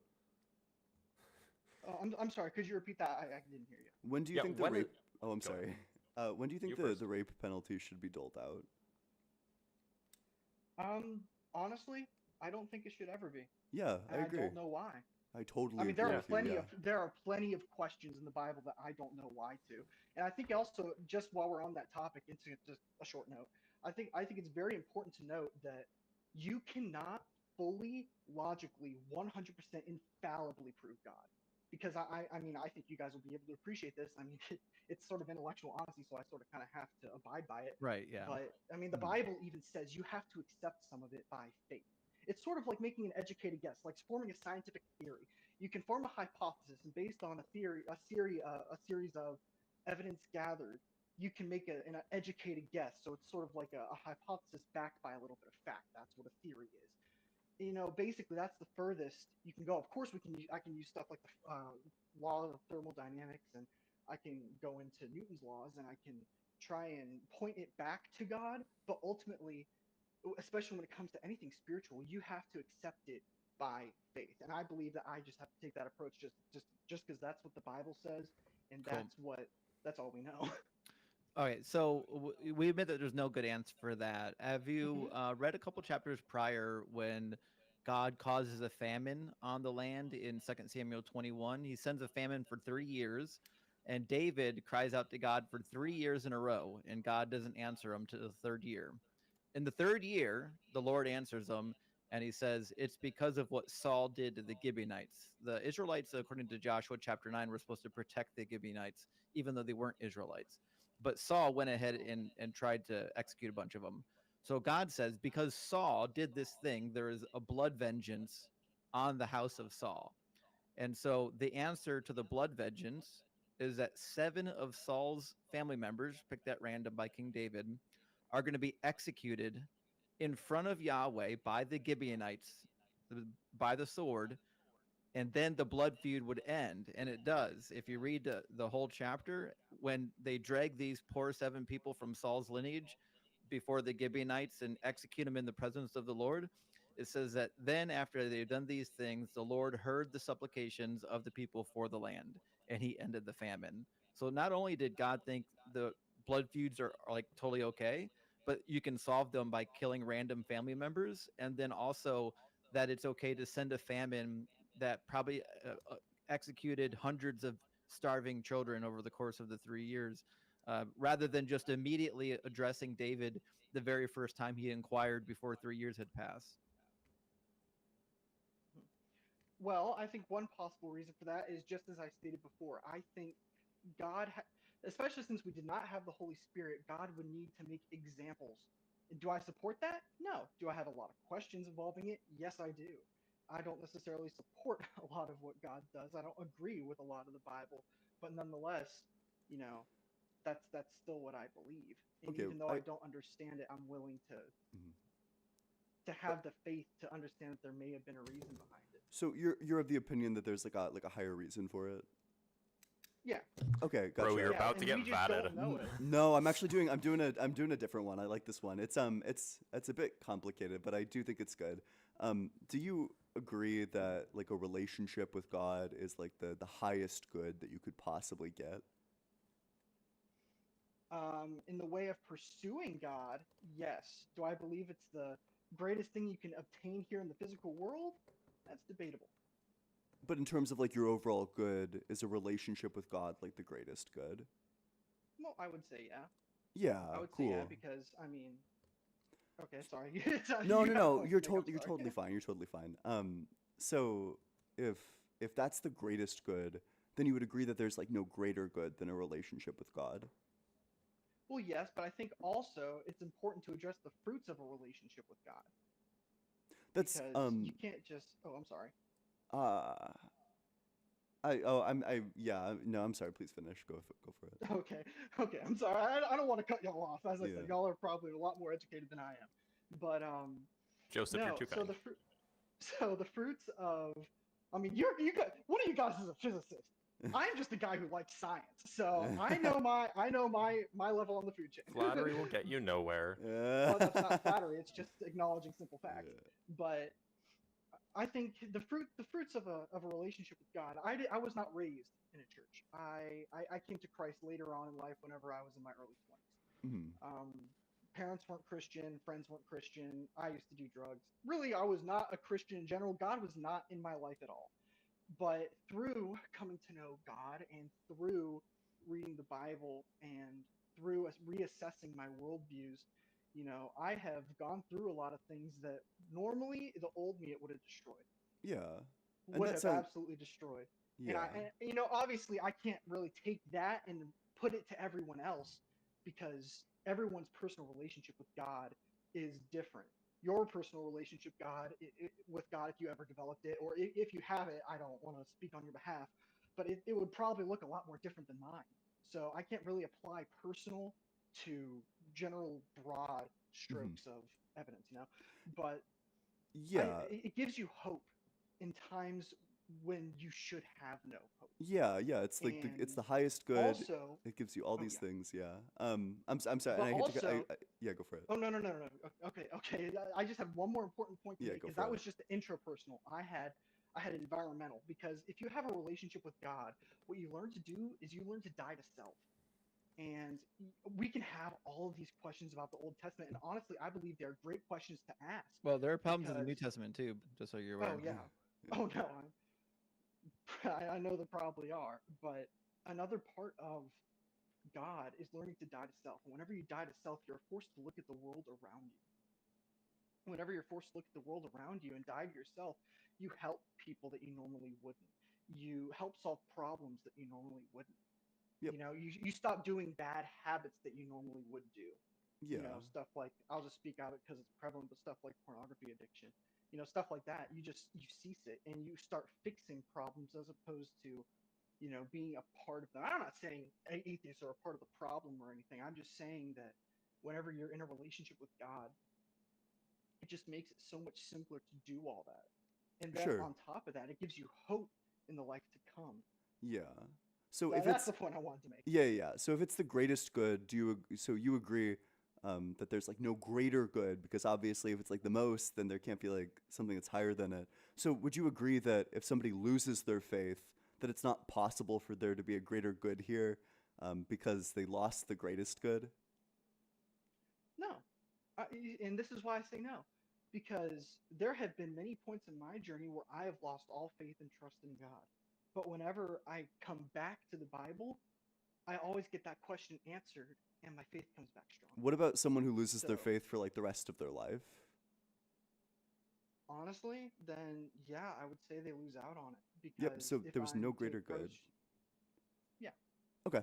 Yeah, so there's lots of people who encounter these horrific verses in the Bible, the ones that Justin is going through, and they lose their faith entirely for the rest of their lives. These verses can't possibly have a higher good because they cause people to lose out on what you would consider to be their highest good, which means that God actually couldn't possibly have a higher reason for these. Well, I mean, I wouldn't necessarily say that. I would definitely say it's probably difficult to see in some scriptures more than others. But let's take the book of Job, for example. The book of Job completely spiritually wrecked me whenever I first read it. As it should. But, That's a Yeah. horror. yeah, as it should. It's a very, Definitely should. very heavy book. But whenever I was really looking at it, I was able to see some symbolism. And honestly, as I said, that's also a time whenever the Holy Spirit wasn't there. So a lot of God's will had to be exercised through examples. Do I support it? No, as I said before. But I believe it was used as an So example to God had show, to even though brutally sorry. murder like dozens and dozens of people in order to set an example for what? Well, I That he's a think it's also barbarian? important. I think it's also important to note that all the family members that Job had were saved. So they ended up going to heaven. So at that Wait, point, did it suck for Job? Yeah, it sucked We don't for know Job. that. I'm not trying to say it did. We have Does no it say idea. that? The text doesn't say that, and also his servants died too. We have no idea where these people ended up. It's also irrelevant. You can't brutally murder somebody just because the end result is heaven. That's the same thing that the conquistadors used to justify baptizing and brutally murdering natives of the land that they invaded. Okay, so pardon me there. I will resign to that fact because you are right. We are not able to. But we do know that they were raised in a Christian household. So we have reason to believe that it's a very strong possibility that we knew where they went, You mean in a that Jewish we know household? where they went. Jewish household, but at the time, a household that was ruled and governed by God's law, or at least by two people that exhumed it. Sure. So Okay. that's why I said that. Sorry. Fantastic. Okay. So God is thinks it's okay to brutally murder these people, and for what cause? Well, I think it's also important to see how many people do you think have been helped by the book of Job? How many people do you think have lost a family member tragically and then gone back to the book of Job and seen how he was able to carry on through that? Okay, so you're You know, allowed I to think so you're allowed to sorry. be brutal and unjust as long as somebody takes something good away from it later?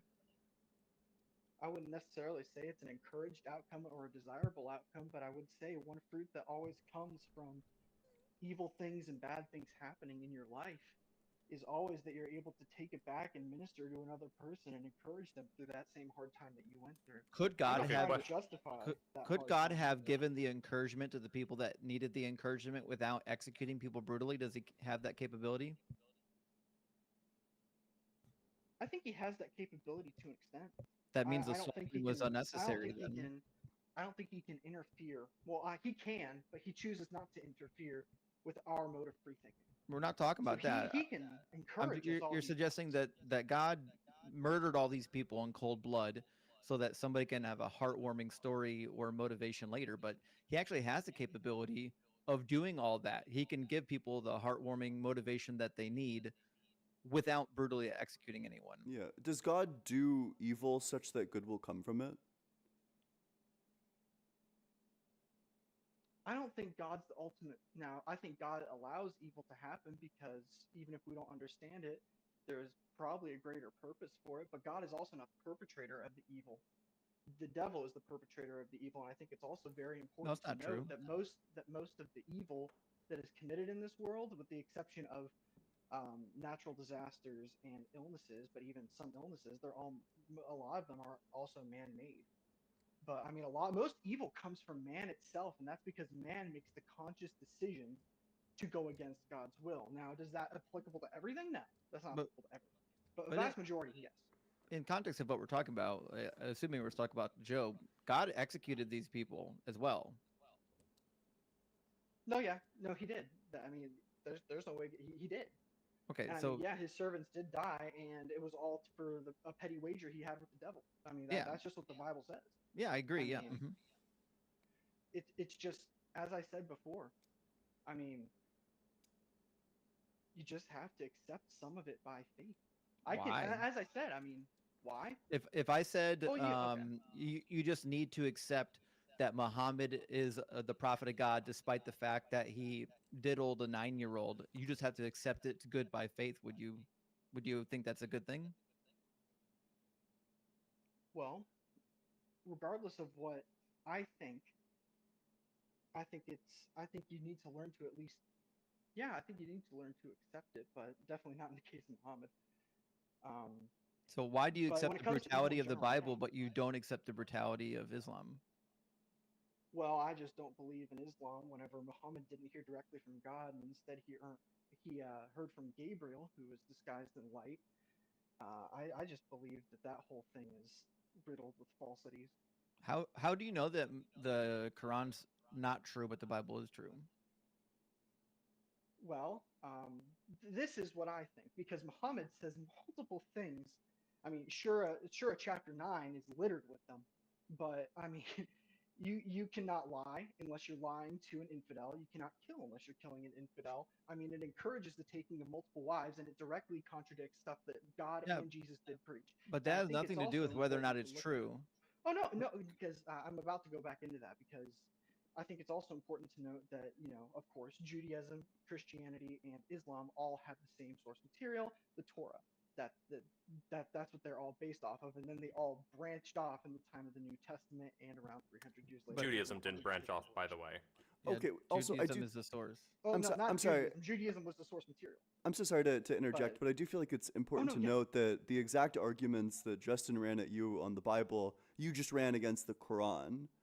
Like Yep. when Justin presented you with like these horrific examples, your response was, well, God, yeah, I can't justify it, but God has like higher reasons. He has like a good reason to do all of this. But then you wouldn't extend that same like level of extreme charity to like the Muslim book. Of course, you would run in a problem of evil where you say, look at this evil thing, that's evil, case closed. No, that's a good point. No, that's a very good point. Is That's it gonna be food possible for that thought. Muhammad had to marry a 6-year-old and consummated it at age 9 because God had higher reasons? Well, I don't personally believe that the Quran is the word of God, so in that specific case, I would have to say Sure. no because What I would also be don't. what would be the compelling argument that would land somebody on the idea that the Bible is the word of God? Well, honestly, as I said, I came to God whenever I was in my 20s, wasn't raised with it. I believe that you have to put yourself, or not, that's not always true, but you need to position yourself in a way to where you're open to hearing it. And then when you're open to hearing the word of God, at that point, God works with you to understand it. So But that, it's not only a you trying to understand it thing, it's also you being open to God's will in the situation. right, yeah, now you're just imputing people's motives into the situation. What I'm saying is, if anyone is looking at the Bible and they're asking themselves, is this the word of God? How could they know? Well, I think we could go into moral absolutes at that point.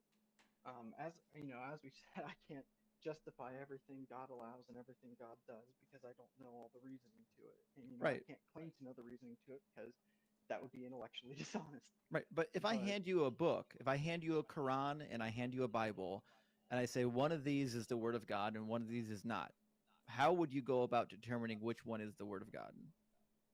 well, I would turn towards the Ten Commandments because the the Quran does not exhume the Ten Commandments, and what the Ten So you'd Commandments be are as Jewish? absolute. No, because the Ten Commandments are equally applicable in Christianity.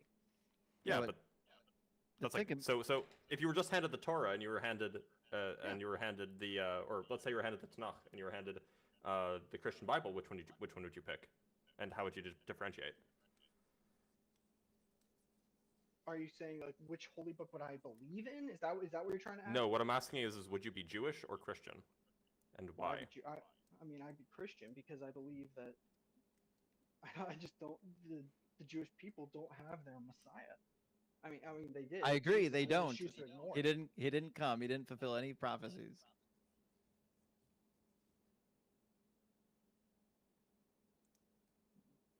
So what we're getting at is that you've got a book that you're claiming is the word of God.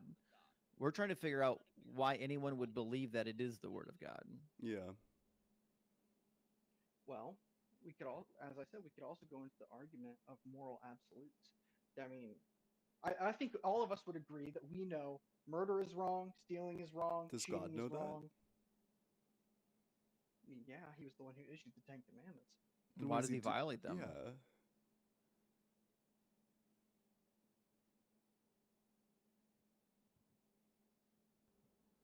Rules for thee and not for me, something like that. Well, I mean, I would have problems. I have problems accepting it all the time, but Right.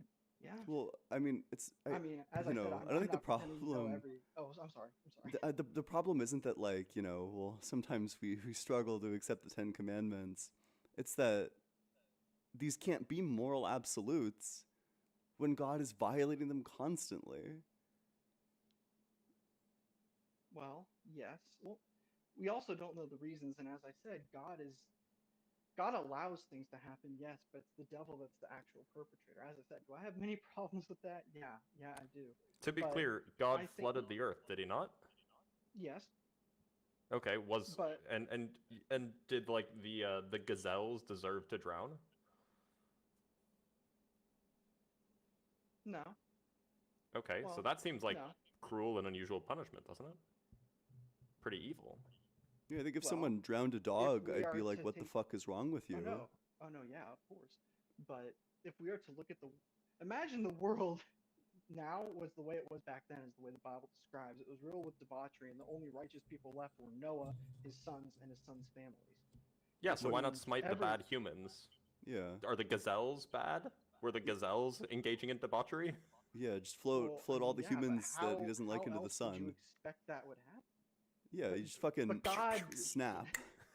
when God created the physical realm, He is limited to the physical. Well, He's not limited, but What? No, he spoke it has into to- existence. Careful. Yeah. So He Joseph, spoke the physical realm into. Oh, sorry. Yeah. He can just smite there's a anyone he wants. there is Go a ahead. really interesting point to be made here in that Okay. God often, at least in the Hebrew Bible, God often appears exactly as you might expect a thunder god to appear, right?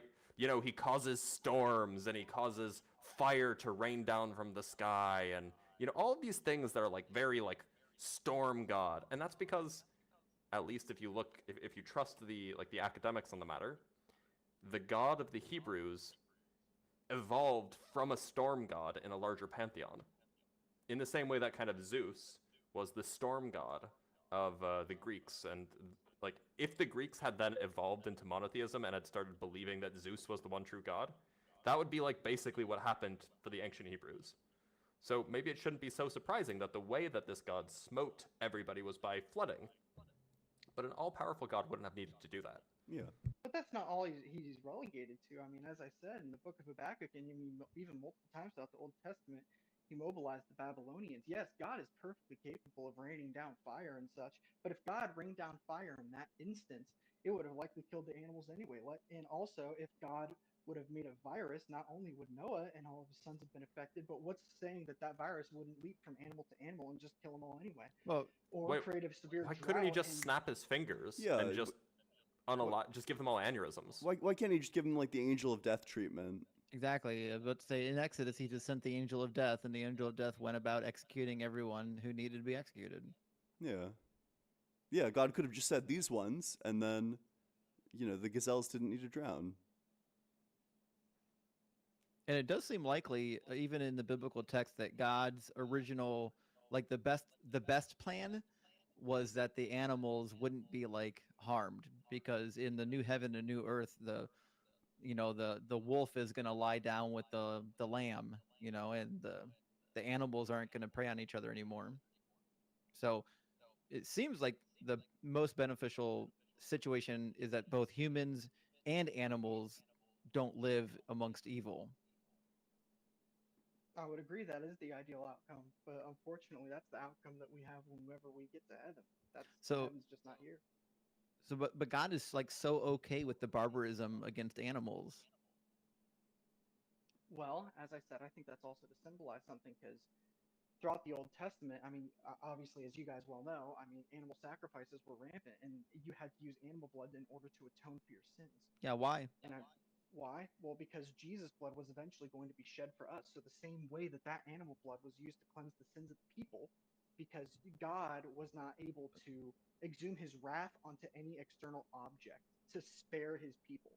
Why does he So need to put his wrath on anything? Why is he so angry? Well, Sounds like a storm god to me. no. I can explain this. So, going back all the way to the garden, when we have Adam and Eve, okay? If we're, let's just go on the precipice right now that the Bible is true, okay? So for the sake of the argument, God is a God of righteousness, of pure, utter moral perfection. So when Adam and Eve chose to disobey God, they allowed evil into their hearts, no matter how small, no matter how big. They allowed, it was small at the time, but evil was in their hearts. And if God is a God of true moral and energetic purity, then chaos would not be able to exist within his presence. Therefore, But Satan was in his presence in Job chapter 1. Yo, we just uncovered a really, really, really, really funny thing. Basically, what you're saying is that God, being like a perfectly good thing, eliminates evil as far as he's capable of. well, as far as he's freely capable of, without interfering in our. Wait, did you say evil can't be in God's presence? In the way of us, no. Because God is omnipresent, which means there shouldn't be any evil, which means the problem of evil is back at square number 1. Yeah, you just also wasn't he hanging out with Job? Wasn't he hanging out with Satan when during the whole Job thing? Wasn't that like a whole thing? And also in the first half of the book of Zechariah too. Well, I can't really speak for the first book of Zechariah, but no, if I'm correct, then the devil approached God and was not directly in his presence beforehand. What? And that God What does it mean to approach for the events of Job to unfold?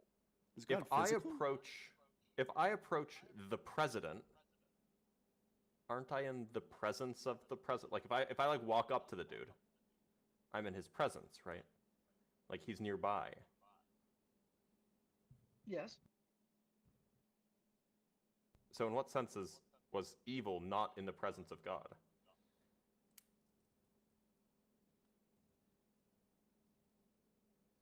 Well, it was. Agreed. I Okay. mean, it was, unless God chose to come down here, and then that was how it was. But I don't think that's so God can pick and choose what he allows in his presence and what he doesn't. So it's a choice. Yeah. Why was the flood preferable to just snapping his fingers and having the angel of death like kill the bad people? I don't know. Okay. Fair answer. Yeah. I mean, I'm going to be honest. I'm not going to pretend to know something I don't. Okay. That's fine. I just think that creates like, this to me is like an obvious example of something that's morally unjustifiable. Mm-hmm. Well, if you, I'm sorry. Oh, no, that's fine. No, I was just going to say, I know when I'm beat.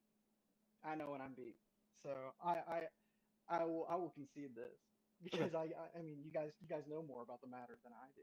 Well, we appreciate that. You were super kind, super honest. I accept things by faith, and I'm not saying that you guys aren't capable of it, but that's just not how you guys perceive things.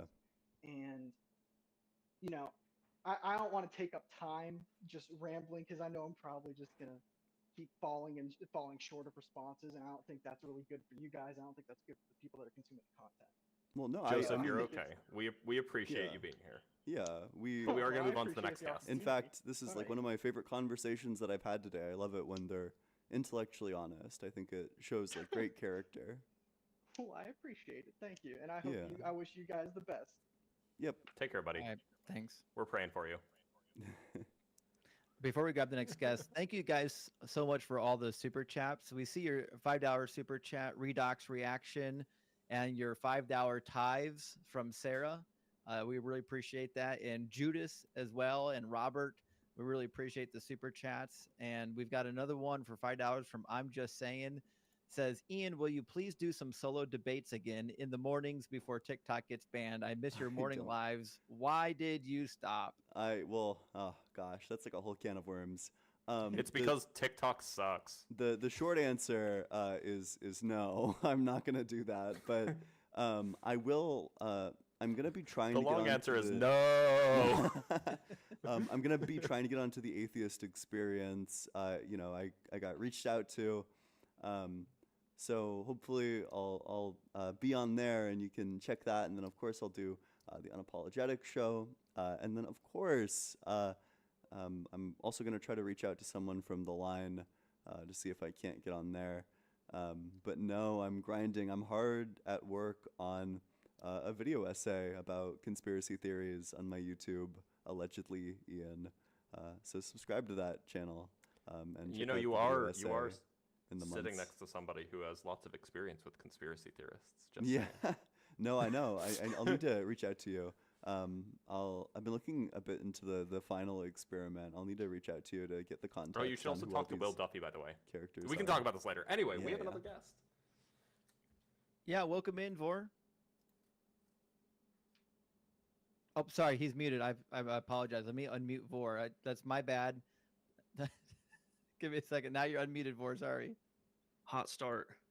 You can win a debate much better when you don't let the other guest talk. True. Turns out. Go for it. Good to see you, man. Turns Welcome out, I in. thought there was more to that. Hey guys, I appreciate you bringing me on. I'm excited to speak with all three of you guys. That's awesome. Yeah, how's it going? So what do you find to be the strongest argument for God's existence? For those of you that don't know me, just kidding. Okay, No, so everyone knows free more. class. I'm just kidding. No. It's a joke. You're chilling. Best evidence for okay. So first off, we all believe something, right? Whether it's scientific materialism, Islam, Hinduism, Christianity, Judaism, whatever. So I think it's all a matter of faith. But why I think the best evidence for God would be that the Bible is historically, scientifically accurate. Humans are clearly different than the rest of the animals. I think that the Big Bang Theory, evolution, naturalism is a very far-fetched idea. I think the idea of special supernatural creation makes more sense. And as you guys know, I'm a simulation guy. I think science is pointing to us being in some sort of not real, particularly information-generated reality, which I think the Bible says. And I think it's the most tenable belief system. So first of all, I think it's like very interesting that you'll say, well, science points to this, science points to us being in a simulation, and then at the same time I'm sure will probably just outright reject like the scientific consensus on things like the Big Bang revolution. But setting that aside, I mean, we can just go through, like, I think the Bible is like particularly egregiously bad at science. I mean, it claims that the sun is older than the earth. It claims that like rabbits chew cud. It claims that the earth is flat. Justin probably has like a million more of these examples. Oh, let's do flat earth. Yeah, I mean, Vor and I already went over I think the first time we talked, we went over the flat earth stuff. So I don't know how much, we want to go over again, but it does get some fundamental things wrong, and Ian listed a couple of them. But I think my favorite thing, and it's not a declarative statement where the Bible just outright says something that's scientifically inaccurate, but I think it demonstrates a very bad misunderstanding of biology, and I've been using it for some time. But in Deuteronomy 22, do you know the test of the bloody sheet? Yeah, virgin or not virgin. Right, yeah. And obviously she doesn't bleed on the sheet, then she gets executed, because that's what the standard of evidence was. And this was pretty widespread in the ancient Near East. A lot of cultures did this. But the problem we have is we know pretty well that both modern and pre-modern women, they don't always bleed their first time. In fact, currently it's about 42 to 43% of women bleed their first time, which means the test itself was just faulty. Yeah. Don't stone your wife if she doesn't bleed. Yeah. Right, but it seems to me problematic that, like, if God spoke these commands to Moses, as Moses claimed, that he would give them a command that is based on faulty evidence. Yeah, trying to look it up. I don't want to say context or whatever, but does it say you shall stone her or you can? What is it? Verse 22. What? Yeah, it's 22. It's 22, 13 through 21. And the last part about the woman, it says in 20, if, however, the charge is true, that evidence of the young woman's virginity was not found. Then they shall bring the young woman out to the entrance of her father's house, and the men of her town shall stone her to death, because she has committed a disgraceful act in Israel by prostituting herself in her father's house. So you shall purge the evil from among your midst. Although I like the King James Bible, because it'll say like whoring, which is a really fun word to put in God's word. Well, and it's even worse. It says if he doesn't like her, whatever, he dislikes her, and then he tries this whole thing. So yeah, I think I don't, obviously that's not great. Let's not stone women if they don't bleed. But do you? Yeah. If we want to look into this a little bit more, is this the issue with Leviticus? Is there a bunch of issues? Because we can get into Levitical law, Melchizedek law, what covenant I think we're under. I mean, you and I, Justin, obviously will engage more in biblical discussion. Bliss and I would be more physics, astrophysics, cosmology. I don't know what Ian and I would discuss specifically. What but, the fuck? do you guys What wanna am go I, biblical chopped route, or liver? do you No, wanna go- I'm kidding. So it seems like I do think that like the nuance that's being missed here is that like Justin's argument isn't that it's like evil. I mean, it is evil. We agree that it's evil. All of us agree that it's evil. It's that it's scientifically inaccurate. Okay. Okay. So we're going to talk about. Let's read it real quick. 22:13. If a man takes a wife after sleeping with her, dislikes her, and slanders her, and gives her a bad name, saying, "I married this woman, but when I approached her, I did not find proof of her virginity," then the young woman's father and mother shall bring to the town elders to gate proof that she was a virgin. So you've got more going on than just this. There's slandering. There's a court case. And then let's see here. Father said to the elders, "Give my daughter marriage to this man, but if he dislikes her, slander her, and not find daughter to be a virgin. Here's proof of the daughter's virginity. Then the parents shall display the cloth before the elders of the town. The elders shall take the man and punish him." Okay. And then where does it say about however, if the charge is not true, no proof of the young woman's virginity, no proof of the young woman's virginity can be found. It doesn't say specifically. I don't want to like weasel out of this, but it doesn't say specifically the sheets. Could there be other evidences with this? It says no proof. It doesn't necessarily say the sheets are the only proof. Well, what evidence could you bring? I don't know. That's a tough one. That's I think what they're trying to work out here. What's the cloth? So she has done an outrageous thing in Israel by being promiscuous, still in her father's house. So I would say there's a bigger case being made here. Obviously, the idea was she was a virgin. They said, no, she's not a virgin. The parents come and trying to defend this. They say yes or no. I think there's a bigger, it is hard. It's going to be hard to prove. Yeah, for sure. But I agree it would be good to have better evidence. If I was in the ancient world and I suspected that my wife wasn't a virgin because she didn't bleed on her wedding night, and then I went before the court, and the court said, "Well, is there a bloody sheet?" And nobody could produce a bloody sheet. Then, based on this law, I have the right to stone her. Like, I don't. Do I have that right? Yeah, that's what it sounds like. What percentage are we talking about of women that don't have a hymen? That's what we're talking about, right? Well, about half. Yeah, it's close to half. And we know that it did become a problem later because the Greeks eventually started writing about it, and so did the Jews. Some of the earliest passages of the Talmud start to mention that, oh, this is actually kind of problematic because not everyone bleeds, and then they started to modify it. This says 0.03 of people, of obviously women, aren't born. We're talking without about people who just don't bleed, not people who are born without a hymen. Not everybody bleeds. It doesn't rip for everybody. It doesn't, but usually there would be like I had a girl, one of my first girlfriends. She fell on a bike when she was riding it. Obviously, that could damage it, so it can be damaged. But I don't think it's half. I mean, is there a number here where it's like an acceptable amount? I mean, 50-50 sounds really bad. I get that, but if it's like really rare and it's a general, I mean, we put people on trial for death sentence, obviously, not necessarily 100% evidence. Would there be an acceptable number here if it was right 9 out of 10 times? I think that would be awful too. That because remember the consequence is death, and it's coming from a God who would know that innocent women would have to be executed under the command. So whether it's 50 or whether it's 10%, I just don't find that to be acceptable. But we do have generally numbers that we've collected in the modern age. The last published research that was done on it was a meta study by Flow Health, and Flow Health does cite their sources as well from the various health sources. But again, we do have the writings of the ancient people too that were saying, hey, as it turns out, this test isn't very good. We need to come up with better tests.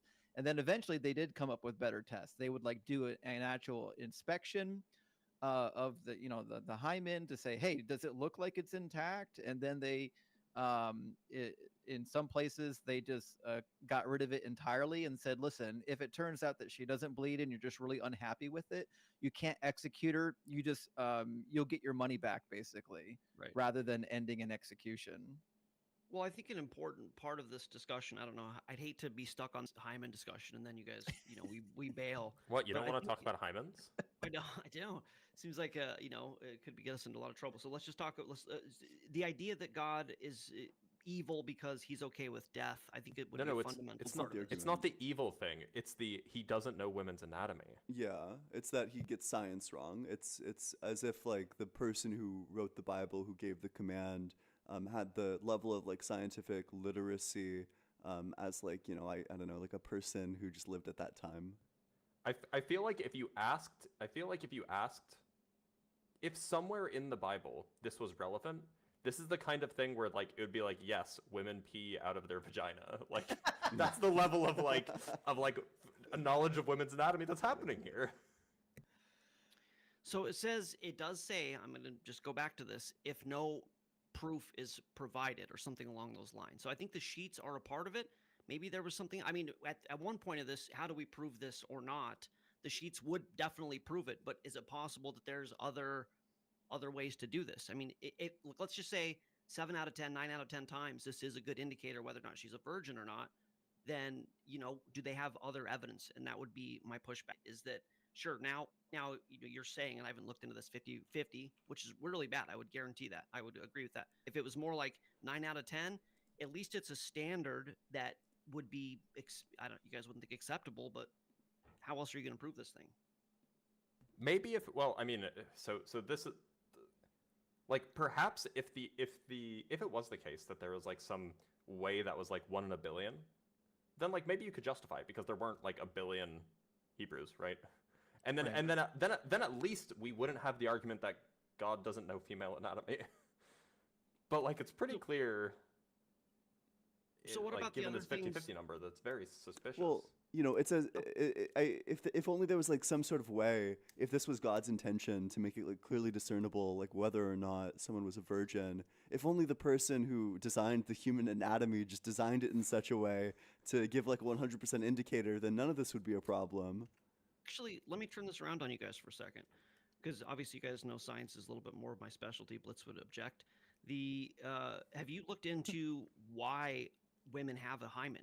There's really no good evolutionary explanation for this. Like the idea that the hymen was put there by this same God who was really interested in blood covenants. I mean, we know that the sealing of oaths and covenants is always, at that time, was always accompanied by the shedding of blood. The idea that marriage is a covenant between a man and a woman, and that to consummate the marriage, there has to be the shedding of blood, and this happens.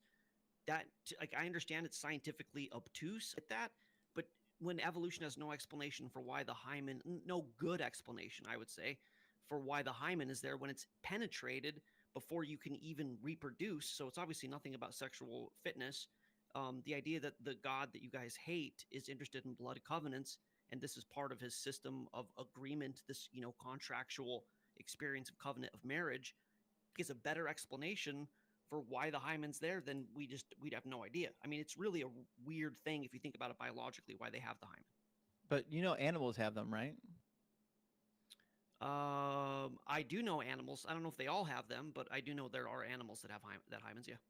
Yeah, there's quite a few, ones that we know and recognize, elephants and horses, whales, chimpanzees, different people or different members of the ape family, and on rare occasions, even some of our pets, like dogs. Yeah. Okay. So don't get into covenant with your animal. Yeah, be careful with what you do with your sheep. Yeah, don't do that. But if the argument here is the Bible is scientifically inaccurate because of this sheets thing, what about understandings of bloodborne pathogen? Obviously, with leprosy, there was social distancing. We have that. Washing with hyssop and lye, washing with running water. the as recently as the Civil War, they would take the same knife that they cut one guy's leg off and dip it in a bucket and spread rampant infection. The Bible has very strong rules for what looks to be protocols to avoid, exponential bloodborne pathogen contagions to proliferate. So it's like, okay, this part I don't love it, and I don't think it's a great metric. But there's a bunch of other things. I mean, the Bible talks about epigenetics or some Well, version of it. Go ahead. I mean, we could talk about all those things, but on the first thing you mentioned, about the bloodborne pathogens and things like that, it seems pretty clear that like the blood.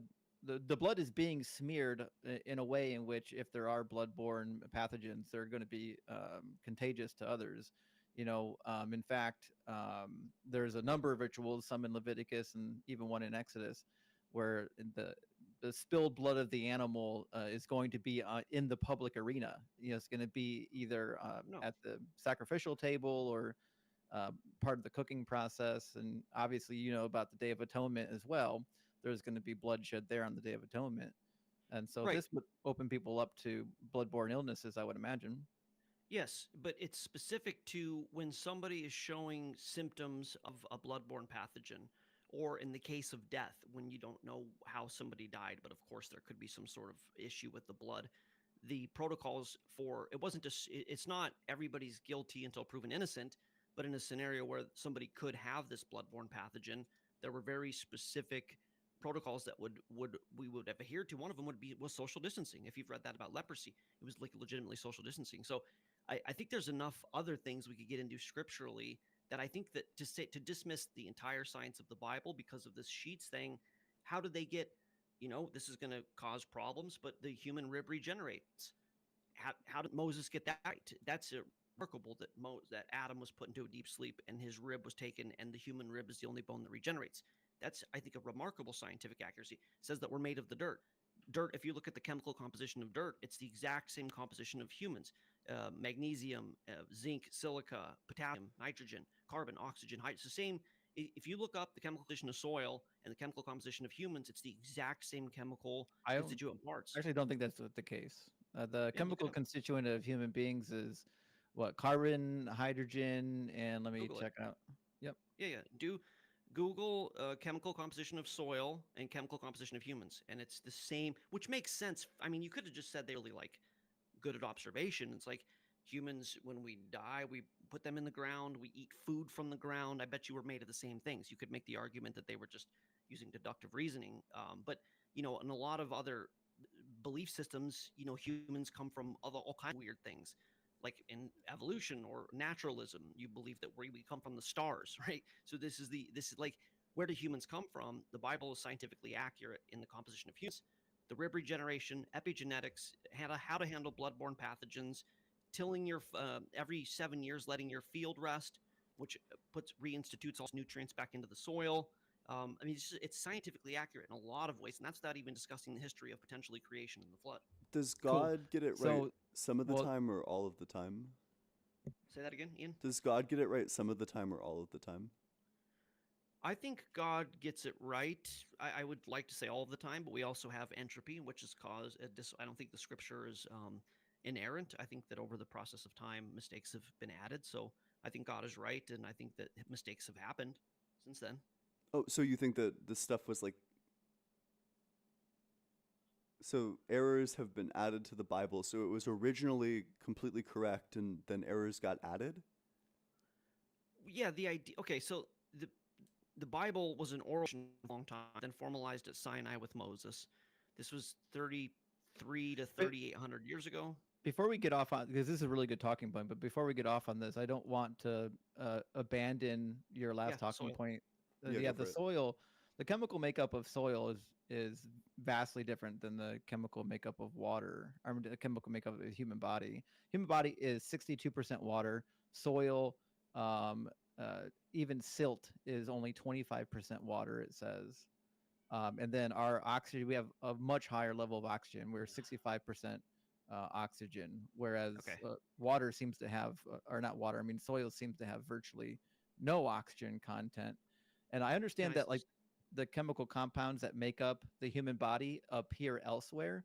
It's the percentage of those chemical compounds that make Right, it I never claimed something- anything about the percentage. Why does the percentage matter? I don't understand why you're bringing up the Then percentage. it's a nothing statement because Yeah. humans are made of basically every single element that's not radioactive.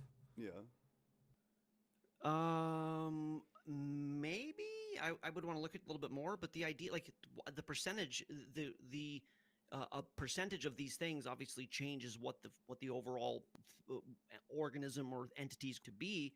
My claim is never that the percentages are the same. My claim is that the parts, right? Oxygen, hydrogen, carbon, nitrogen, calcium, phosphorus, sulfur, potassium, sodium chloride, chlorine, You're and just magnesium. you're just listing the lightest elements. Okay. I mean, the point is like essentially every element can be found in the human body with the exception of neptunium, plutonium, and technetium. Every Okay, other cool. element So the appears Bible in some knew about the trace. elements. The author Well, of the Bible but- understood but- the but elemental I don't- composition of reality. But all you're saying is that soil has everything in it and humans have everything in it. Therefore, the Bible knew something special about either. The Bible says specifically that man was built out of the soil, and we are built out of the soil literally. So if the Bible had said man was built out of, out of the ocean, it would have been equally correct. That's in the not sense that you can, in the sense that you can find every single element in the ocean. Chemical composition of the ocean. Let's just look at that together. And this is just because literally the oceans wash the sand, and so they're just mixed. Like you'll find trace elements everywhere. So it does have a lot of them. It has variant ones as well, but it does have a lot of them. I agree. The Earth is basically fundamentally made up of these parts. It's not one-to-one oil to human as it is, or sorry, water to human as it is human to soil. And if you want to make the argument that Well, the they were ratio just- doesn't matter. You just said. right, but there's things that are not in ocean water that are in soil. I believe we'd have to like kind of out and break into this. But even saying that they came from the ocean would have been a pretty good thing. I think the soil is more accurate. The question is, how the author of Genesis, if you think it's just ignorant farmers, sheep herders, how do they derive this when a lot of the other, should we look at like the other creation accounts of how humans were built? That would be a really good comparison. If this is totally made up and not scientifically accurate, let's look at how the Hindus and how the Greeks and the Romans believe that humans began to be. It's not Yeah, going to be but- scientifically accurate, guaranteed. Yeah, but we're not comparing them to other religions. We're comparing this one to reality. We are comparing them to, the first question was, why do I believe in this? And I said it was scientifically accurate. And then you obviously brought up the sheets thing, and I'm defending scientific veracity of the creation, because I believe in the literal 75 years ago creation of the universe through an information structure, humans built in the image of God. I believe in the whole thing, obviously. The other creation accounts, like Ian asked a good question. Yeah, okay, so the idea that there's a creator makes more sense than the idea that nothing created this. What is this creator? Who would we believe in? Well, either it's an unnamed God, we have no idea, or it's the existing ones. One of the litmuses, because I'm a rational thinker, is the creation account of said deity tenable? So we look at the other creation accounts, and they're all wild, man. Gods breaking off and eggs and just this, multiple armed gods, people riding snakes, flowers growing out of their hold stomachs. on. They're wild. Eggs have all of the chemical elements too. Snakes have all of these chemical elements too. Yeah. So like these would be equally correct.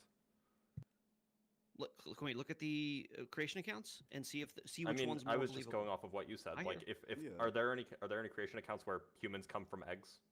There is. There's also an Egyptian one where the creation of all things came from a mound. Right. Like a mound in the ground, right? So we could then just say that the Egyptian creation account is equally as plausible as the biblical creation account. Well, that's a really cool conversation. I think I almost think that's more just you and me debate, Justin, because I mean we got scientists here, philosophers, but the idea of how much of was Egypt influenced by the Jewish tradition, or was Judaism influenced by the Egypt? Did the Sumerians, were they influenced by Judaism? Was Judaism like Okay, just so trying to follow that chain of custody? Really interesting. So in Hinduism, people came from Brahma, and Brahma came from a lotus flower, and lotus flowers Right. have all of the required elements in them. Right. Read the story a little bit further. Don't misrepresent it, Dr. Blitz. I'm just reading what the BBC is telling me. A lotus flower grew from Lord Vishnu's navel with Brahma sitting on it. So that's where Brahma comes from, a lotus flower. And then Brahma separated the flower into 3 parts, the heavens, the earth, and the sky. And then out of loneliness, Brahma split himself into 2 to create a male and female. From this male and female, all beings were created. So if we follow the chain, it goes lotus flower, Brahma, people. But lotuses have all the required ingredients. No, it starts off with a snake, and Vishnu's riding on the snake, and the flower grows out of his belly. And I promise you, gentlemen, this. But flowers if that's what the Bible said, things. Listen, if the Bible said that there was a snake on an infinite black sea and a flower grew out of Jesus's belly button, I would not believe in the Bible. I promise you. You know what? I bet a lotus has far more close resemblance in terms of like the percentage of the components. I bet it's far closer in terms of percentage than soil is to the human chemical composition. It could be. Are you guys going to get around that in this scenario, there's a human-like God-type figure riding on a snake in an infinite ocean, and a flower grows out of his belly? I don't think That's it's literally more, the book of Revelation. Unrelated. There's a woman riding a dragon. I mean, but keep in mind that's unrelated. The question is where do humans come from in the story? It doesn't matter that where the humans came from were like enforced by like a dude riding a snake. Like the point is what is the composition that humans are made of according to the story? And according to the story, they're made of the same things that a lotus is made out of, which contains all of the necessary ingredients to make people. Probably almost to the percentage. If the story said that the creator built the earth and a flower grew out of the earth and then a human fell off of the flower or something like that, that would be better. And also, I know the story. It's that the 3 petals create the heavens, the earth, and the sea, maybe, or the sky, something. It doesn't say humans. Then there's some other process. No. So it doesn't say a human for that. Brahma came from the flower, and Brahma split himself to create a male and a female. Right. Give me a story out of a flower, and I go, that's somewhat believable. Give me the story of a guy riding a snake and the flower goes out of the belly button. I'm just telling you, I wouldn't believe that. And right, if the Bible said that, I wouldn't believe that. Because you're more of like a woman from rib type guy. Yeah. And a talking snake type guy. Yeah. Yeah. All those are fine. So the woman rib guy, which is what I am, the rib is known to be an exceedingly effective place to get accurate DNA from. Ribs have their storehouse of DNA. So the idea that he took the rib is remarkable because it's a high DNA place, access unit, call it thumb drive, whatever. The idea that the rib would regenerate would mean that Adam was left intact. And for me, I know Justin's going to disagree with this. This is God did this intentionally because it was a prophecy of Messiah, of Jesus. Because in which way? Adam is the first man. We know that Jesus is the second Adam. By one man, sin was entered into the world. By one man, sin was taken out of the world. We have this idea that Jesus archetypally and Adam are the same idea. Adam was built first. He was there by himself. Then the bride was later. How was the bride built? Adam was put into a deep sleep. His side was wounded. He awoke out of this deep sleep, and now his bride exists. Basically, his bride exists because he was put into his deep sleep and his side was wounded, which I think is a very brilliant prophecy of Jesus in the same way that we exist because he died and his side was wounded. So it's like God does these things for multiple reasons. Very good access to DNA, the rib regenerates, and it's a really cool prophecy of Messiah. Well, it's certainly not a prophecy. A prophecy is like a particular genre of speech. It's not like a hidden message that you can just find. And I think It is actually. I certainly disagree with that. Is Deuteronomy 20 a prophecy of manifest destiny? I don't know Deuteronomy 20. Just in Deuteronomy 20, I'll pull it up real quick. Sorry, I quote some of these passages just assuming that everyone has them memorized, but they shouldn't, and that's not realistic. Deuteronomy 20, it says, when you go near to a town to fight against it and offer it terms of peace, if it accepts your terms of peace and surrenders to you, then all the people in it shall serve you as forced labor. But if it does not accept your terms of peace and makes war against you, so on and so forth. Now, the Christians said that manifest destiny, was a real thing. They believed it. They thought taking over the new Americas was their God-given right. Could I just say then that manifest destiny was a typological prophecy of Deuteronomy 20? If people want to, which is what they did, miss scripture for a intended gain, which is what happened here. They wanted to conquer the world. They Christianity. They didn't do it to spread Christianity.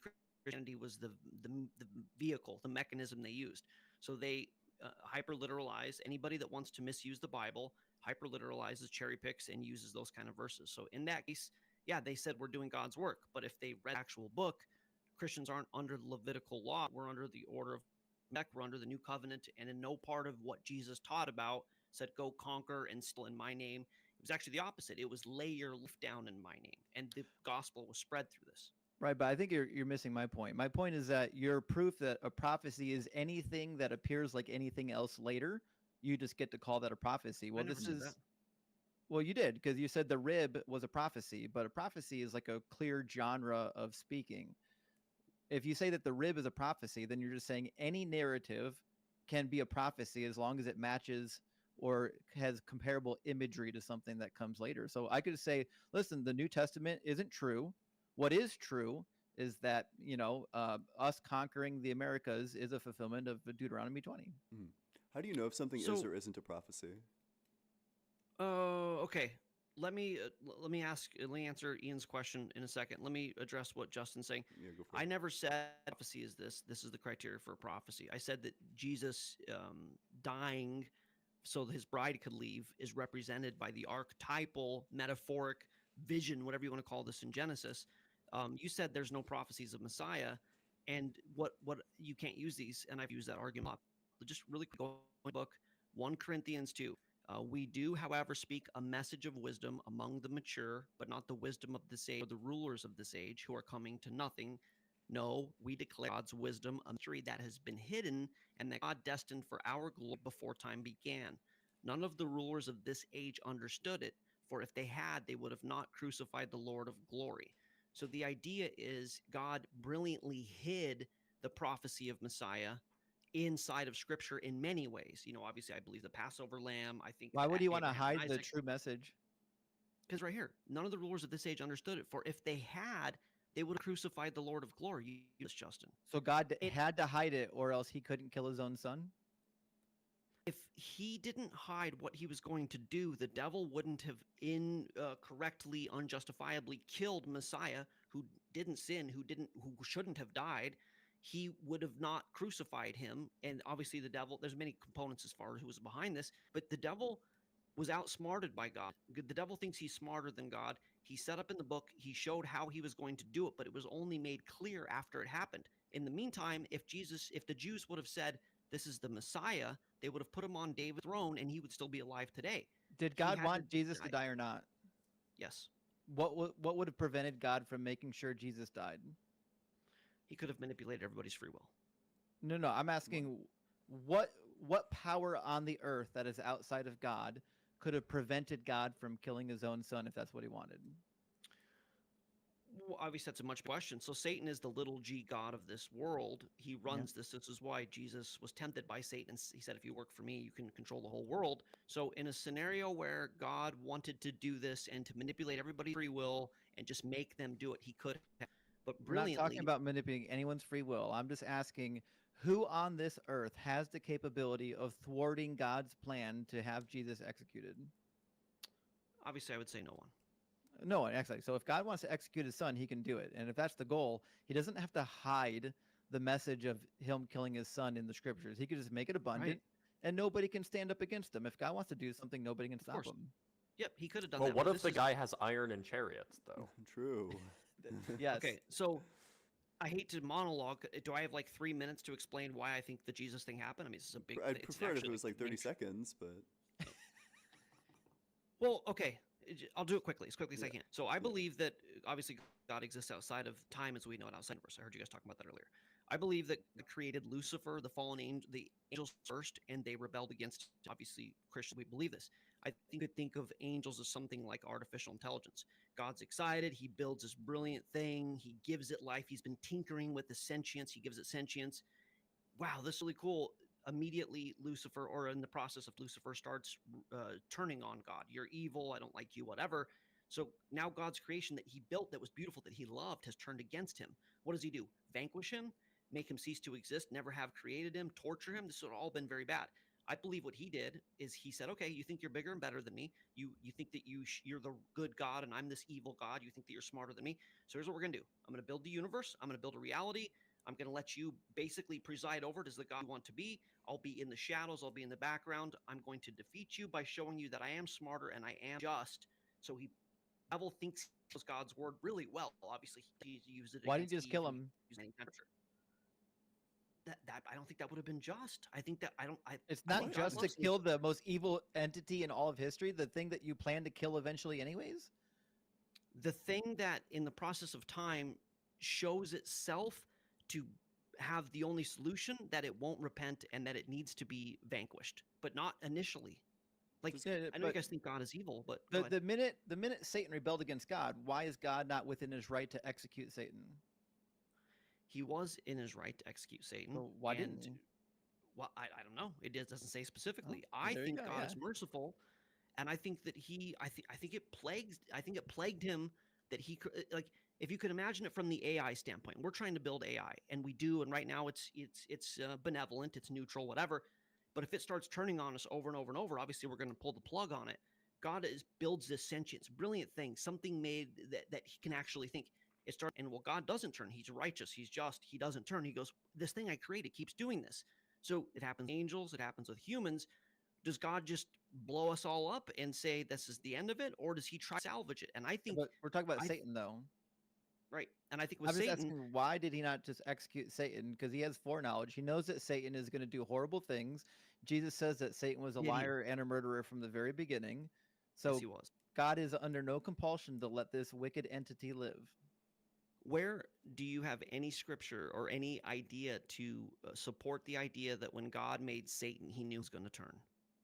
Is he all knowing? No, God's the not all Bible doesn't say knowing? that. Come on, man, you know my argument. I actually don't. I thought you said he wasn't all good. I thought you believed he was all knowing, though. Okay, we're covering that. The Bible doesn't say he's all knowing. It doesn't say he's all good. It doesn't say he's all present. I think he It does It says say it that says he's he's all just, and it First says John that he knows all 3:20 says. things. 1 John 3:20 says, "For whenever our heart condemns us, God is greater than our heart, and He knows all things." He knows what's going on with your heart, and what by all things, I'm okay with him knowing everything that's going on in reality. I mean, a lot of this is just a definition. Like to say that, I think he knows where every pixel is in the simulation, every atom. He knows what's going on in your heart. He can deduce what we're going to do. It's no surprise.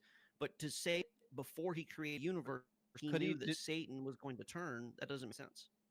so he knows all things, but he doesn't know Satan things. So I think Psalms it's really, this is 139, Psalm 139 does imply that God knows our thoughts. Are you implying that he doesn't know Satan's thoughts? I think he knows our thoughts. Yeah, I love that the atheists are trying to use the Bible Does he know to support Satan's the Omni thought? thing. Does he know? Does he know Satan's thoughts? I think he knows. I think he knew.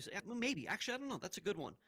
Let's think. Let's define two realities: the universe and everything Well, inside of the created reality, and then outside of the universe. Those are two. They would be two different rule sets. what is preventing God from knowing what Satan is doing in the future? If he knows everything else that's happening, what's preventing him from knowing the future of Satan? So I'll define this as quickly as I can. God created time. He exists in a place either where there is no time or it's always existed, whatever. From that place, which if in the Minecraft analogy, you guys know I use this, Marcus Person lives on the Earth. He's on a rock flying through space. Yes, it's a globe, flat earthers. He has a different rule set for what he can do and what he can know on the Earth and on his life versus the one he creates in Minecraft where he does know these things. So where God is in eternity, did he know that Lucifer was going to turn? He could have deduced, or he could have been totally shocked. We don't know necessarily because he's not, I would say, in that time construct that he's in, he's not able to jump around. It would be logical that you make something and not know how it's going to happen. As opposed to Earth, when you build a time construct, he can be wherever he wants to in the continuum in the reality that we are in. So Was Satan does he created? know that Satan, Lucifer was created? Yeah. Okay, Lucifer was created. So Lucifer is Yes. in creation, if you will, or part of creation. Lucifer was created outside of the universe before the universe was Yeah, created. yeah, but so he is part of creation, certainly, because he was created. He's in creation. Okay, so and would you say that Lucifer's intentions are part of him? Lucifer's intentions are a part of Lucifer. I don't know. I'd have about that. Obviously, yes, right? Like, yeah, I mean that's where else obviously would the they case. Like your be? intentions are yeah, like that's like evidently the case. Does he the only have reason I ask is intentions? presumably. What was the question? Anyway, I can't hear Wait, you. does Lucifer have intentions? Yeah, of course. Okay, and where are they? So, okay, gets really complicated. That's why I didn't answer it initially. So the idea would be that God created Lucifer with free will, call it AI, full-on sentience, and made him beautiful and brilliant and talented. And he started off good, and then over the process of time, he began to turn. Maybe he became prideful. He was too beautiful. Maybe So, God feels like he made a mistake because he made him too beautiful, too talented, whatever. so he and wasn't a started liar and a murderer from the beginning? from the beginning of the earth. Yeah, Okay, so different beginnings. from the beginning of the earth, not the beginning of time. Yes, of course. That's what I Gotcha. was talking Okay. about. Very good. Go ahead. Yeah, so Lucifer turning on God in eternity, I don't think God foresaw that. I think he was surprised that happened. Now you're faced with a problem. What do? I made this thing. It's beautiful. I love it. It's turning on me. I kill it. I know you guys think he's unjust. I think what he did is he said, look, you think you're better than me. I'm creating the universe. I'm creating humans in my image, and we're going to settle this thing. And I'm going to tell you how I'm going to defeat you. You think you're smarter than me. I'm going to hide it in the book. You think you're going to figure out what it's going to be. I'm going to defeat you by not killing you, by not, being stronger than you, by basically outsmarting you and doing unconventional warfare, which Jesus dying defeats the devil and undoes the curse. And when this happened, obviously, if you believe the Bible, Jesus dies, he goes into hell, he unlocks the prisoners. Satan knows at that point that he screwed up. He didn't know that before that. It was hidden, just like Corinthians said. Could God done all of that without killing his son? Obviously, we can speculate what he could do, but this was the plan of salvation. Yeah, but is he capable of accomplishing everything you just described without killing Jesus? I can't say. I don't know. So he's not all powerful? He's not all knowing nor all powerful? Yeah, I don't adhere to any of the omni attributes. I'm surprised you don't know that. I thought you only didn't adhere to the omnibenevolence, but now I'm realizing you don't adhere to any of the omnis. Okay. No, they're poorly defined. All powerful equals to rule. He has the ability and strength to rule. It doesn't mean that he can do illogical things. It's the forefathers, including Aquinas, and then later Calvin. They defined these. It's actually a pantheist belief system. Scripture doesn't support that. Genesis 18, he comes down to see if what he's heard is as bad as it really is. Jesus is talking to God. If it's not, I want to do this thing, but maybe you do your will. It's very clear. Abraham and God are bartering over Sodom.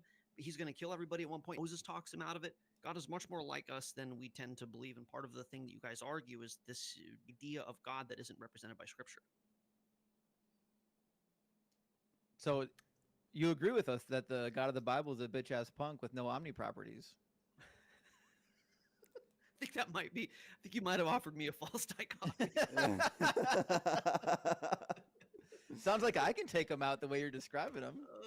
Well, Nimrod thought he could. My dad can beat up your dad. Well, that's where the omnis really come from. Is exactly that. It's like, well, because everybody believed in a God. Well, that's where the God of the Hebrews comes from, right? Like historically, that's where it comes from. Because I'm reading Job 42. Job 42:2 says, "I know that you can do all things, and that no purpose of yours can be thwarted." So it's weird to me that he's got to like outsmart, this devil character. Well, he doesn't have to. He could have just vanquished him. He chose to do this. Right. Yeah. So it's all like it's just arbitrary at that point. If God can just vanquish evil and he chooses not to, then either he has to have a very good reason not to, or it's kind of arbitrary. Yes. Yep, I agree with that. So I know you guys know. So I thought you knew more of my worldview, Justin. So to me, I apologize. I guess I didn't. That's my fault. Yeah, it's okay. Went to Bible school, not poor school. Yeah. Although, listen, if you ever want to team up and dunk on some flat earthers, I'm down with it. Dude, I'm in. Holy Moses, I'm in. That whole Please, I thought about doing that. We should all link arms because they already hate me anyways. They shut down one of my YouTube accounts. It's crazy. Yeah, they're pretty vile. It's really bad. I actually, Jaron, I was on a show the other day, and I'm trying to talk to him. I feel kind of bad for the guy. I'm no fan of his work, but Jesus says we'll know a tree by its fruit, and the fruit of flat earth is rotten. So, yeah, okay. So my worldview is that this is the test. It's temporal. I think Jesus is very clear about that. Don't store your treasures on earth, store them in heaven. I think God, in his goodness, I think that he built free will characters, but he wants to find those that want to serve him, even if they, like you guys think he's evil. You can, whether he's evil or not, wouldn't make him true or not. in this reality, the Hasatan, the Satan, is allowed to make the test more valid. It's very hard. There is suffering. The idea of death sucks, but God is okay with this as part of the test of the validity tests. Tests that aren't hard aren't worth anything. So I think that in a certain way, God is overarchingly in charge of this. Satan thinks he's awesome. He thinks that he's winning the show. We have this discussion with Job earlier. We could go into that. He's not. At the end, he exposes himself for the very things that he accused God of, which is he is the megalomaniac. He is the unjust one.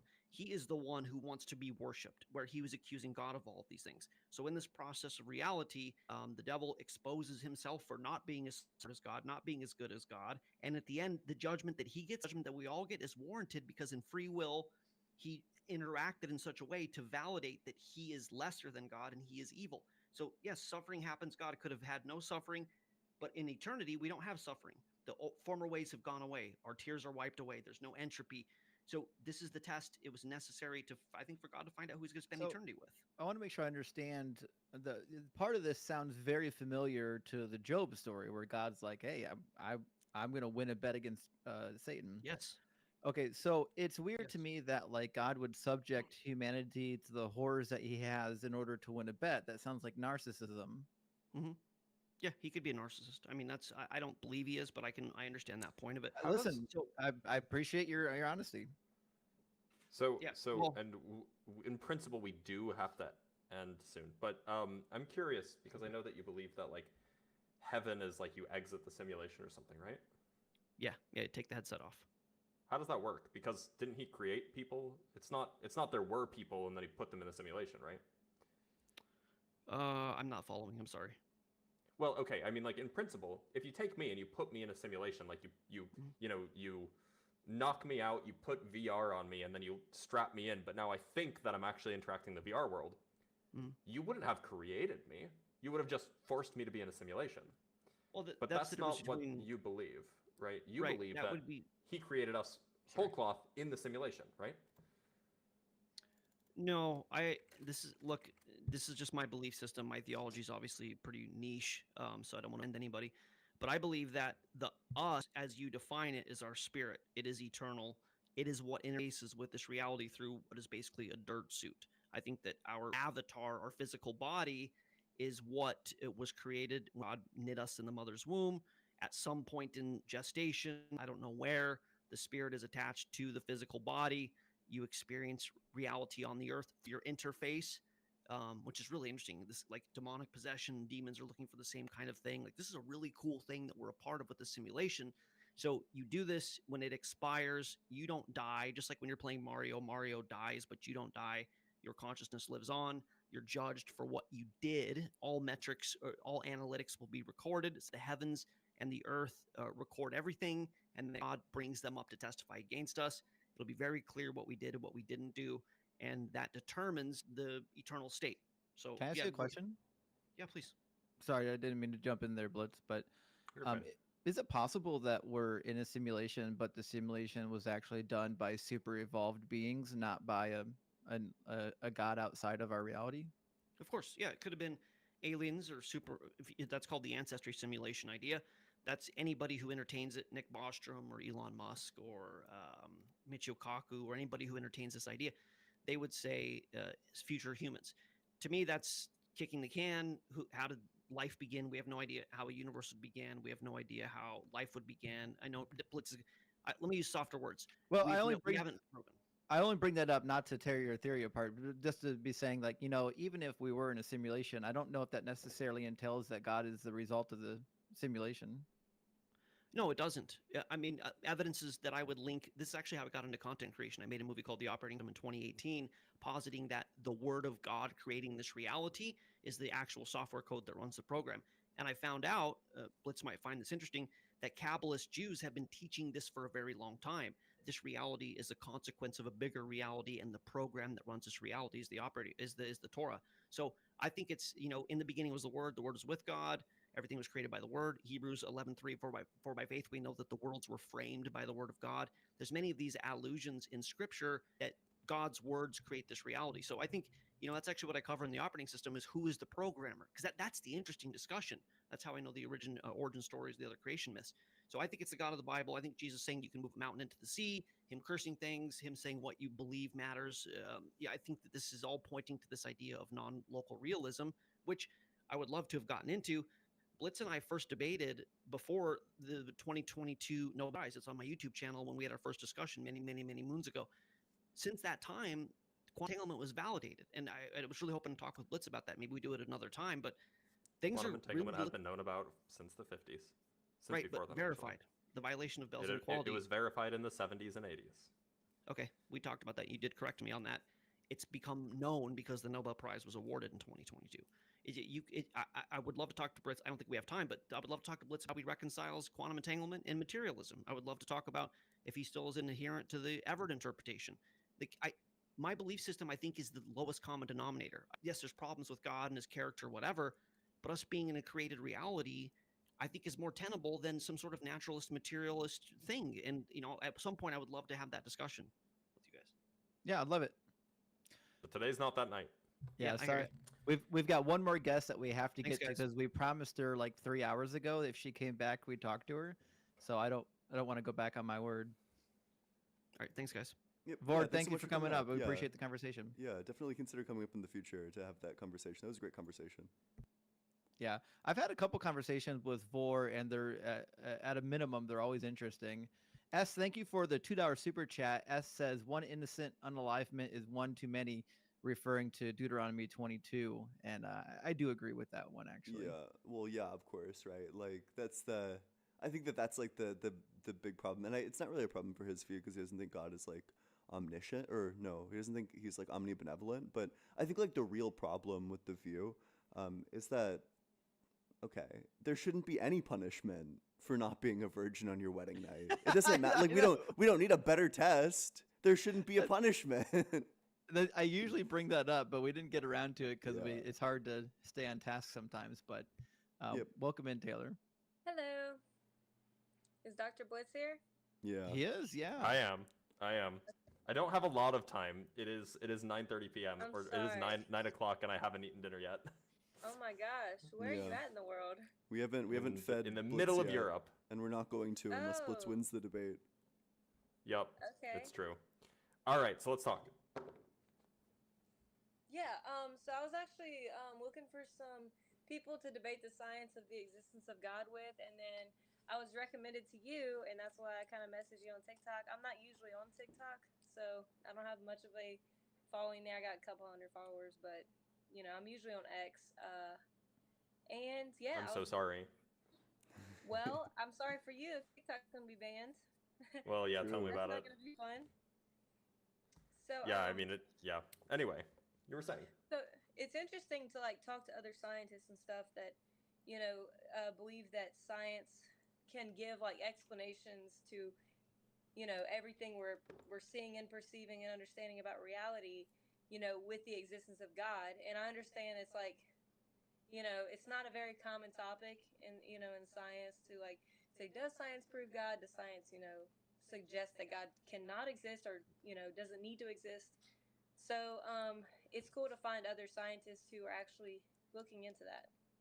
So I Yeah. study biology, and from Okay. what I understand, you study math and physics. Is that correct? Yep. Yo, And I'm did so you get your sorry. PhD? Tweep, thank you so much for the 101 Canadian dollars. That's incredible. Tweep, thank you so much. Thank you. I love you. Thank you so much, Tweep. I'm That is sorry. incredible. Big W. Yeah. I'm sorry to Huge interrupt. Please W. continue. Cool. Yeah. So I'm sorry, I'm kind of out of breath. I was kind of like trying to get everything done so I can come on this chat. You're with you. good. So anyway, so did you say you have a PhD? I do. Okay, and is that mathematics? It's in mathematical physics, so something like somewhere on the border between the two. Ian has a And degree what- in math though. Just so Yeah, I have a we're all bachelor's of aware. science. I actually also I have a degree in mathematics from undergrad as well. Yeah. That's Yeah, cool. but Got like him. in terms of Yeah. like real degrees. What kind of physics did you work on for like your thesis? So I did conformal geometry for my thesis. The stuff that I've written about since then is anywhere from quantum gravity to cosmology. I'm working on a project on some black hole stuff right now. Oh wow, that's really cool. So I guess I'll just start with an area that you're familiar in, you know. So I would like to hear your ideas of the creation of the universe, you know, in your, you know, mind frame. Yeah, I lean towards it not having a beginning. Okay, that's very interesting. Can It's you explain actually that? less. Yeah, so it's actually like more common a belief than you might think amongst cosmologists. Um, I mean, there's no consensus on the matter. The question is was the Big Bang actually the beginning, or was it just something that happened in the history of the universe? Mm-hmm. But there are some nice independent arguments that might lead one to conclude that it's at least plausible that the universe didn't have a beginning, and that we might live in some sort of cyclic universe, like it expands and then collapses and expands and then collapses over and over again. There's data coming out that at least somewhat supports that model. And then there's also good like theoretical reasons, like there's something that Sean Carroll likes to cite called the quantum eternity theorem, which is it's a bit much to call it a theorem because it's kind of just an obvious consequence of quantum mechanics. But given a certain set of fairly reasonable assumptions, you can always wind the clock back further under the rules of quantum mechanics, which gives you at least some idea, some thought process that at least it could be that the universe has always existed. Okay, so so whenever you say always existed, I've actually talked to people that like kind of don't believe in a Big Bang, and so that's not what you believe. You believe there was a beginning. Yeah, I believe that there was a Okay. Big Bang. It just wasn't the beginning. Okay. Okay. So from there, you kind of gave a couple different explanations. You said the cyclic universe and quantum gravity, and I'm not sure if there was another one I missed. Yeah. So there's data that's increasingly supporting this idea of a cyclic universe, and then there's also this kind of more theoretical justification from quantum mechanics. This idea that you can always wind the clock back further. Theoretical justification. Okay. So let's start with the cyclic universe. You said that there was some data that was coming out that could support that. Can you explain what that data actually is? Yeah, so in April of this past year, actually, the dark energy spectroscopy instrument called DESI released their first year of data, which suggests that what we thought was happening for the evolution of the universe, that it would keep expanding forever and it would get faster and faster in its expansion, is actually not supported by their data. An alternative is better supported by their data, namely that the universe is expanding, and it is accelerating, but the acceleration rate is getting smaller. So and you can extrapolate out what would happen in the future given that data, and you would come to the conclusion that it would eventually slow down, stop, and then recollapse. So that at least gives credence to this idea that it can expand, collapse, over and over again. Okay, so I think that we should just narrow down our conversation onto this one topic of creation of the universe, because I feel like, we could talk a very long time. So we'll just start with how did the universe get created, right? And we'll just end it there. Okay, so you said that the universe is slowing down in expansion. Is that because the redshifting is increasing? It's roughly because the so I can pull up the data for you if you want, but it's essentially that the baryon I don't think I can share a screen here, but if you want to look something up, look up the DESI 6 paper, or the DESI 6 data release. It was from April of this year. Yeah, I need my laptop. I gotta go grab it. Okay. They weren't studying redshifts. They were studying baryon acoustic oscillations. Baryon acoustic oscillations basically give you can look at they're basically circles in space, or rather we see them as circles, but they're really spheres. We just because they're projected into two dimensions. And they're basically kind of frozen in place, the structure of the universe in the very early universe, and you can tell how quickly the universe has grown over time by looking further back in time and seeing how the size of these spheres changes. And so what they found is that the size of these spheres, these baryon acoustic oscillations, didn't match up with the predictions made by the standard model of cosmology, lambda CDM. Rather, they better match up with a model where dark energy is decreasing in strength over time. Mm-hmm. So dark energy is decreasing in strength over time. Is that? And then the spheres are. Yeah. The spheres are the wrong size. The spheres are the wrong size. Okay, absolutely. It makes sense. Somewhat. Okay, so from that, we're concluding that that because these spheres are the wrong size, that the universe is slowing down in expansion? It's that that the also acceleration supported? is getting weaker. It's that the acceleration is getting weaker. And so you Weaker. can extract, yeah. So the acceleration right now it is accelerating, but the acceleration is going to decrease to 0 and then it'll start decelerating. That's the implication. But are we actually looking at the acceleration rate decrease? Yes. From, like- Yeah.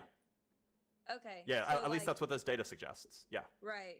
What was it? The Hubble that discovered it was actually, or that was I the don't James thi- Webb, right? That was the James Webb that discovered it was actually everything was moving away from us, right? No. That was much earlier. That was Zwicky in the 20s. But the discovery of dark energy, I don't know if that comes from Hubble. I don't think it comes from Hubble. I think it comes from some other telescope. But it was in the 90s, the discovery of the acceleration. I thought it. Okay. And are we getting those like confirmed with those telescopes as well, or is it just from this extrapolation? So of the dark matter? so the DESI instrument is a new type of instrument. So Okay. this kind of survey hasn't been done before, which is why this data hasn't been seen. Okay. And so I say that this is preliminary data. They released their first year of data this past April. They're releasing their next 2 years of data in March. So in a few months, we're going to see if the data that they collected was just kind of a fluke, or if it's actually more and more supported. Because if it's more and more supported, then we really have to start questioning the standard model of cosmology. Okay, absolutely. Okay, yeah, I'm definitely gonna look into that. And I actually was reading some papers recently that kind of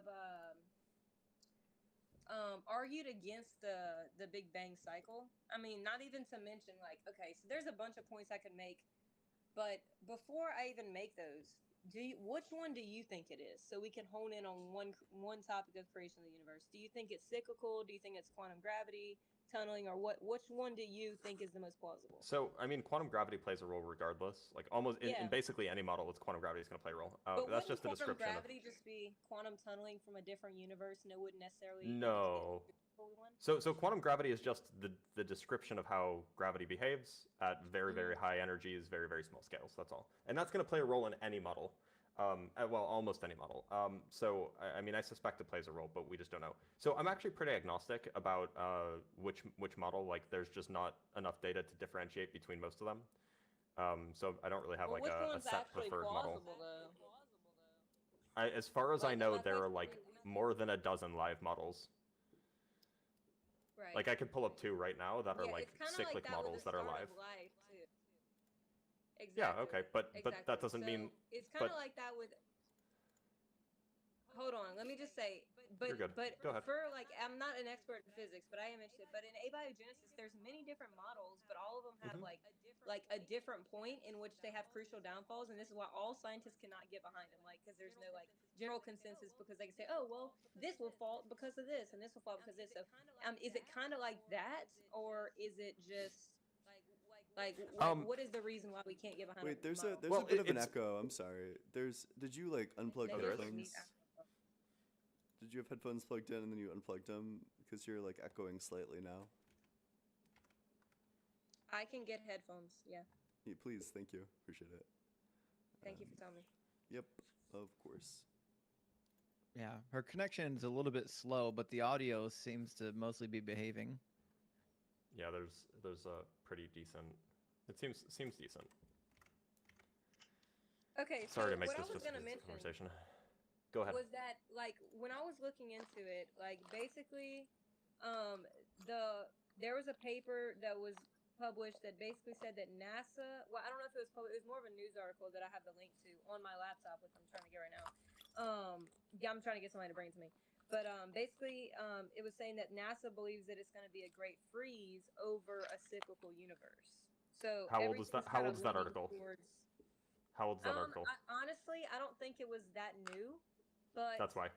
So Okay. that was the That was the And- consensus until 10 months ago, right? 10 months ago. Okay, 9 yeah, months because I ago. also saw another paper that also argued against the cyclical universe. So I was just kind of gonna Yeah. bring So those so up and see what so your I've thoughts I've been doing TikTok live debates for not a very long time, for 2 years, and Uh-huh. literally until 9 or 10 months ago, I was like, yeah, the universe is going to end in that, and then we have a Big Bang at the beginning, and we can, there's models to account for that. And then this new data came out, like, oh, I guess I have to change my view because this data doesn't support that anymore. were. Okay, yeah, I'd love to look into that data, whatever it may be. But however, either way, anything like a cyclical universe is not actually solving the issue of creation, because you're Well, just if kind it of invoking like irreducible, like infinite regression. Yeah, You know, like but like then it's there an is no infinite creation, regression right? paradox. What's the paradox? It's paradoxical to just go through like basically infinite regression describes something that has no mover, and like everything that's created basically has like a cause and effect. And in a cyclical universe, like you're invoking no cause to the effect. You're just kind of like invoking like infinite, regression of the same We cycle. are And we it's are never invoking. invoking like how even like the first one got created or whatever. I guess there would be no first one, Yeah, there's Right. there's no That's like first that's one. paradoxical, I mean, where do you think God came from, or do you think that he existed This okay, so infinitely? this is exactly. So this is a good question. So in the like Christian worldview per se, there is an immovable mover. It's not just through this cycle. You know what I mean? There's Oh an yeah, sure, immovable mover who's always been and always will be. sure. So You know what I mean? then the So there's cycle can some be the immovable mover in our worldview. okay, but you got to understand that there is a repetitive cycle happening. Whereas they're invoking no creation to how this material cycle got started, because we are in this material realm. We're not invoking that God is some material being. It's metaphysical outside of space and time. And that's how this space-time continuum can even be created, that from what we can see had a creation, at least to this universe, there was some point in creation that actually kicked it off at the quote Big Bang. You know what I mean? So there would be an explanation that's outside the material realm, just going through a cycle. So if something has always existed, is there like a point where it starts coming into existence? Wait, you have to repeat that. I just put my headphones on. Yeah. Hold on. If something has always existed, does it need like a point where it comes into existence? So there has to be okay. So the fact that there's something versus nothing, like, shows that there's always been something. Why there. is there some God as opposed to no God? And we agree Okay, there's always so- been something there. The universe has Okay, always so been there's there. always been something there, Oh, right? also wait, okay, wait, no, we're chilling, yeah. Yep, the universe has always been there, yeah. I don't think the universe has always been there, and I don't think the data supports that either. I think the data supports the universe had a beginning. What's the Like data? at least this universe. Well, I mean, the fact that it's expanding shows that at some point it, by the logic of the scientists, went in reverse and had some beginning. Yeah. Certainly, our universe, the universe as we know it, had a beginning about 13.8 billion years ago. Absolutely, that's true. But that just means that the universe could have been a different way before that, or it could have been collapsing before that, collapsed to that small point, and then re-expanded. Like that's. And like there's that's, nothing. Go And ahead. there's nothing to kick this off. Like there's nothing outside of the space-time in the universe is in your perspective. Is that correct? Yeah, I don't think that there's anything. Nothing out of space-time. So it was always kicked off. Yeah. So it's just always been this cycle of universes, kind of forever and ever, and there's no actual That's one possibility. cause. There's no cause to this effect of this cyclical universe. Well, each cycle is caused by the previous cycle, right? So, So there's no individual cycle that isn't caused. Yeah, so I mean that you got to admit that would fall under infinite regression paradox, because there's no like immovable mover. There's just kind of like this cycle I of the agree. material realm. I agree that it's an infinite regress. I just don't find it paradoxical. Yeah. Exactly. Yeah. Well, infinite regression is a paradox. It's not. I don't think According so. to who? It's called the infinite regression paradox. By apologists, not by philosophers. No, it actually is, because it's not just by apologists. It's William actually Lane like a Craig paradox. even says infinite regresses are logically fine. Oh, I'm not William Lane Craig. Well, I'm just saying he's like, the typical apologist philosopher. Yeah, I mean, I could. Okay. Fuck, let me find a book on my bookshelf. Suffice it to say, like, this is. I think it's not just with the creation of the universe. The infinite regression paradox can also have different points outside of like apologetics. Yeah, no, but I mean, like this idea of like infinite regression it's like, I mean, perhaps it's contentious, but like, well, it's slightly contentious, but like, it's not like mainstream agreed upon that this is that anything that has an infinite regression is impossible. Like that's not like a that's not like a philosophical I don't consensus. have my like laptop in front of me, so I'm just going off of memory for everything. But I do believe that it is accepted as a paradox. It's in the not. realm So of here's a philosophy. book. It's from who is this? Ross P. Cameron, titled "Chains of Being," where he goes over different models of like like grounding ontology, like what you might call an infinite regress, and he evaluates all of them, like whether or not everything needs to come from one single foundation, and he holds that certainly an infinite regress is possible. So this is not a consensus at all.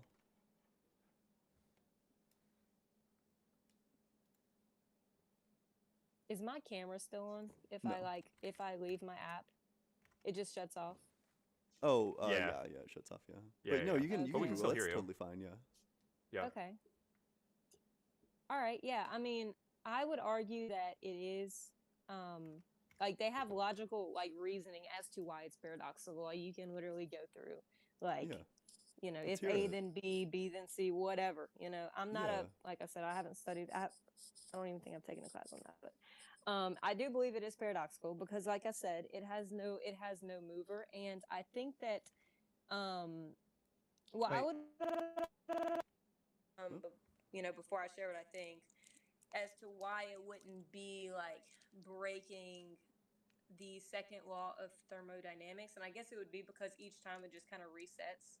But would there Yeah, be any so- evidence to say that that is so? Yeah, so the Entropy. idea is if you have a recollapsing universe, if your recollapsing universe is doing it in the right way, what you'll have is entropy reverses. And so essentially this is saying that the second law of thermodynamics is an emergent property of an emerging universe. That's the idea here.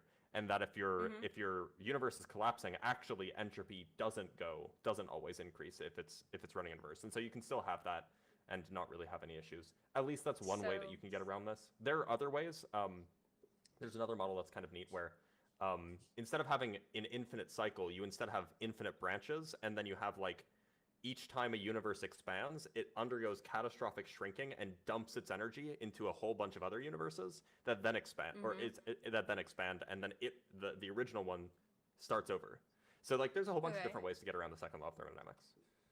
Okay, so there's been papers and studies done that entropy can't be reversed with time. So would time be moving in reverse when your universe is collapsing? So that's one way of thinking about it. Yeah. So time would be literally moving in reverse as the universe collapses? So under some models, yeah, that's a thing. Which models would be able to like mathematically equate that? Yeah, so I mean, so it depends on how you define time, but really any model that defines time as the direction in which entropy is flowing forward and also has a recollapse, which again, you have to do some like finagling with how the recollapse happens to make this work, but as long as the recollapse happens in kind of like a uniform way, it will recollapse in exactly the same way that it formed, and then if you define time as the direction that entropy increases in, then yes, time would go backwards. So basically everything would a property be of like, collapsing. yeah, basically. So it wouldn't just like reach a tipping point and then the ends collapse of the universe, whatever that is, and then it goes back to the center. It would be like everything's collapsing at the same time. It'd be like everything would run in reverse, yeah. Okay. Is there any like studies done to show that entropy can move reverse or like that time? Yeah, can move? I mean like there's a paper that I reviewed actually on a TikTok live 6 months ago or something like that, where they construct an explicit quantum model where you have entropy reversal happening. This is in the context of a time loop, but that's essentially what we're talking about here. Okay. I can pull up the paper if I can find it. Are these like? I made a video about it. Okay, cool. I'd love to see that. Are these like purely mathematical in nature, or is it kind of like the experiment where they were shooting the photons? Yeah. Determining that. So this is. Go ahead. There's one from 2018 from Quanta magazine called "Quantum Correlations: Reverse Thermodynamic Arrow of Time." And so quantum correlations would somehow change whenever the universe runs out of like dark energy. Is that what would happen? That's at least so again, not all models handle the thermodynamics problem in the same way. I generally the models that do that are can be a little bit suspicious, and I'm not sure I buy into all of them, but I'm not sold on any one particular one being right. Like I'm pretty open generally. Okay. Absolutely. And do you mind me asking which actually account for that? Which models will account for that? Yeah, I can. I'm looking for the paper right now if I can find it. Cool. Yeah, I'm kind of going off of memory too. Like I have no, so I understand. can't remember everything. It's not. Where is it? I know I made a YouTube video about it. Would that Okay, would so be this is to the cyclical universe, right? This is to the idea that time reverses when entropy goes back, and that happens. That's a thing that will happen whenever you have a quantum state with a finite dimensional Hilbert space and an infinite amount of But time I want time coordinate. to see if time can actually be reversed. You know, like Yeah, so in this experimentally, hypothetical I mean, I wasn't familiar with this experiment that Justin just brought up, but apparently experimentally Mm-hmm. this is a thing that can happen according to what Justin just read. I'm not familiar Time with it though, and so I can't entropy. comment. So I know entropy can't reverse without time reversing, right? And just hypothetically, if time reversed, entropy would reverse too, So right? we just have to be careful here. And this is a subtle point because there's coordinate time, which is just like a way of labeling moments of time, and you can always increase that. But then there's like the arrow of time, which is like how humans think, and like, you know, eggs never unbreak. And if you define time as going in the direction where entropy increases, then just by definition, it's the case that if entropy reverses, then time would reverse. But that's not like, but there are other notions of time that don't rely on entropy, for example. And I don't know why. Entropy would be reversed whenever the universe collapses? It doesn't have to. There are models where you don't have that, and then you can dump the entropy in other ways. But there is at least one model, and I can go dig for it. I don't know. I can't find my YouTube video that I made about it because I guess I think I titled it poorly or something. But there is at least one model that I've read about, and if you want, we can DM and I can send it to you later. Yeah. Where this does just happen. Okay. So whenever the dark Is it matter physical? basically, or when the dark energy runs out, right? This is hypothetical, right? The dark energy runs out, then the universe, instead of just stopping expanding, like it just starts reversing. And then also we're saying that entropy reverses and time reverses when this collapse happens. No. So that doesn't have to happen. There could be other mechanisms for dumping the entropy, like into this idea. And this is a paper that I actually have pulled up right now. The kind of the dumping energy into like baby universes. That's another way. Like right at the moment of dark energy turning around, it undergoes a quantum transition, and then it just splits off into like 1 trillion different baby universes. That entropy kind of gets spread out, and then it can reverse and still maintain a low entropy state, for example. But the total entropy of the whole system could increase. That's one way to do it. And I think that that's in this paper by Elizabeth Gould and Nayayesh Ashfurdi, but I can double check. Is this the baby universe one? No, this is not the baby universe one. Is this the baby universe one? Yeah, it's this one. It's this one by Loris Baum and Paul H. Frampton that I have a link for, so I can just send it into the chat if you want to see it. But I can still find the timer or the entropy reversal one. So their fundamental model is a model where you have an expanding universe, actually. This is a model where it's expanding forever. It expands faster and faster, and then it reaches a critical point where the expansion rate gets so fast that it undergoes a quantum transition and fractures, basically, into a whole bunch of baby universes that are all significantly smaller with significantly lower entropy. And then each one starts over as a new universe. And where would it get that energy from if it just continued breaking off forever? I mean, energy is not conserved in an expanding universe anyway, so... So it would just have this like infinite energy just to expand Yep. again? Yep. Okay, that's interesting. Okay, so I think the first assumption being made here is that, first of all, you know, the universe is going to slow down. And like, you know, with your dark energy, you know, experiments with DESI, we're just assuming, right, that this dark energy is going to eventually run out, and then we're assuming from there that when it does run out, the universe is not only just going to stop expanding, but going to actually collapse in on itself, right? That's at least that. I mean, like that's extrapolating, of course. So it might not be the case that maybe it does something even more complicated. But if you just extrapolate from the data that we have in like the simplest way possible, yeah, that's what the data seems to suggest. Okay, yeah, I definitely see a lot of extrapolation, but it's cool. I mean, okay, so then once that happens, we're assuming that the universe is going to collapse in on itself. And what calculation is that, by the way? It's the baryonic acoustical. So that calculation where you actually get the. So that's actually a calculation I did.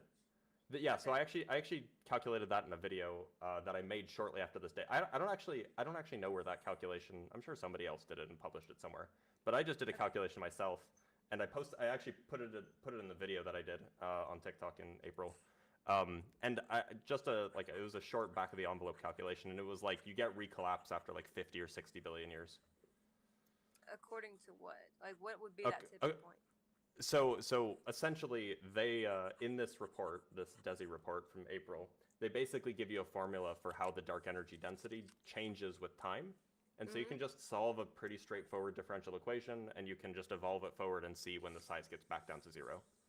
Right. Okay, so if the dark energy is gone, we're just assuming that somehow space-time is going to collapse. Like, what no, is that? so the extrapolation, if you extrapolate the data forward, it actually dark energy becomes contractive rather than being repulsive. So right now, dark energy repulsive causes universe to expand, but if you just extrapolate like naively, if you just extrapolate their data out, you get that it stops being repulsive, then becomes neutral, then becomes attractive, and so then you get recollapse. Neutral energy. Okay, so you're the right person to talk to if you've done experiments on this, or not experiments, just calculations on it. I'm glad I found you, because I've actually been wanting to ask somebody these questions for so long now. Okay, yeah. And what equation did you get that published so I can like? No, it was like a 20-minute calculation, and I bet so almost certainly you can actually find this calculation elsewhere. In fact, I bet that I haven't done this, but I bet that if you Google like DESI, DESI recollapse time or something, you probably I'm sure like this is the kind of thing that I bet you like 1,000 physicists when they read the news went and just did the calculation on their own, because like it's like an obvious conclusion if you take this data. But it's not really like one calculation on its own does not warrant publication. Was space-time included in the calculation as something that could be able to even collapse?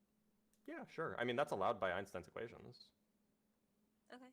So dark energy is expanding it, so if it goes inversely, it should be able to collapse it, right? Yeah. Something like that. Okay. We're assuming the dark energy is basically decreasing. So where is this dark energy actually coming from in this equation? So the actual cause of the dark energy, nobody has any idea. Nobody has any idea. Okay. It's just like it's just a phenomenological thing that it seems like there was more dark energy, or the dark energy was more strongly repulsive in the past. It's less strongly repulsive now, and if you extrapolate that out, you get that it'll turn around and become zero strength repulsive, and then it'll turn around and become attractive. Nobody has any explanation as to why that happens. That's just what like a naive extrapolation of the data implies. Okay, yeah, I'm so glad you actually told me about this stuff. I can go research today. Like DESI. Yeah, DESI is groundbreaking, and like we're gonna get new data out in like 2 months, and maybe it'll all be wrong, but you know, this is arguably, like for me, it's like one of the most exciting things that's happened in my lifetime. So like everybody, if you haven't read this, for everybody watching, everybody in the chat, like go read about it. It's exciting and amazing. That's super cool. Yeah, I would love. I don't want to like keep you too long if you're trying to go. And now I know what to research to be able to. So now I know what to research to better be able to come back and talk to you about it. Because by the way, do you know Danny? Do you know Danny? Danny Phil Talk? No, I don't. Damn. Rip. Because he said that he thinks he knows you. So. Damn. Oh well. Anyway. Rip. What Rip. I don't have the chat in front wait, of me. do you know Rebecca? Yes, Rebecca on the Christian Apologetic show. Is I that right? guess. Bread of Life. I'm assuming. I've talked to a bunch of Christians. Okay. Well. Damn. Okay. Well. Anyway. What is the problem? No. He said. He knows you personally.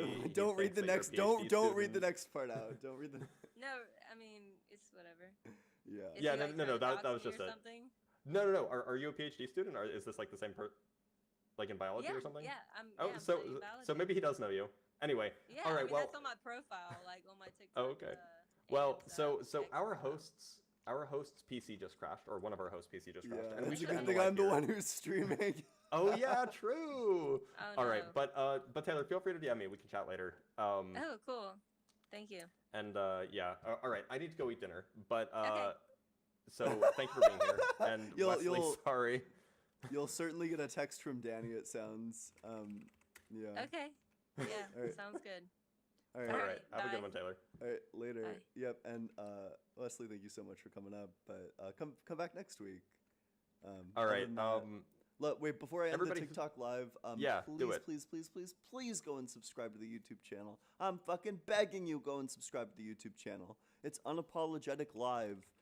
TikTok's gonna get banned. We're going away. You won't be able to find us here anymore. Please subscribe to the YouTube channel. Other than that, love all of you. Thank you so much for spending this time. All right. Bye, guys. Bye. All right. Later. All right, I'm gonna dip. I need to go eat dinner. I'm so hungry, dude. Yeah, I bet you are. All right, Godspeed. I'm dying. All right, later. All right, later.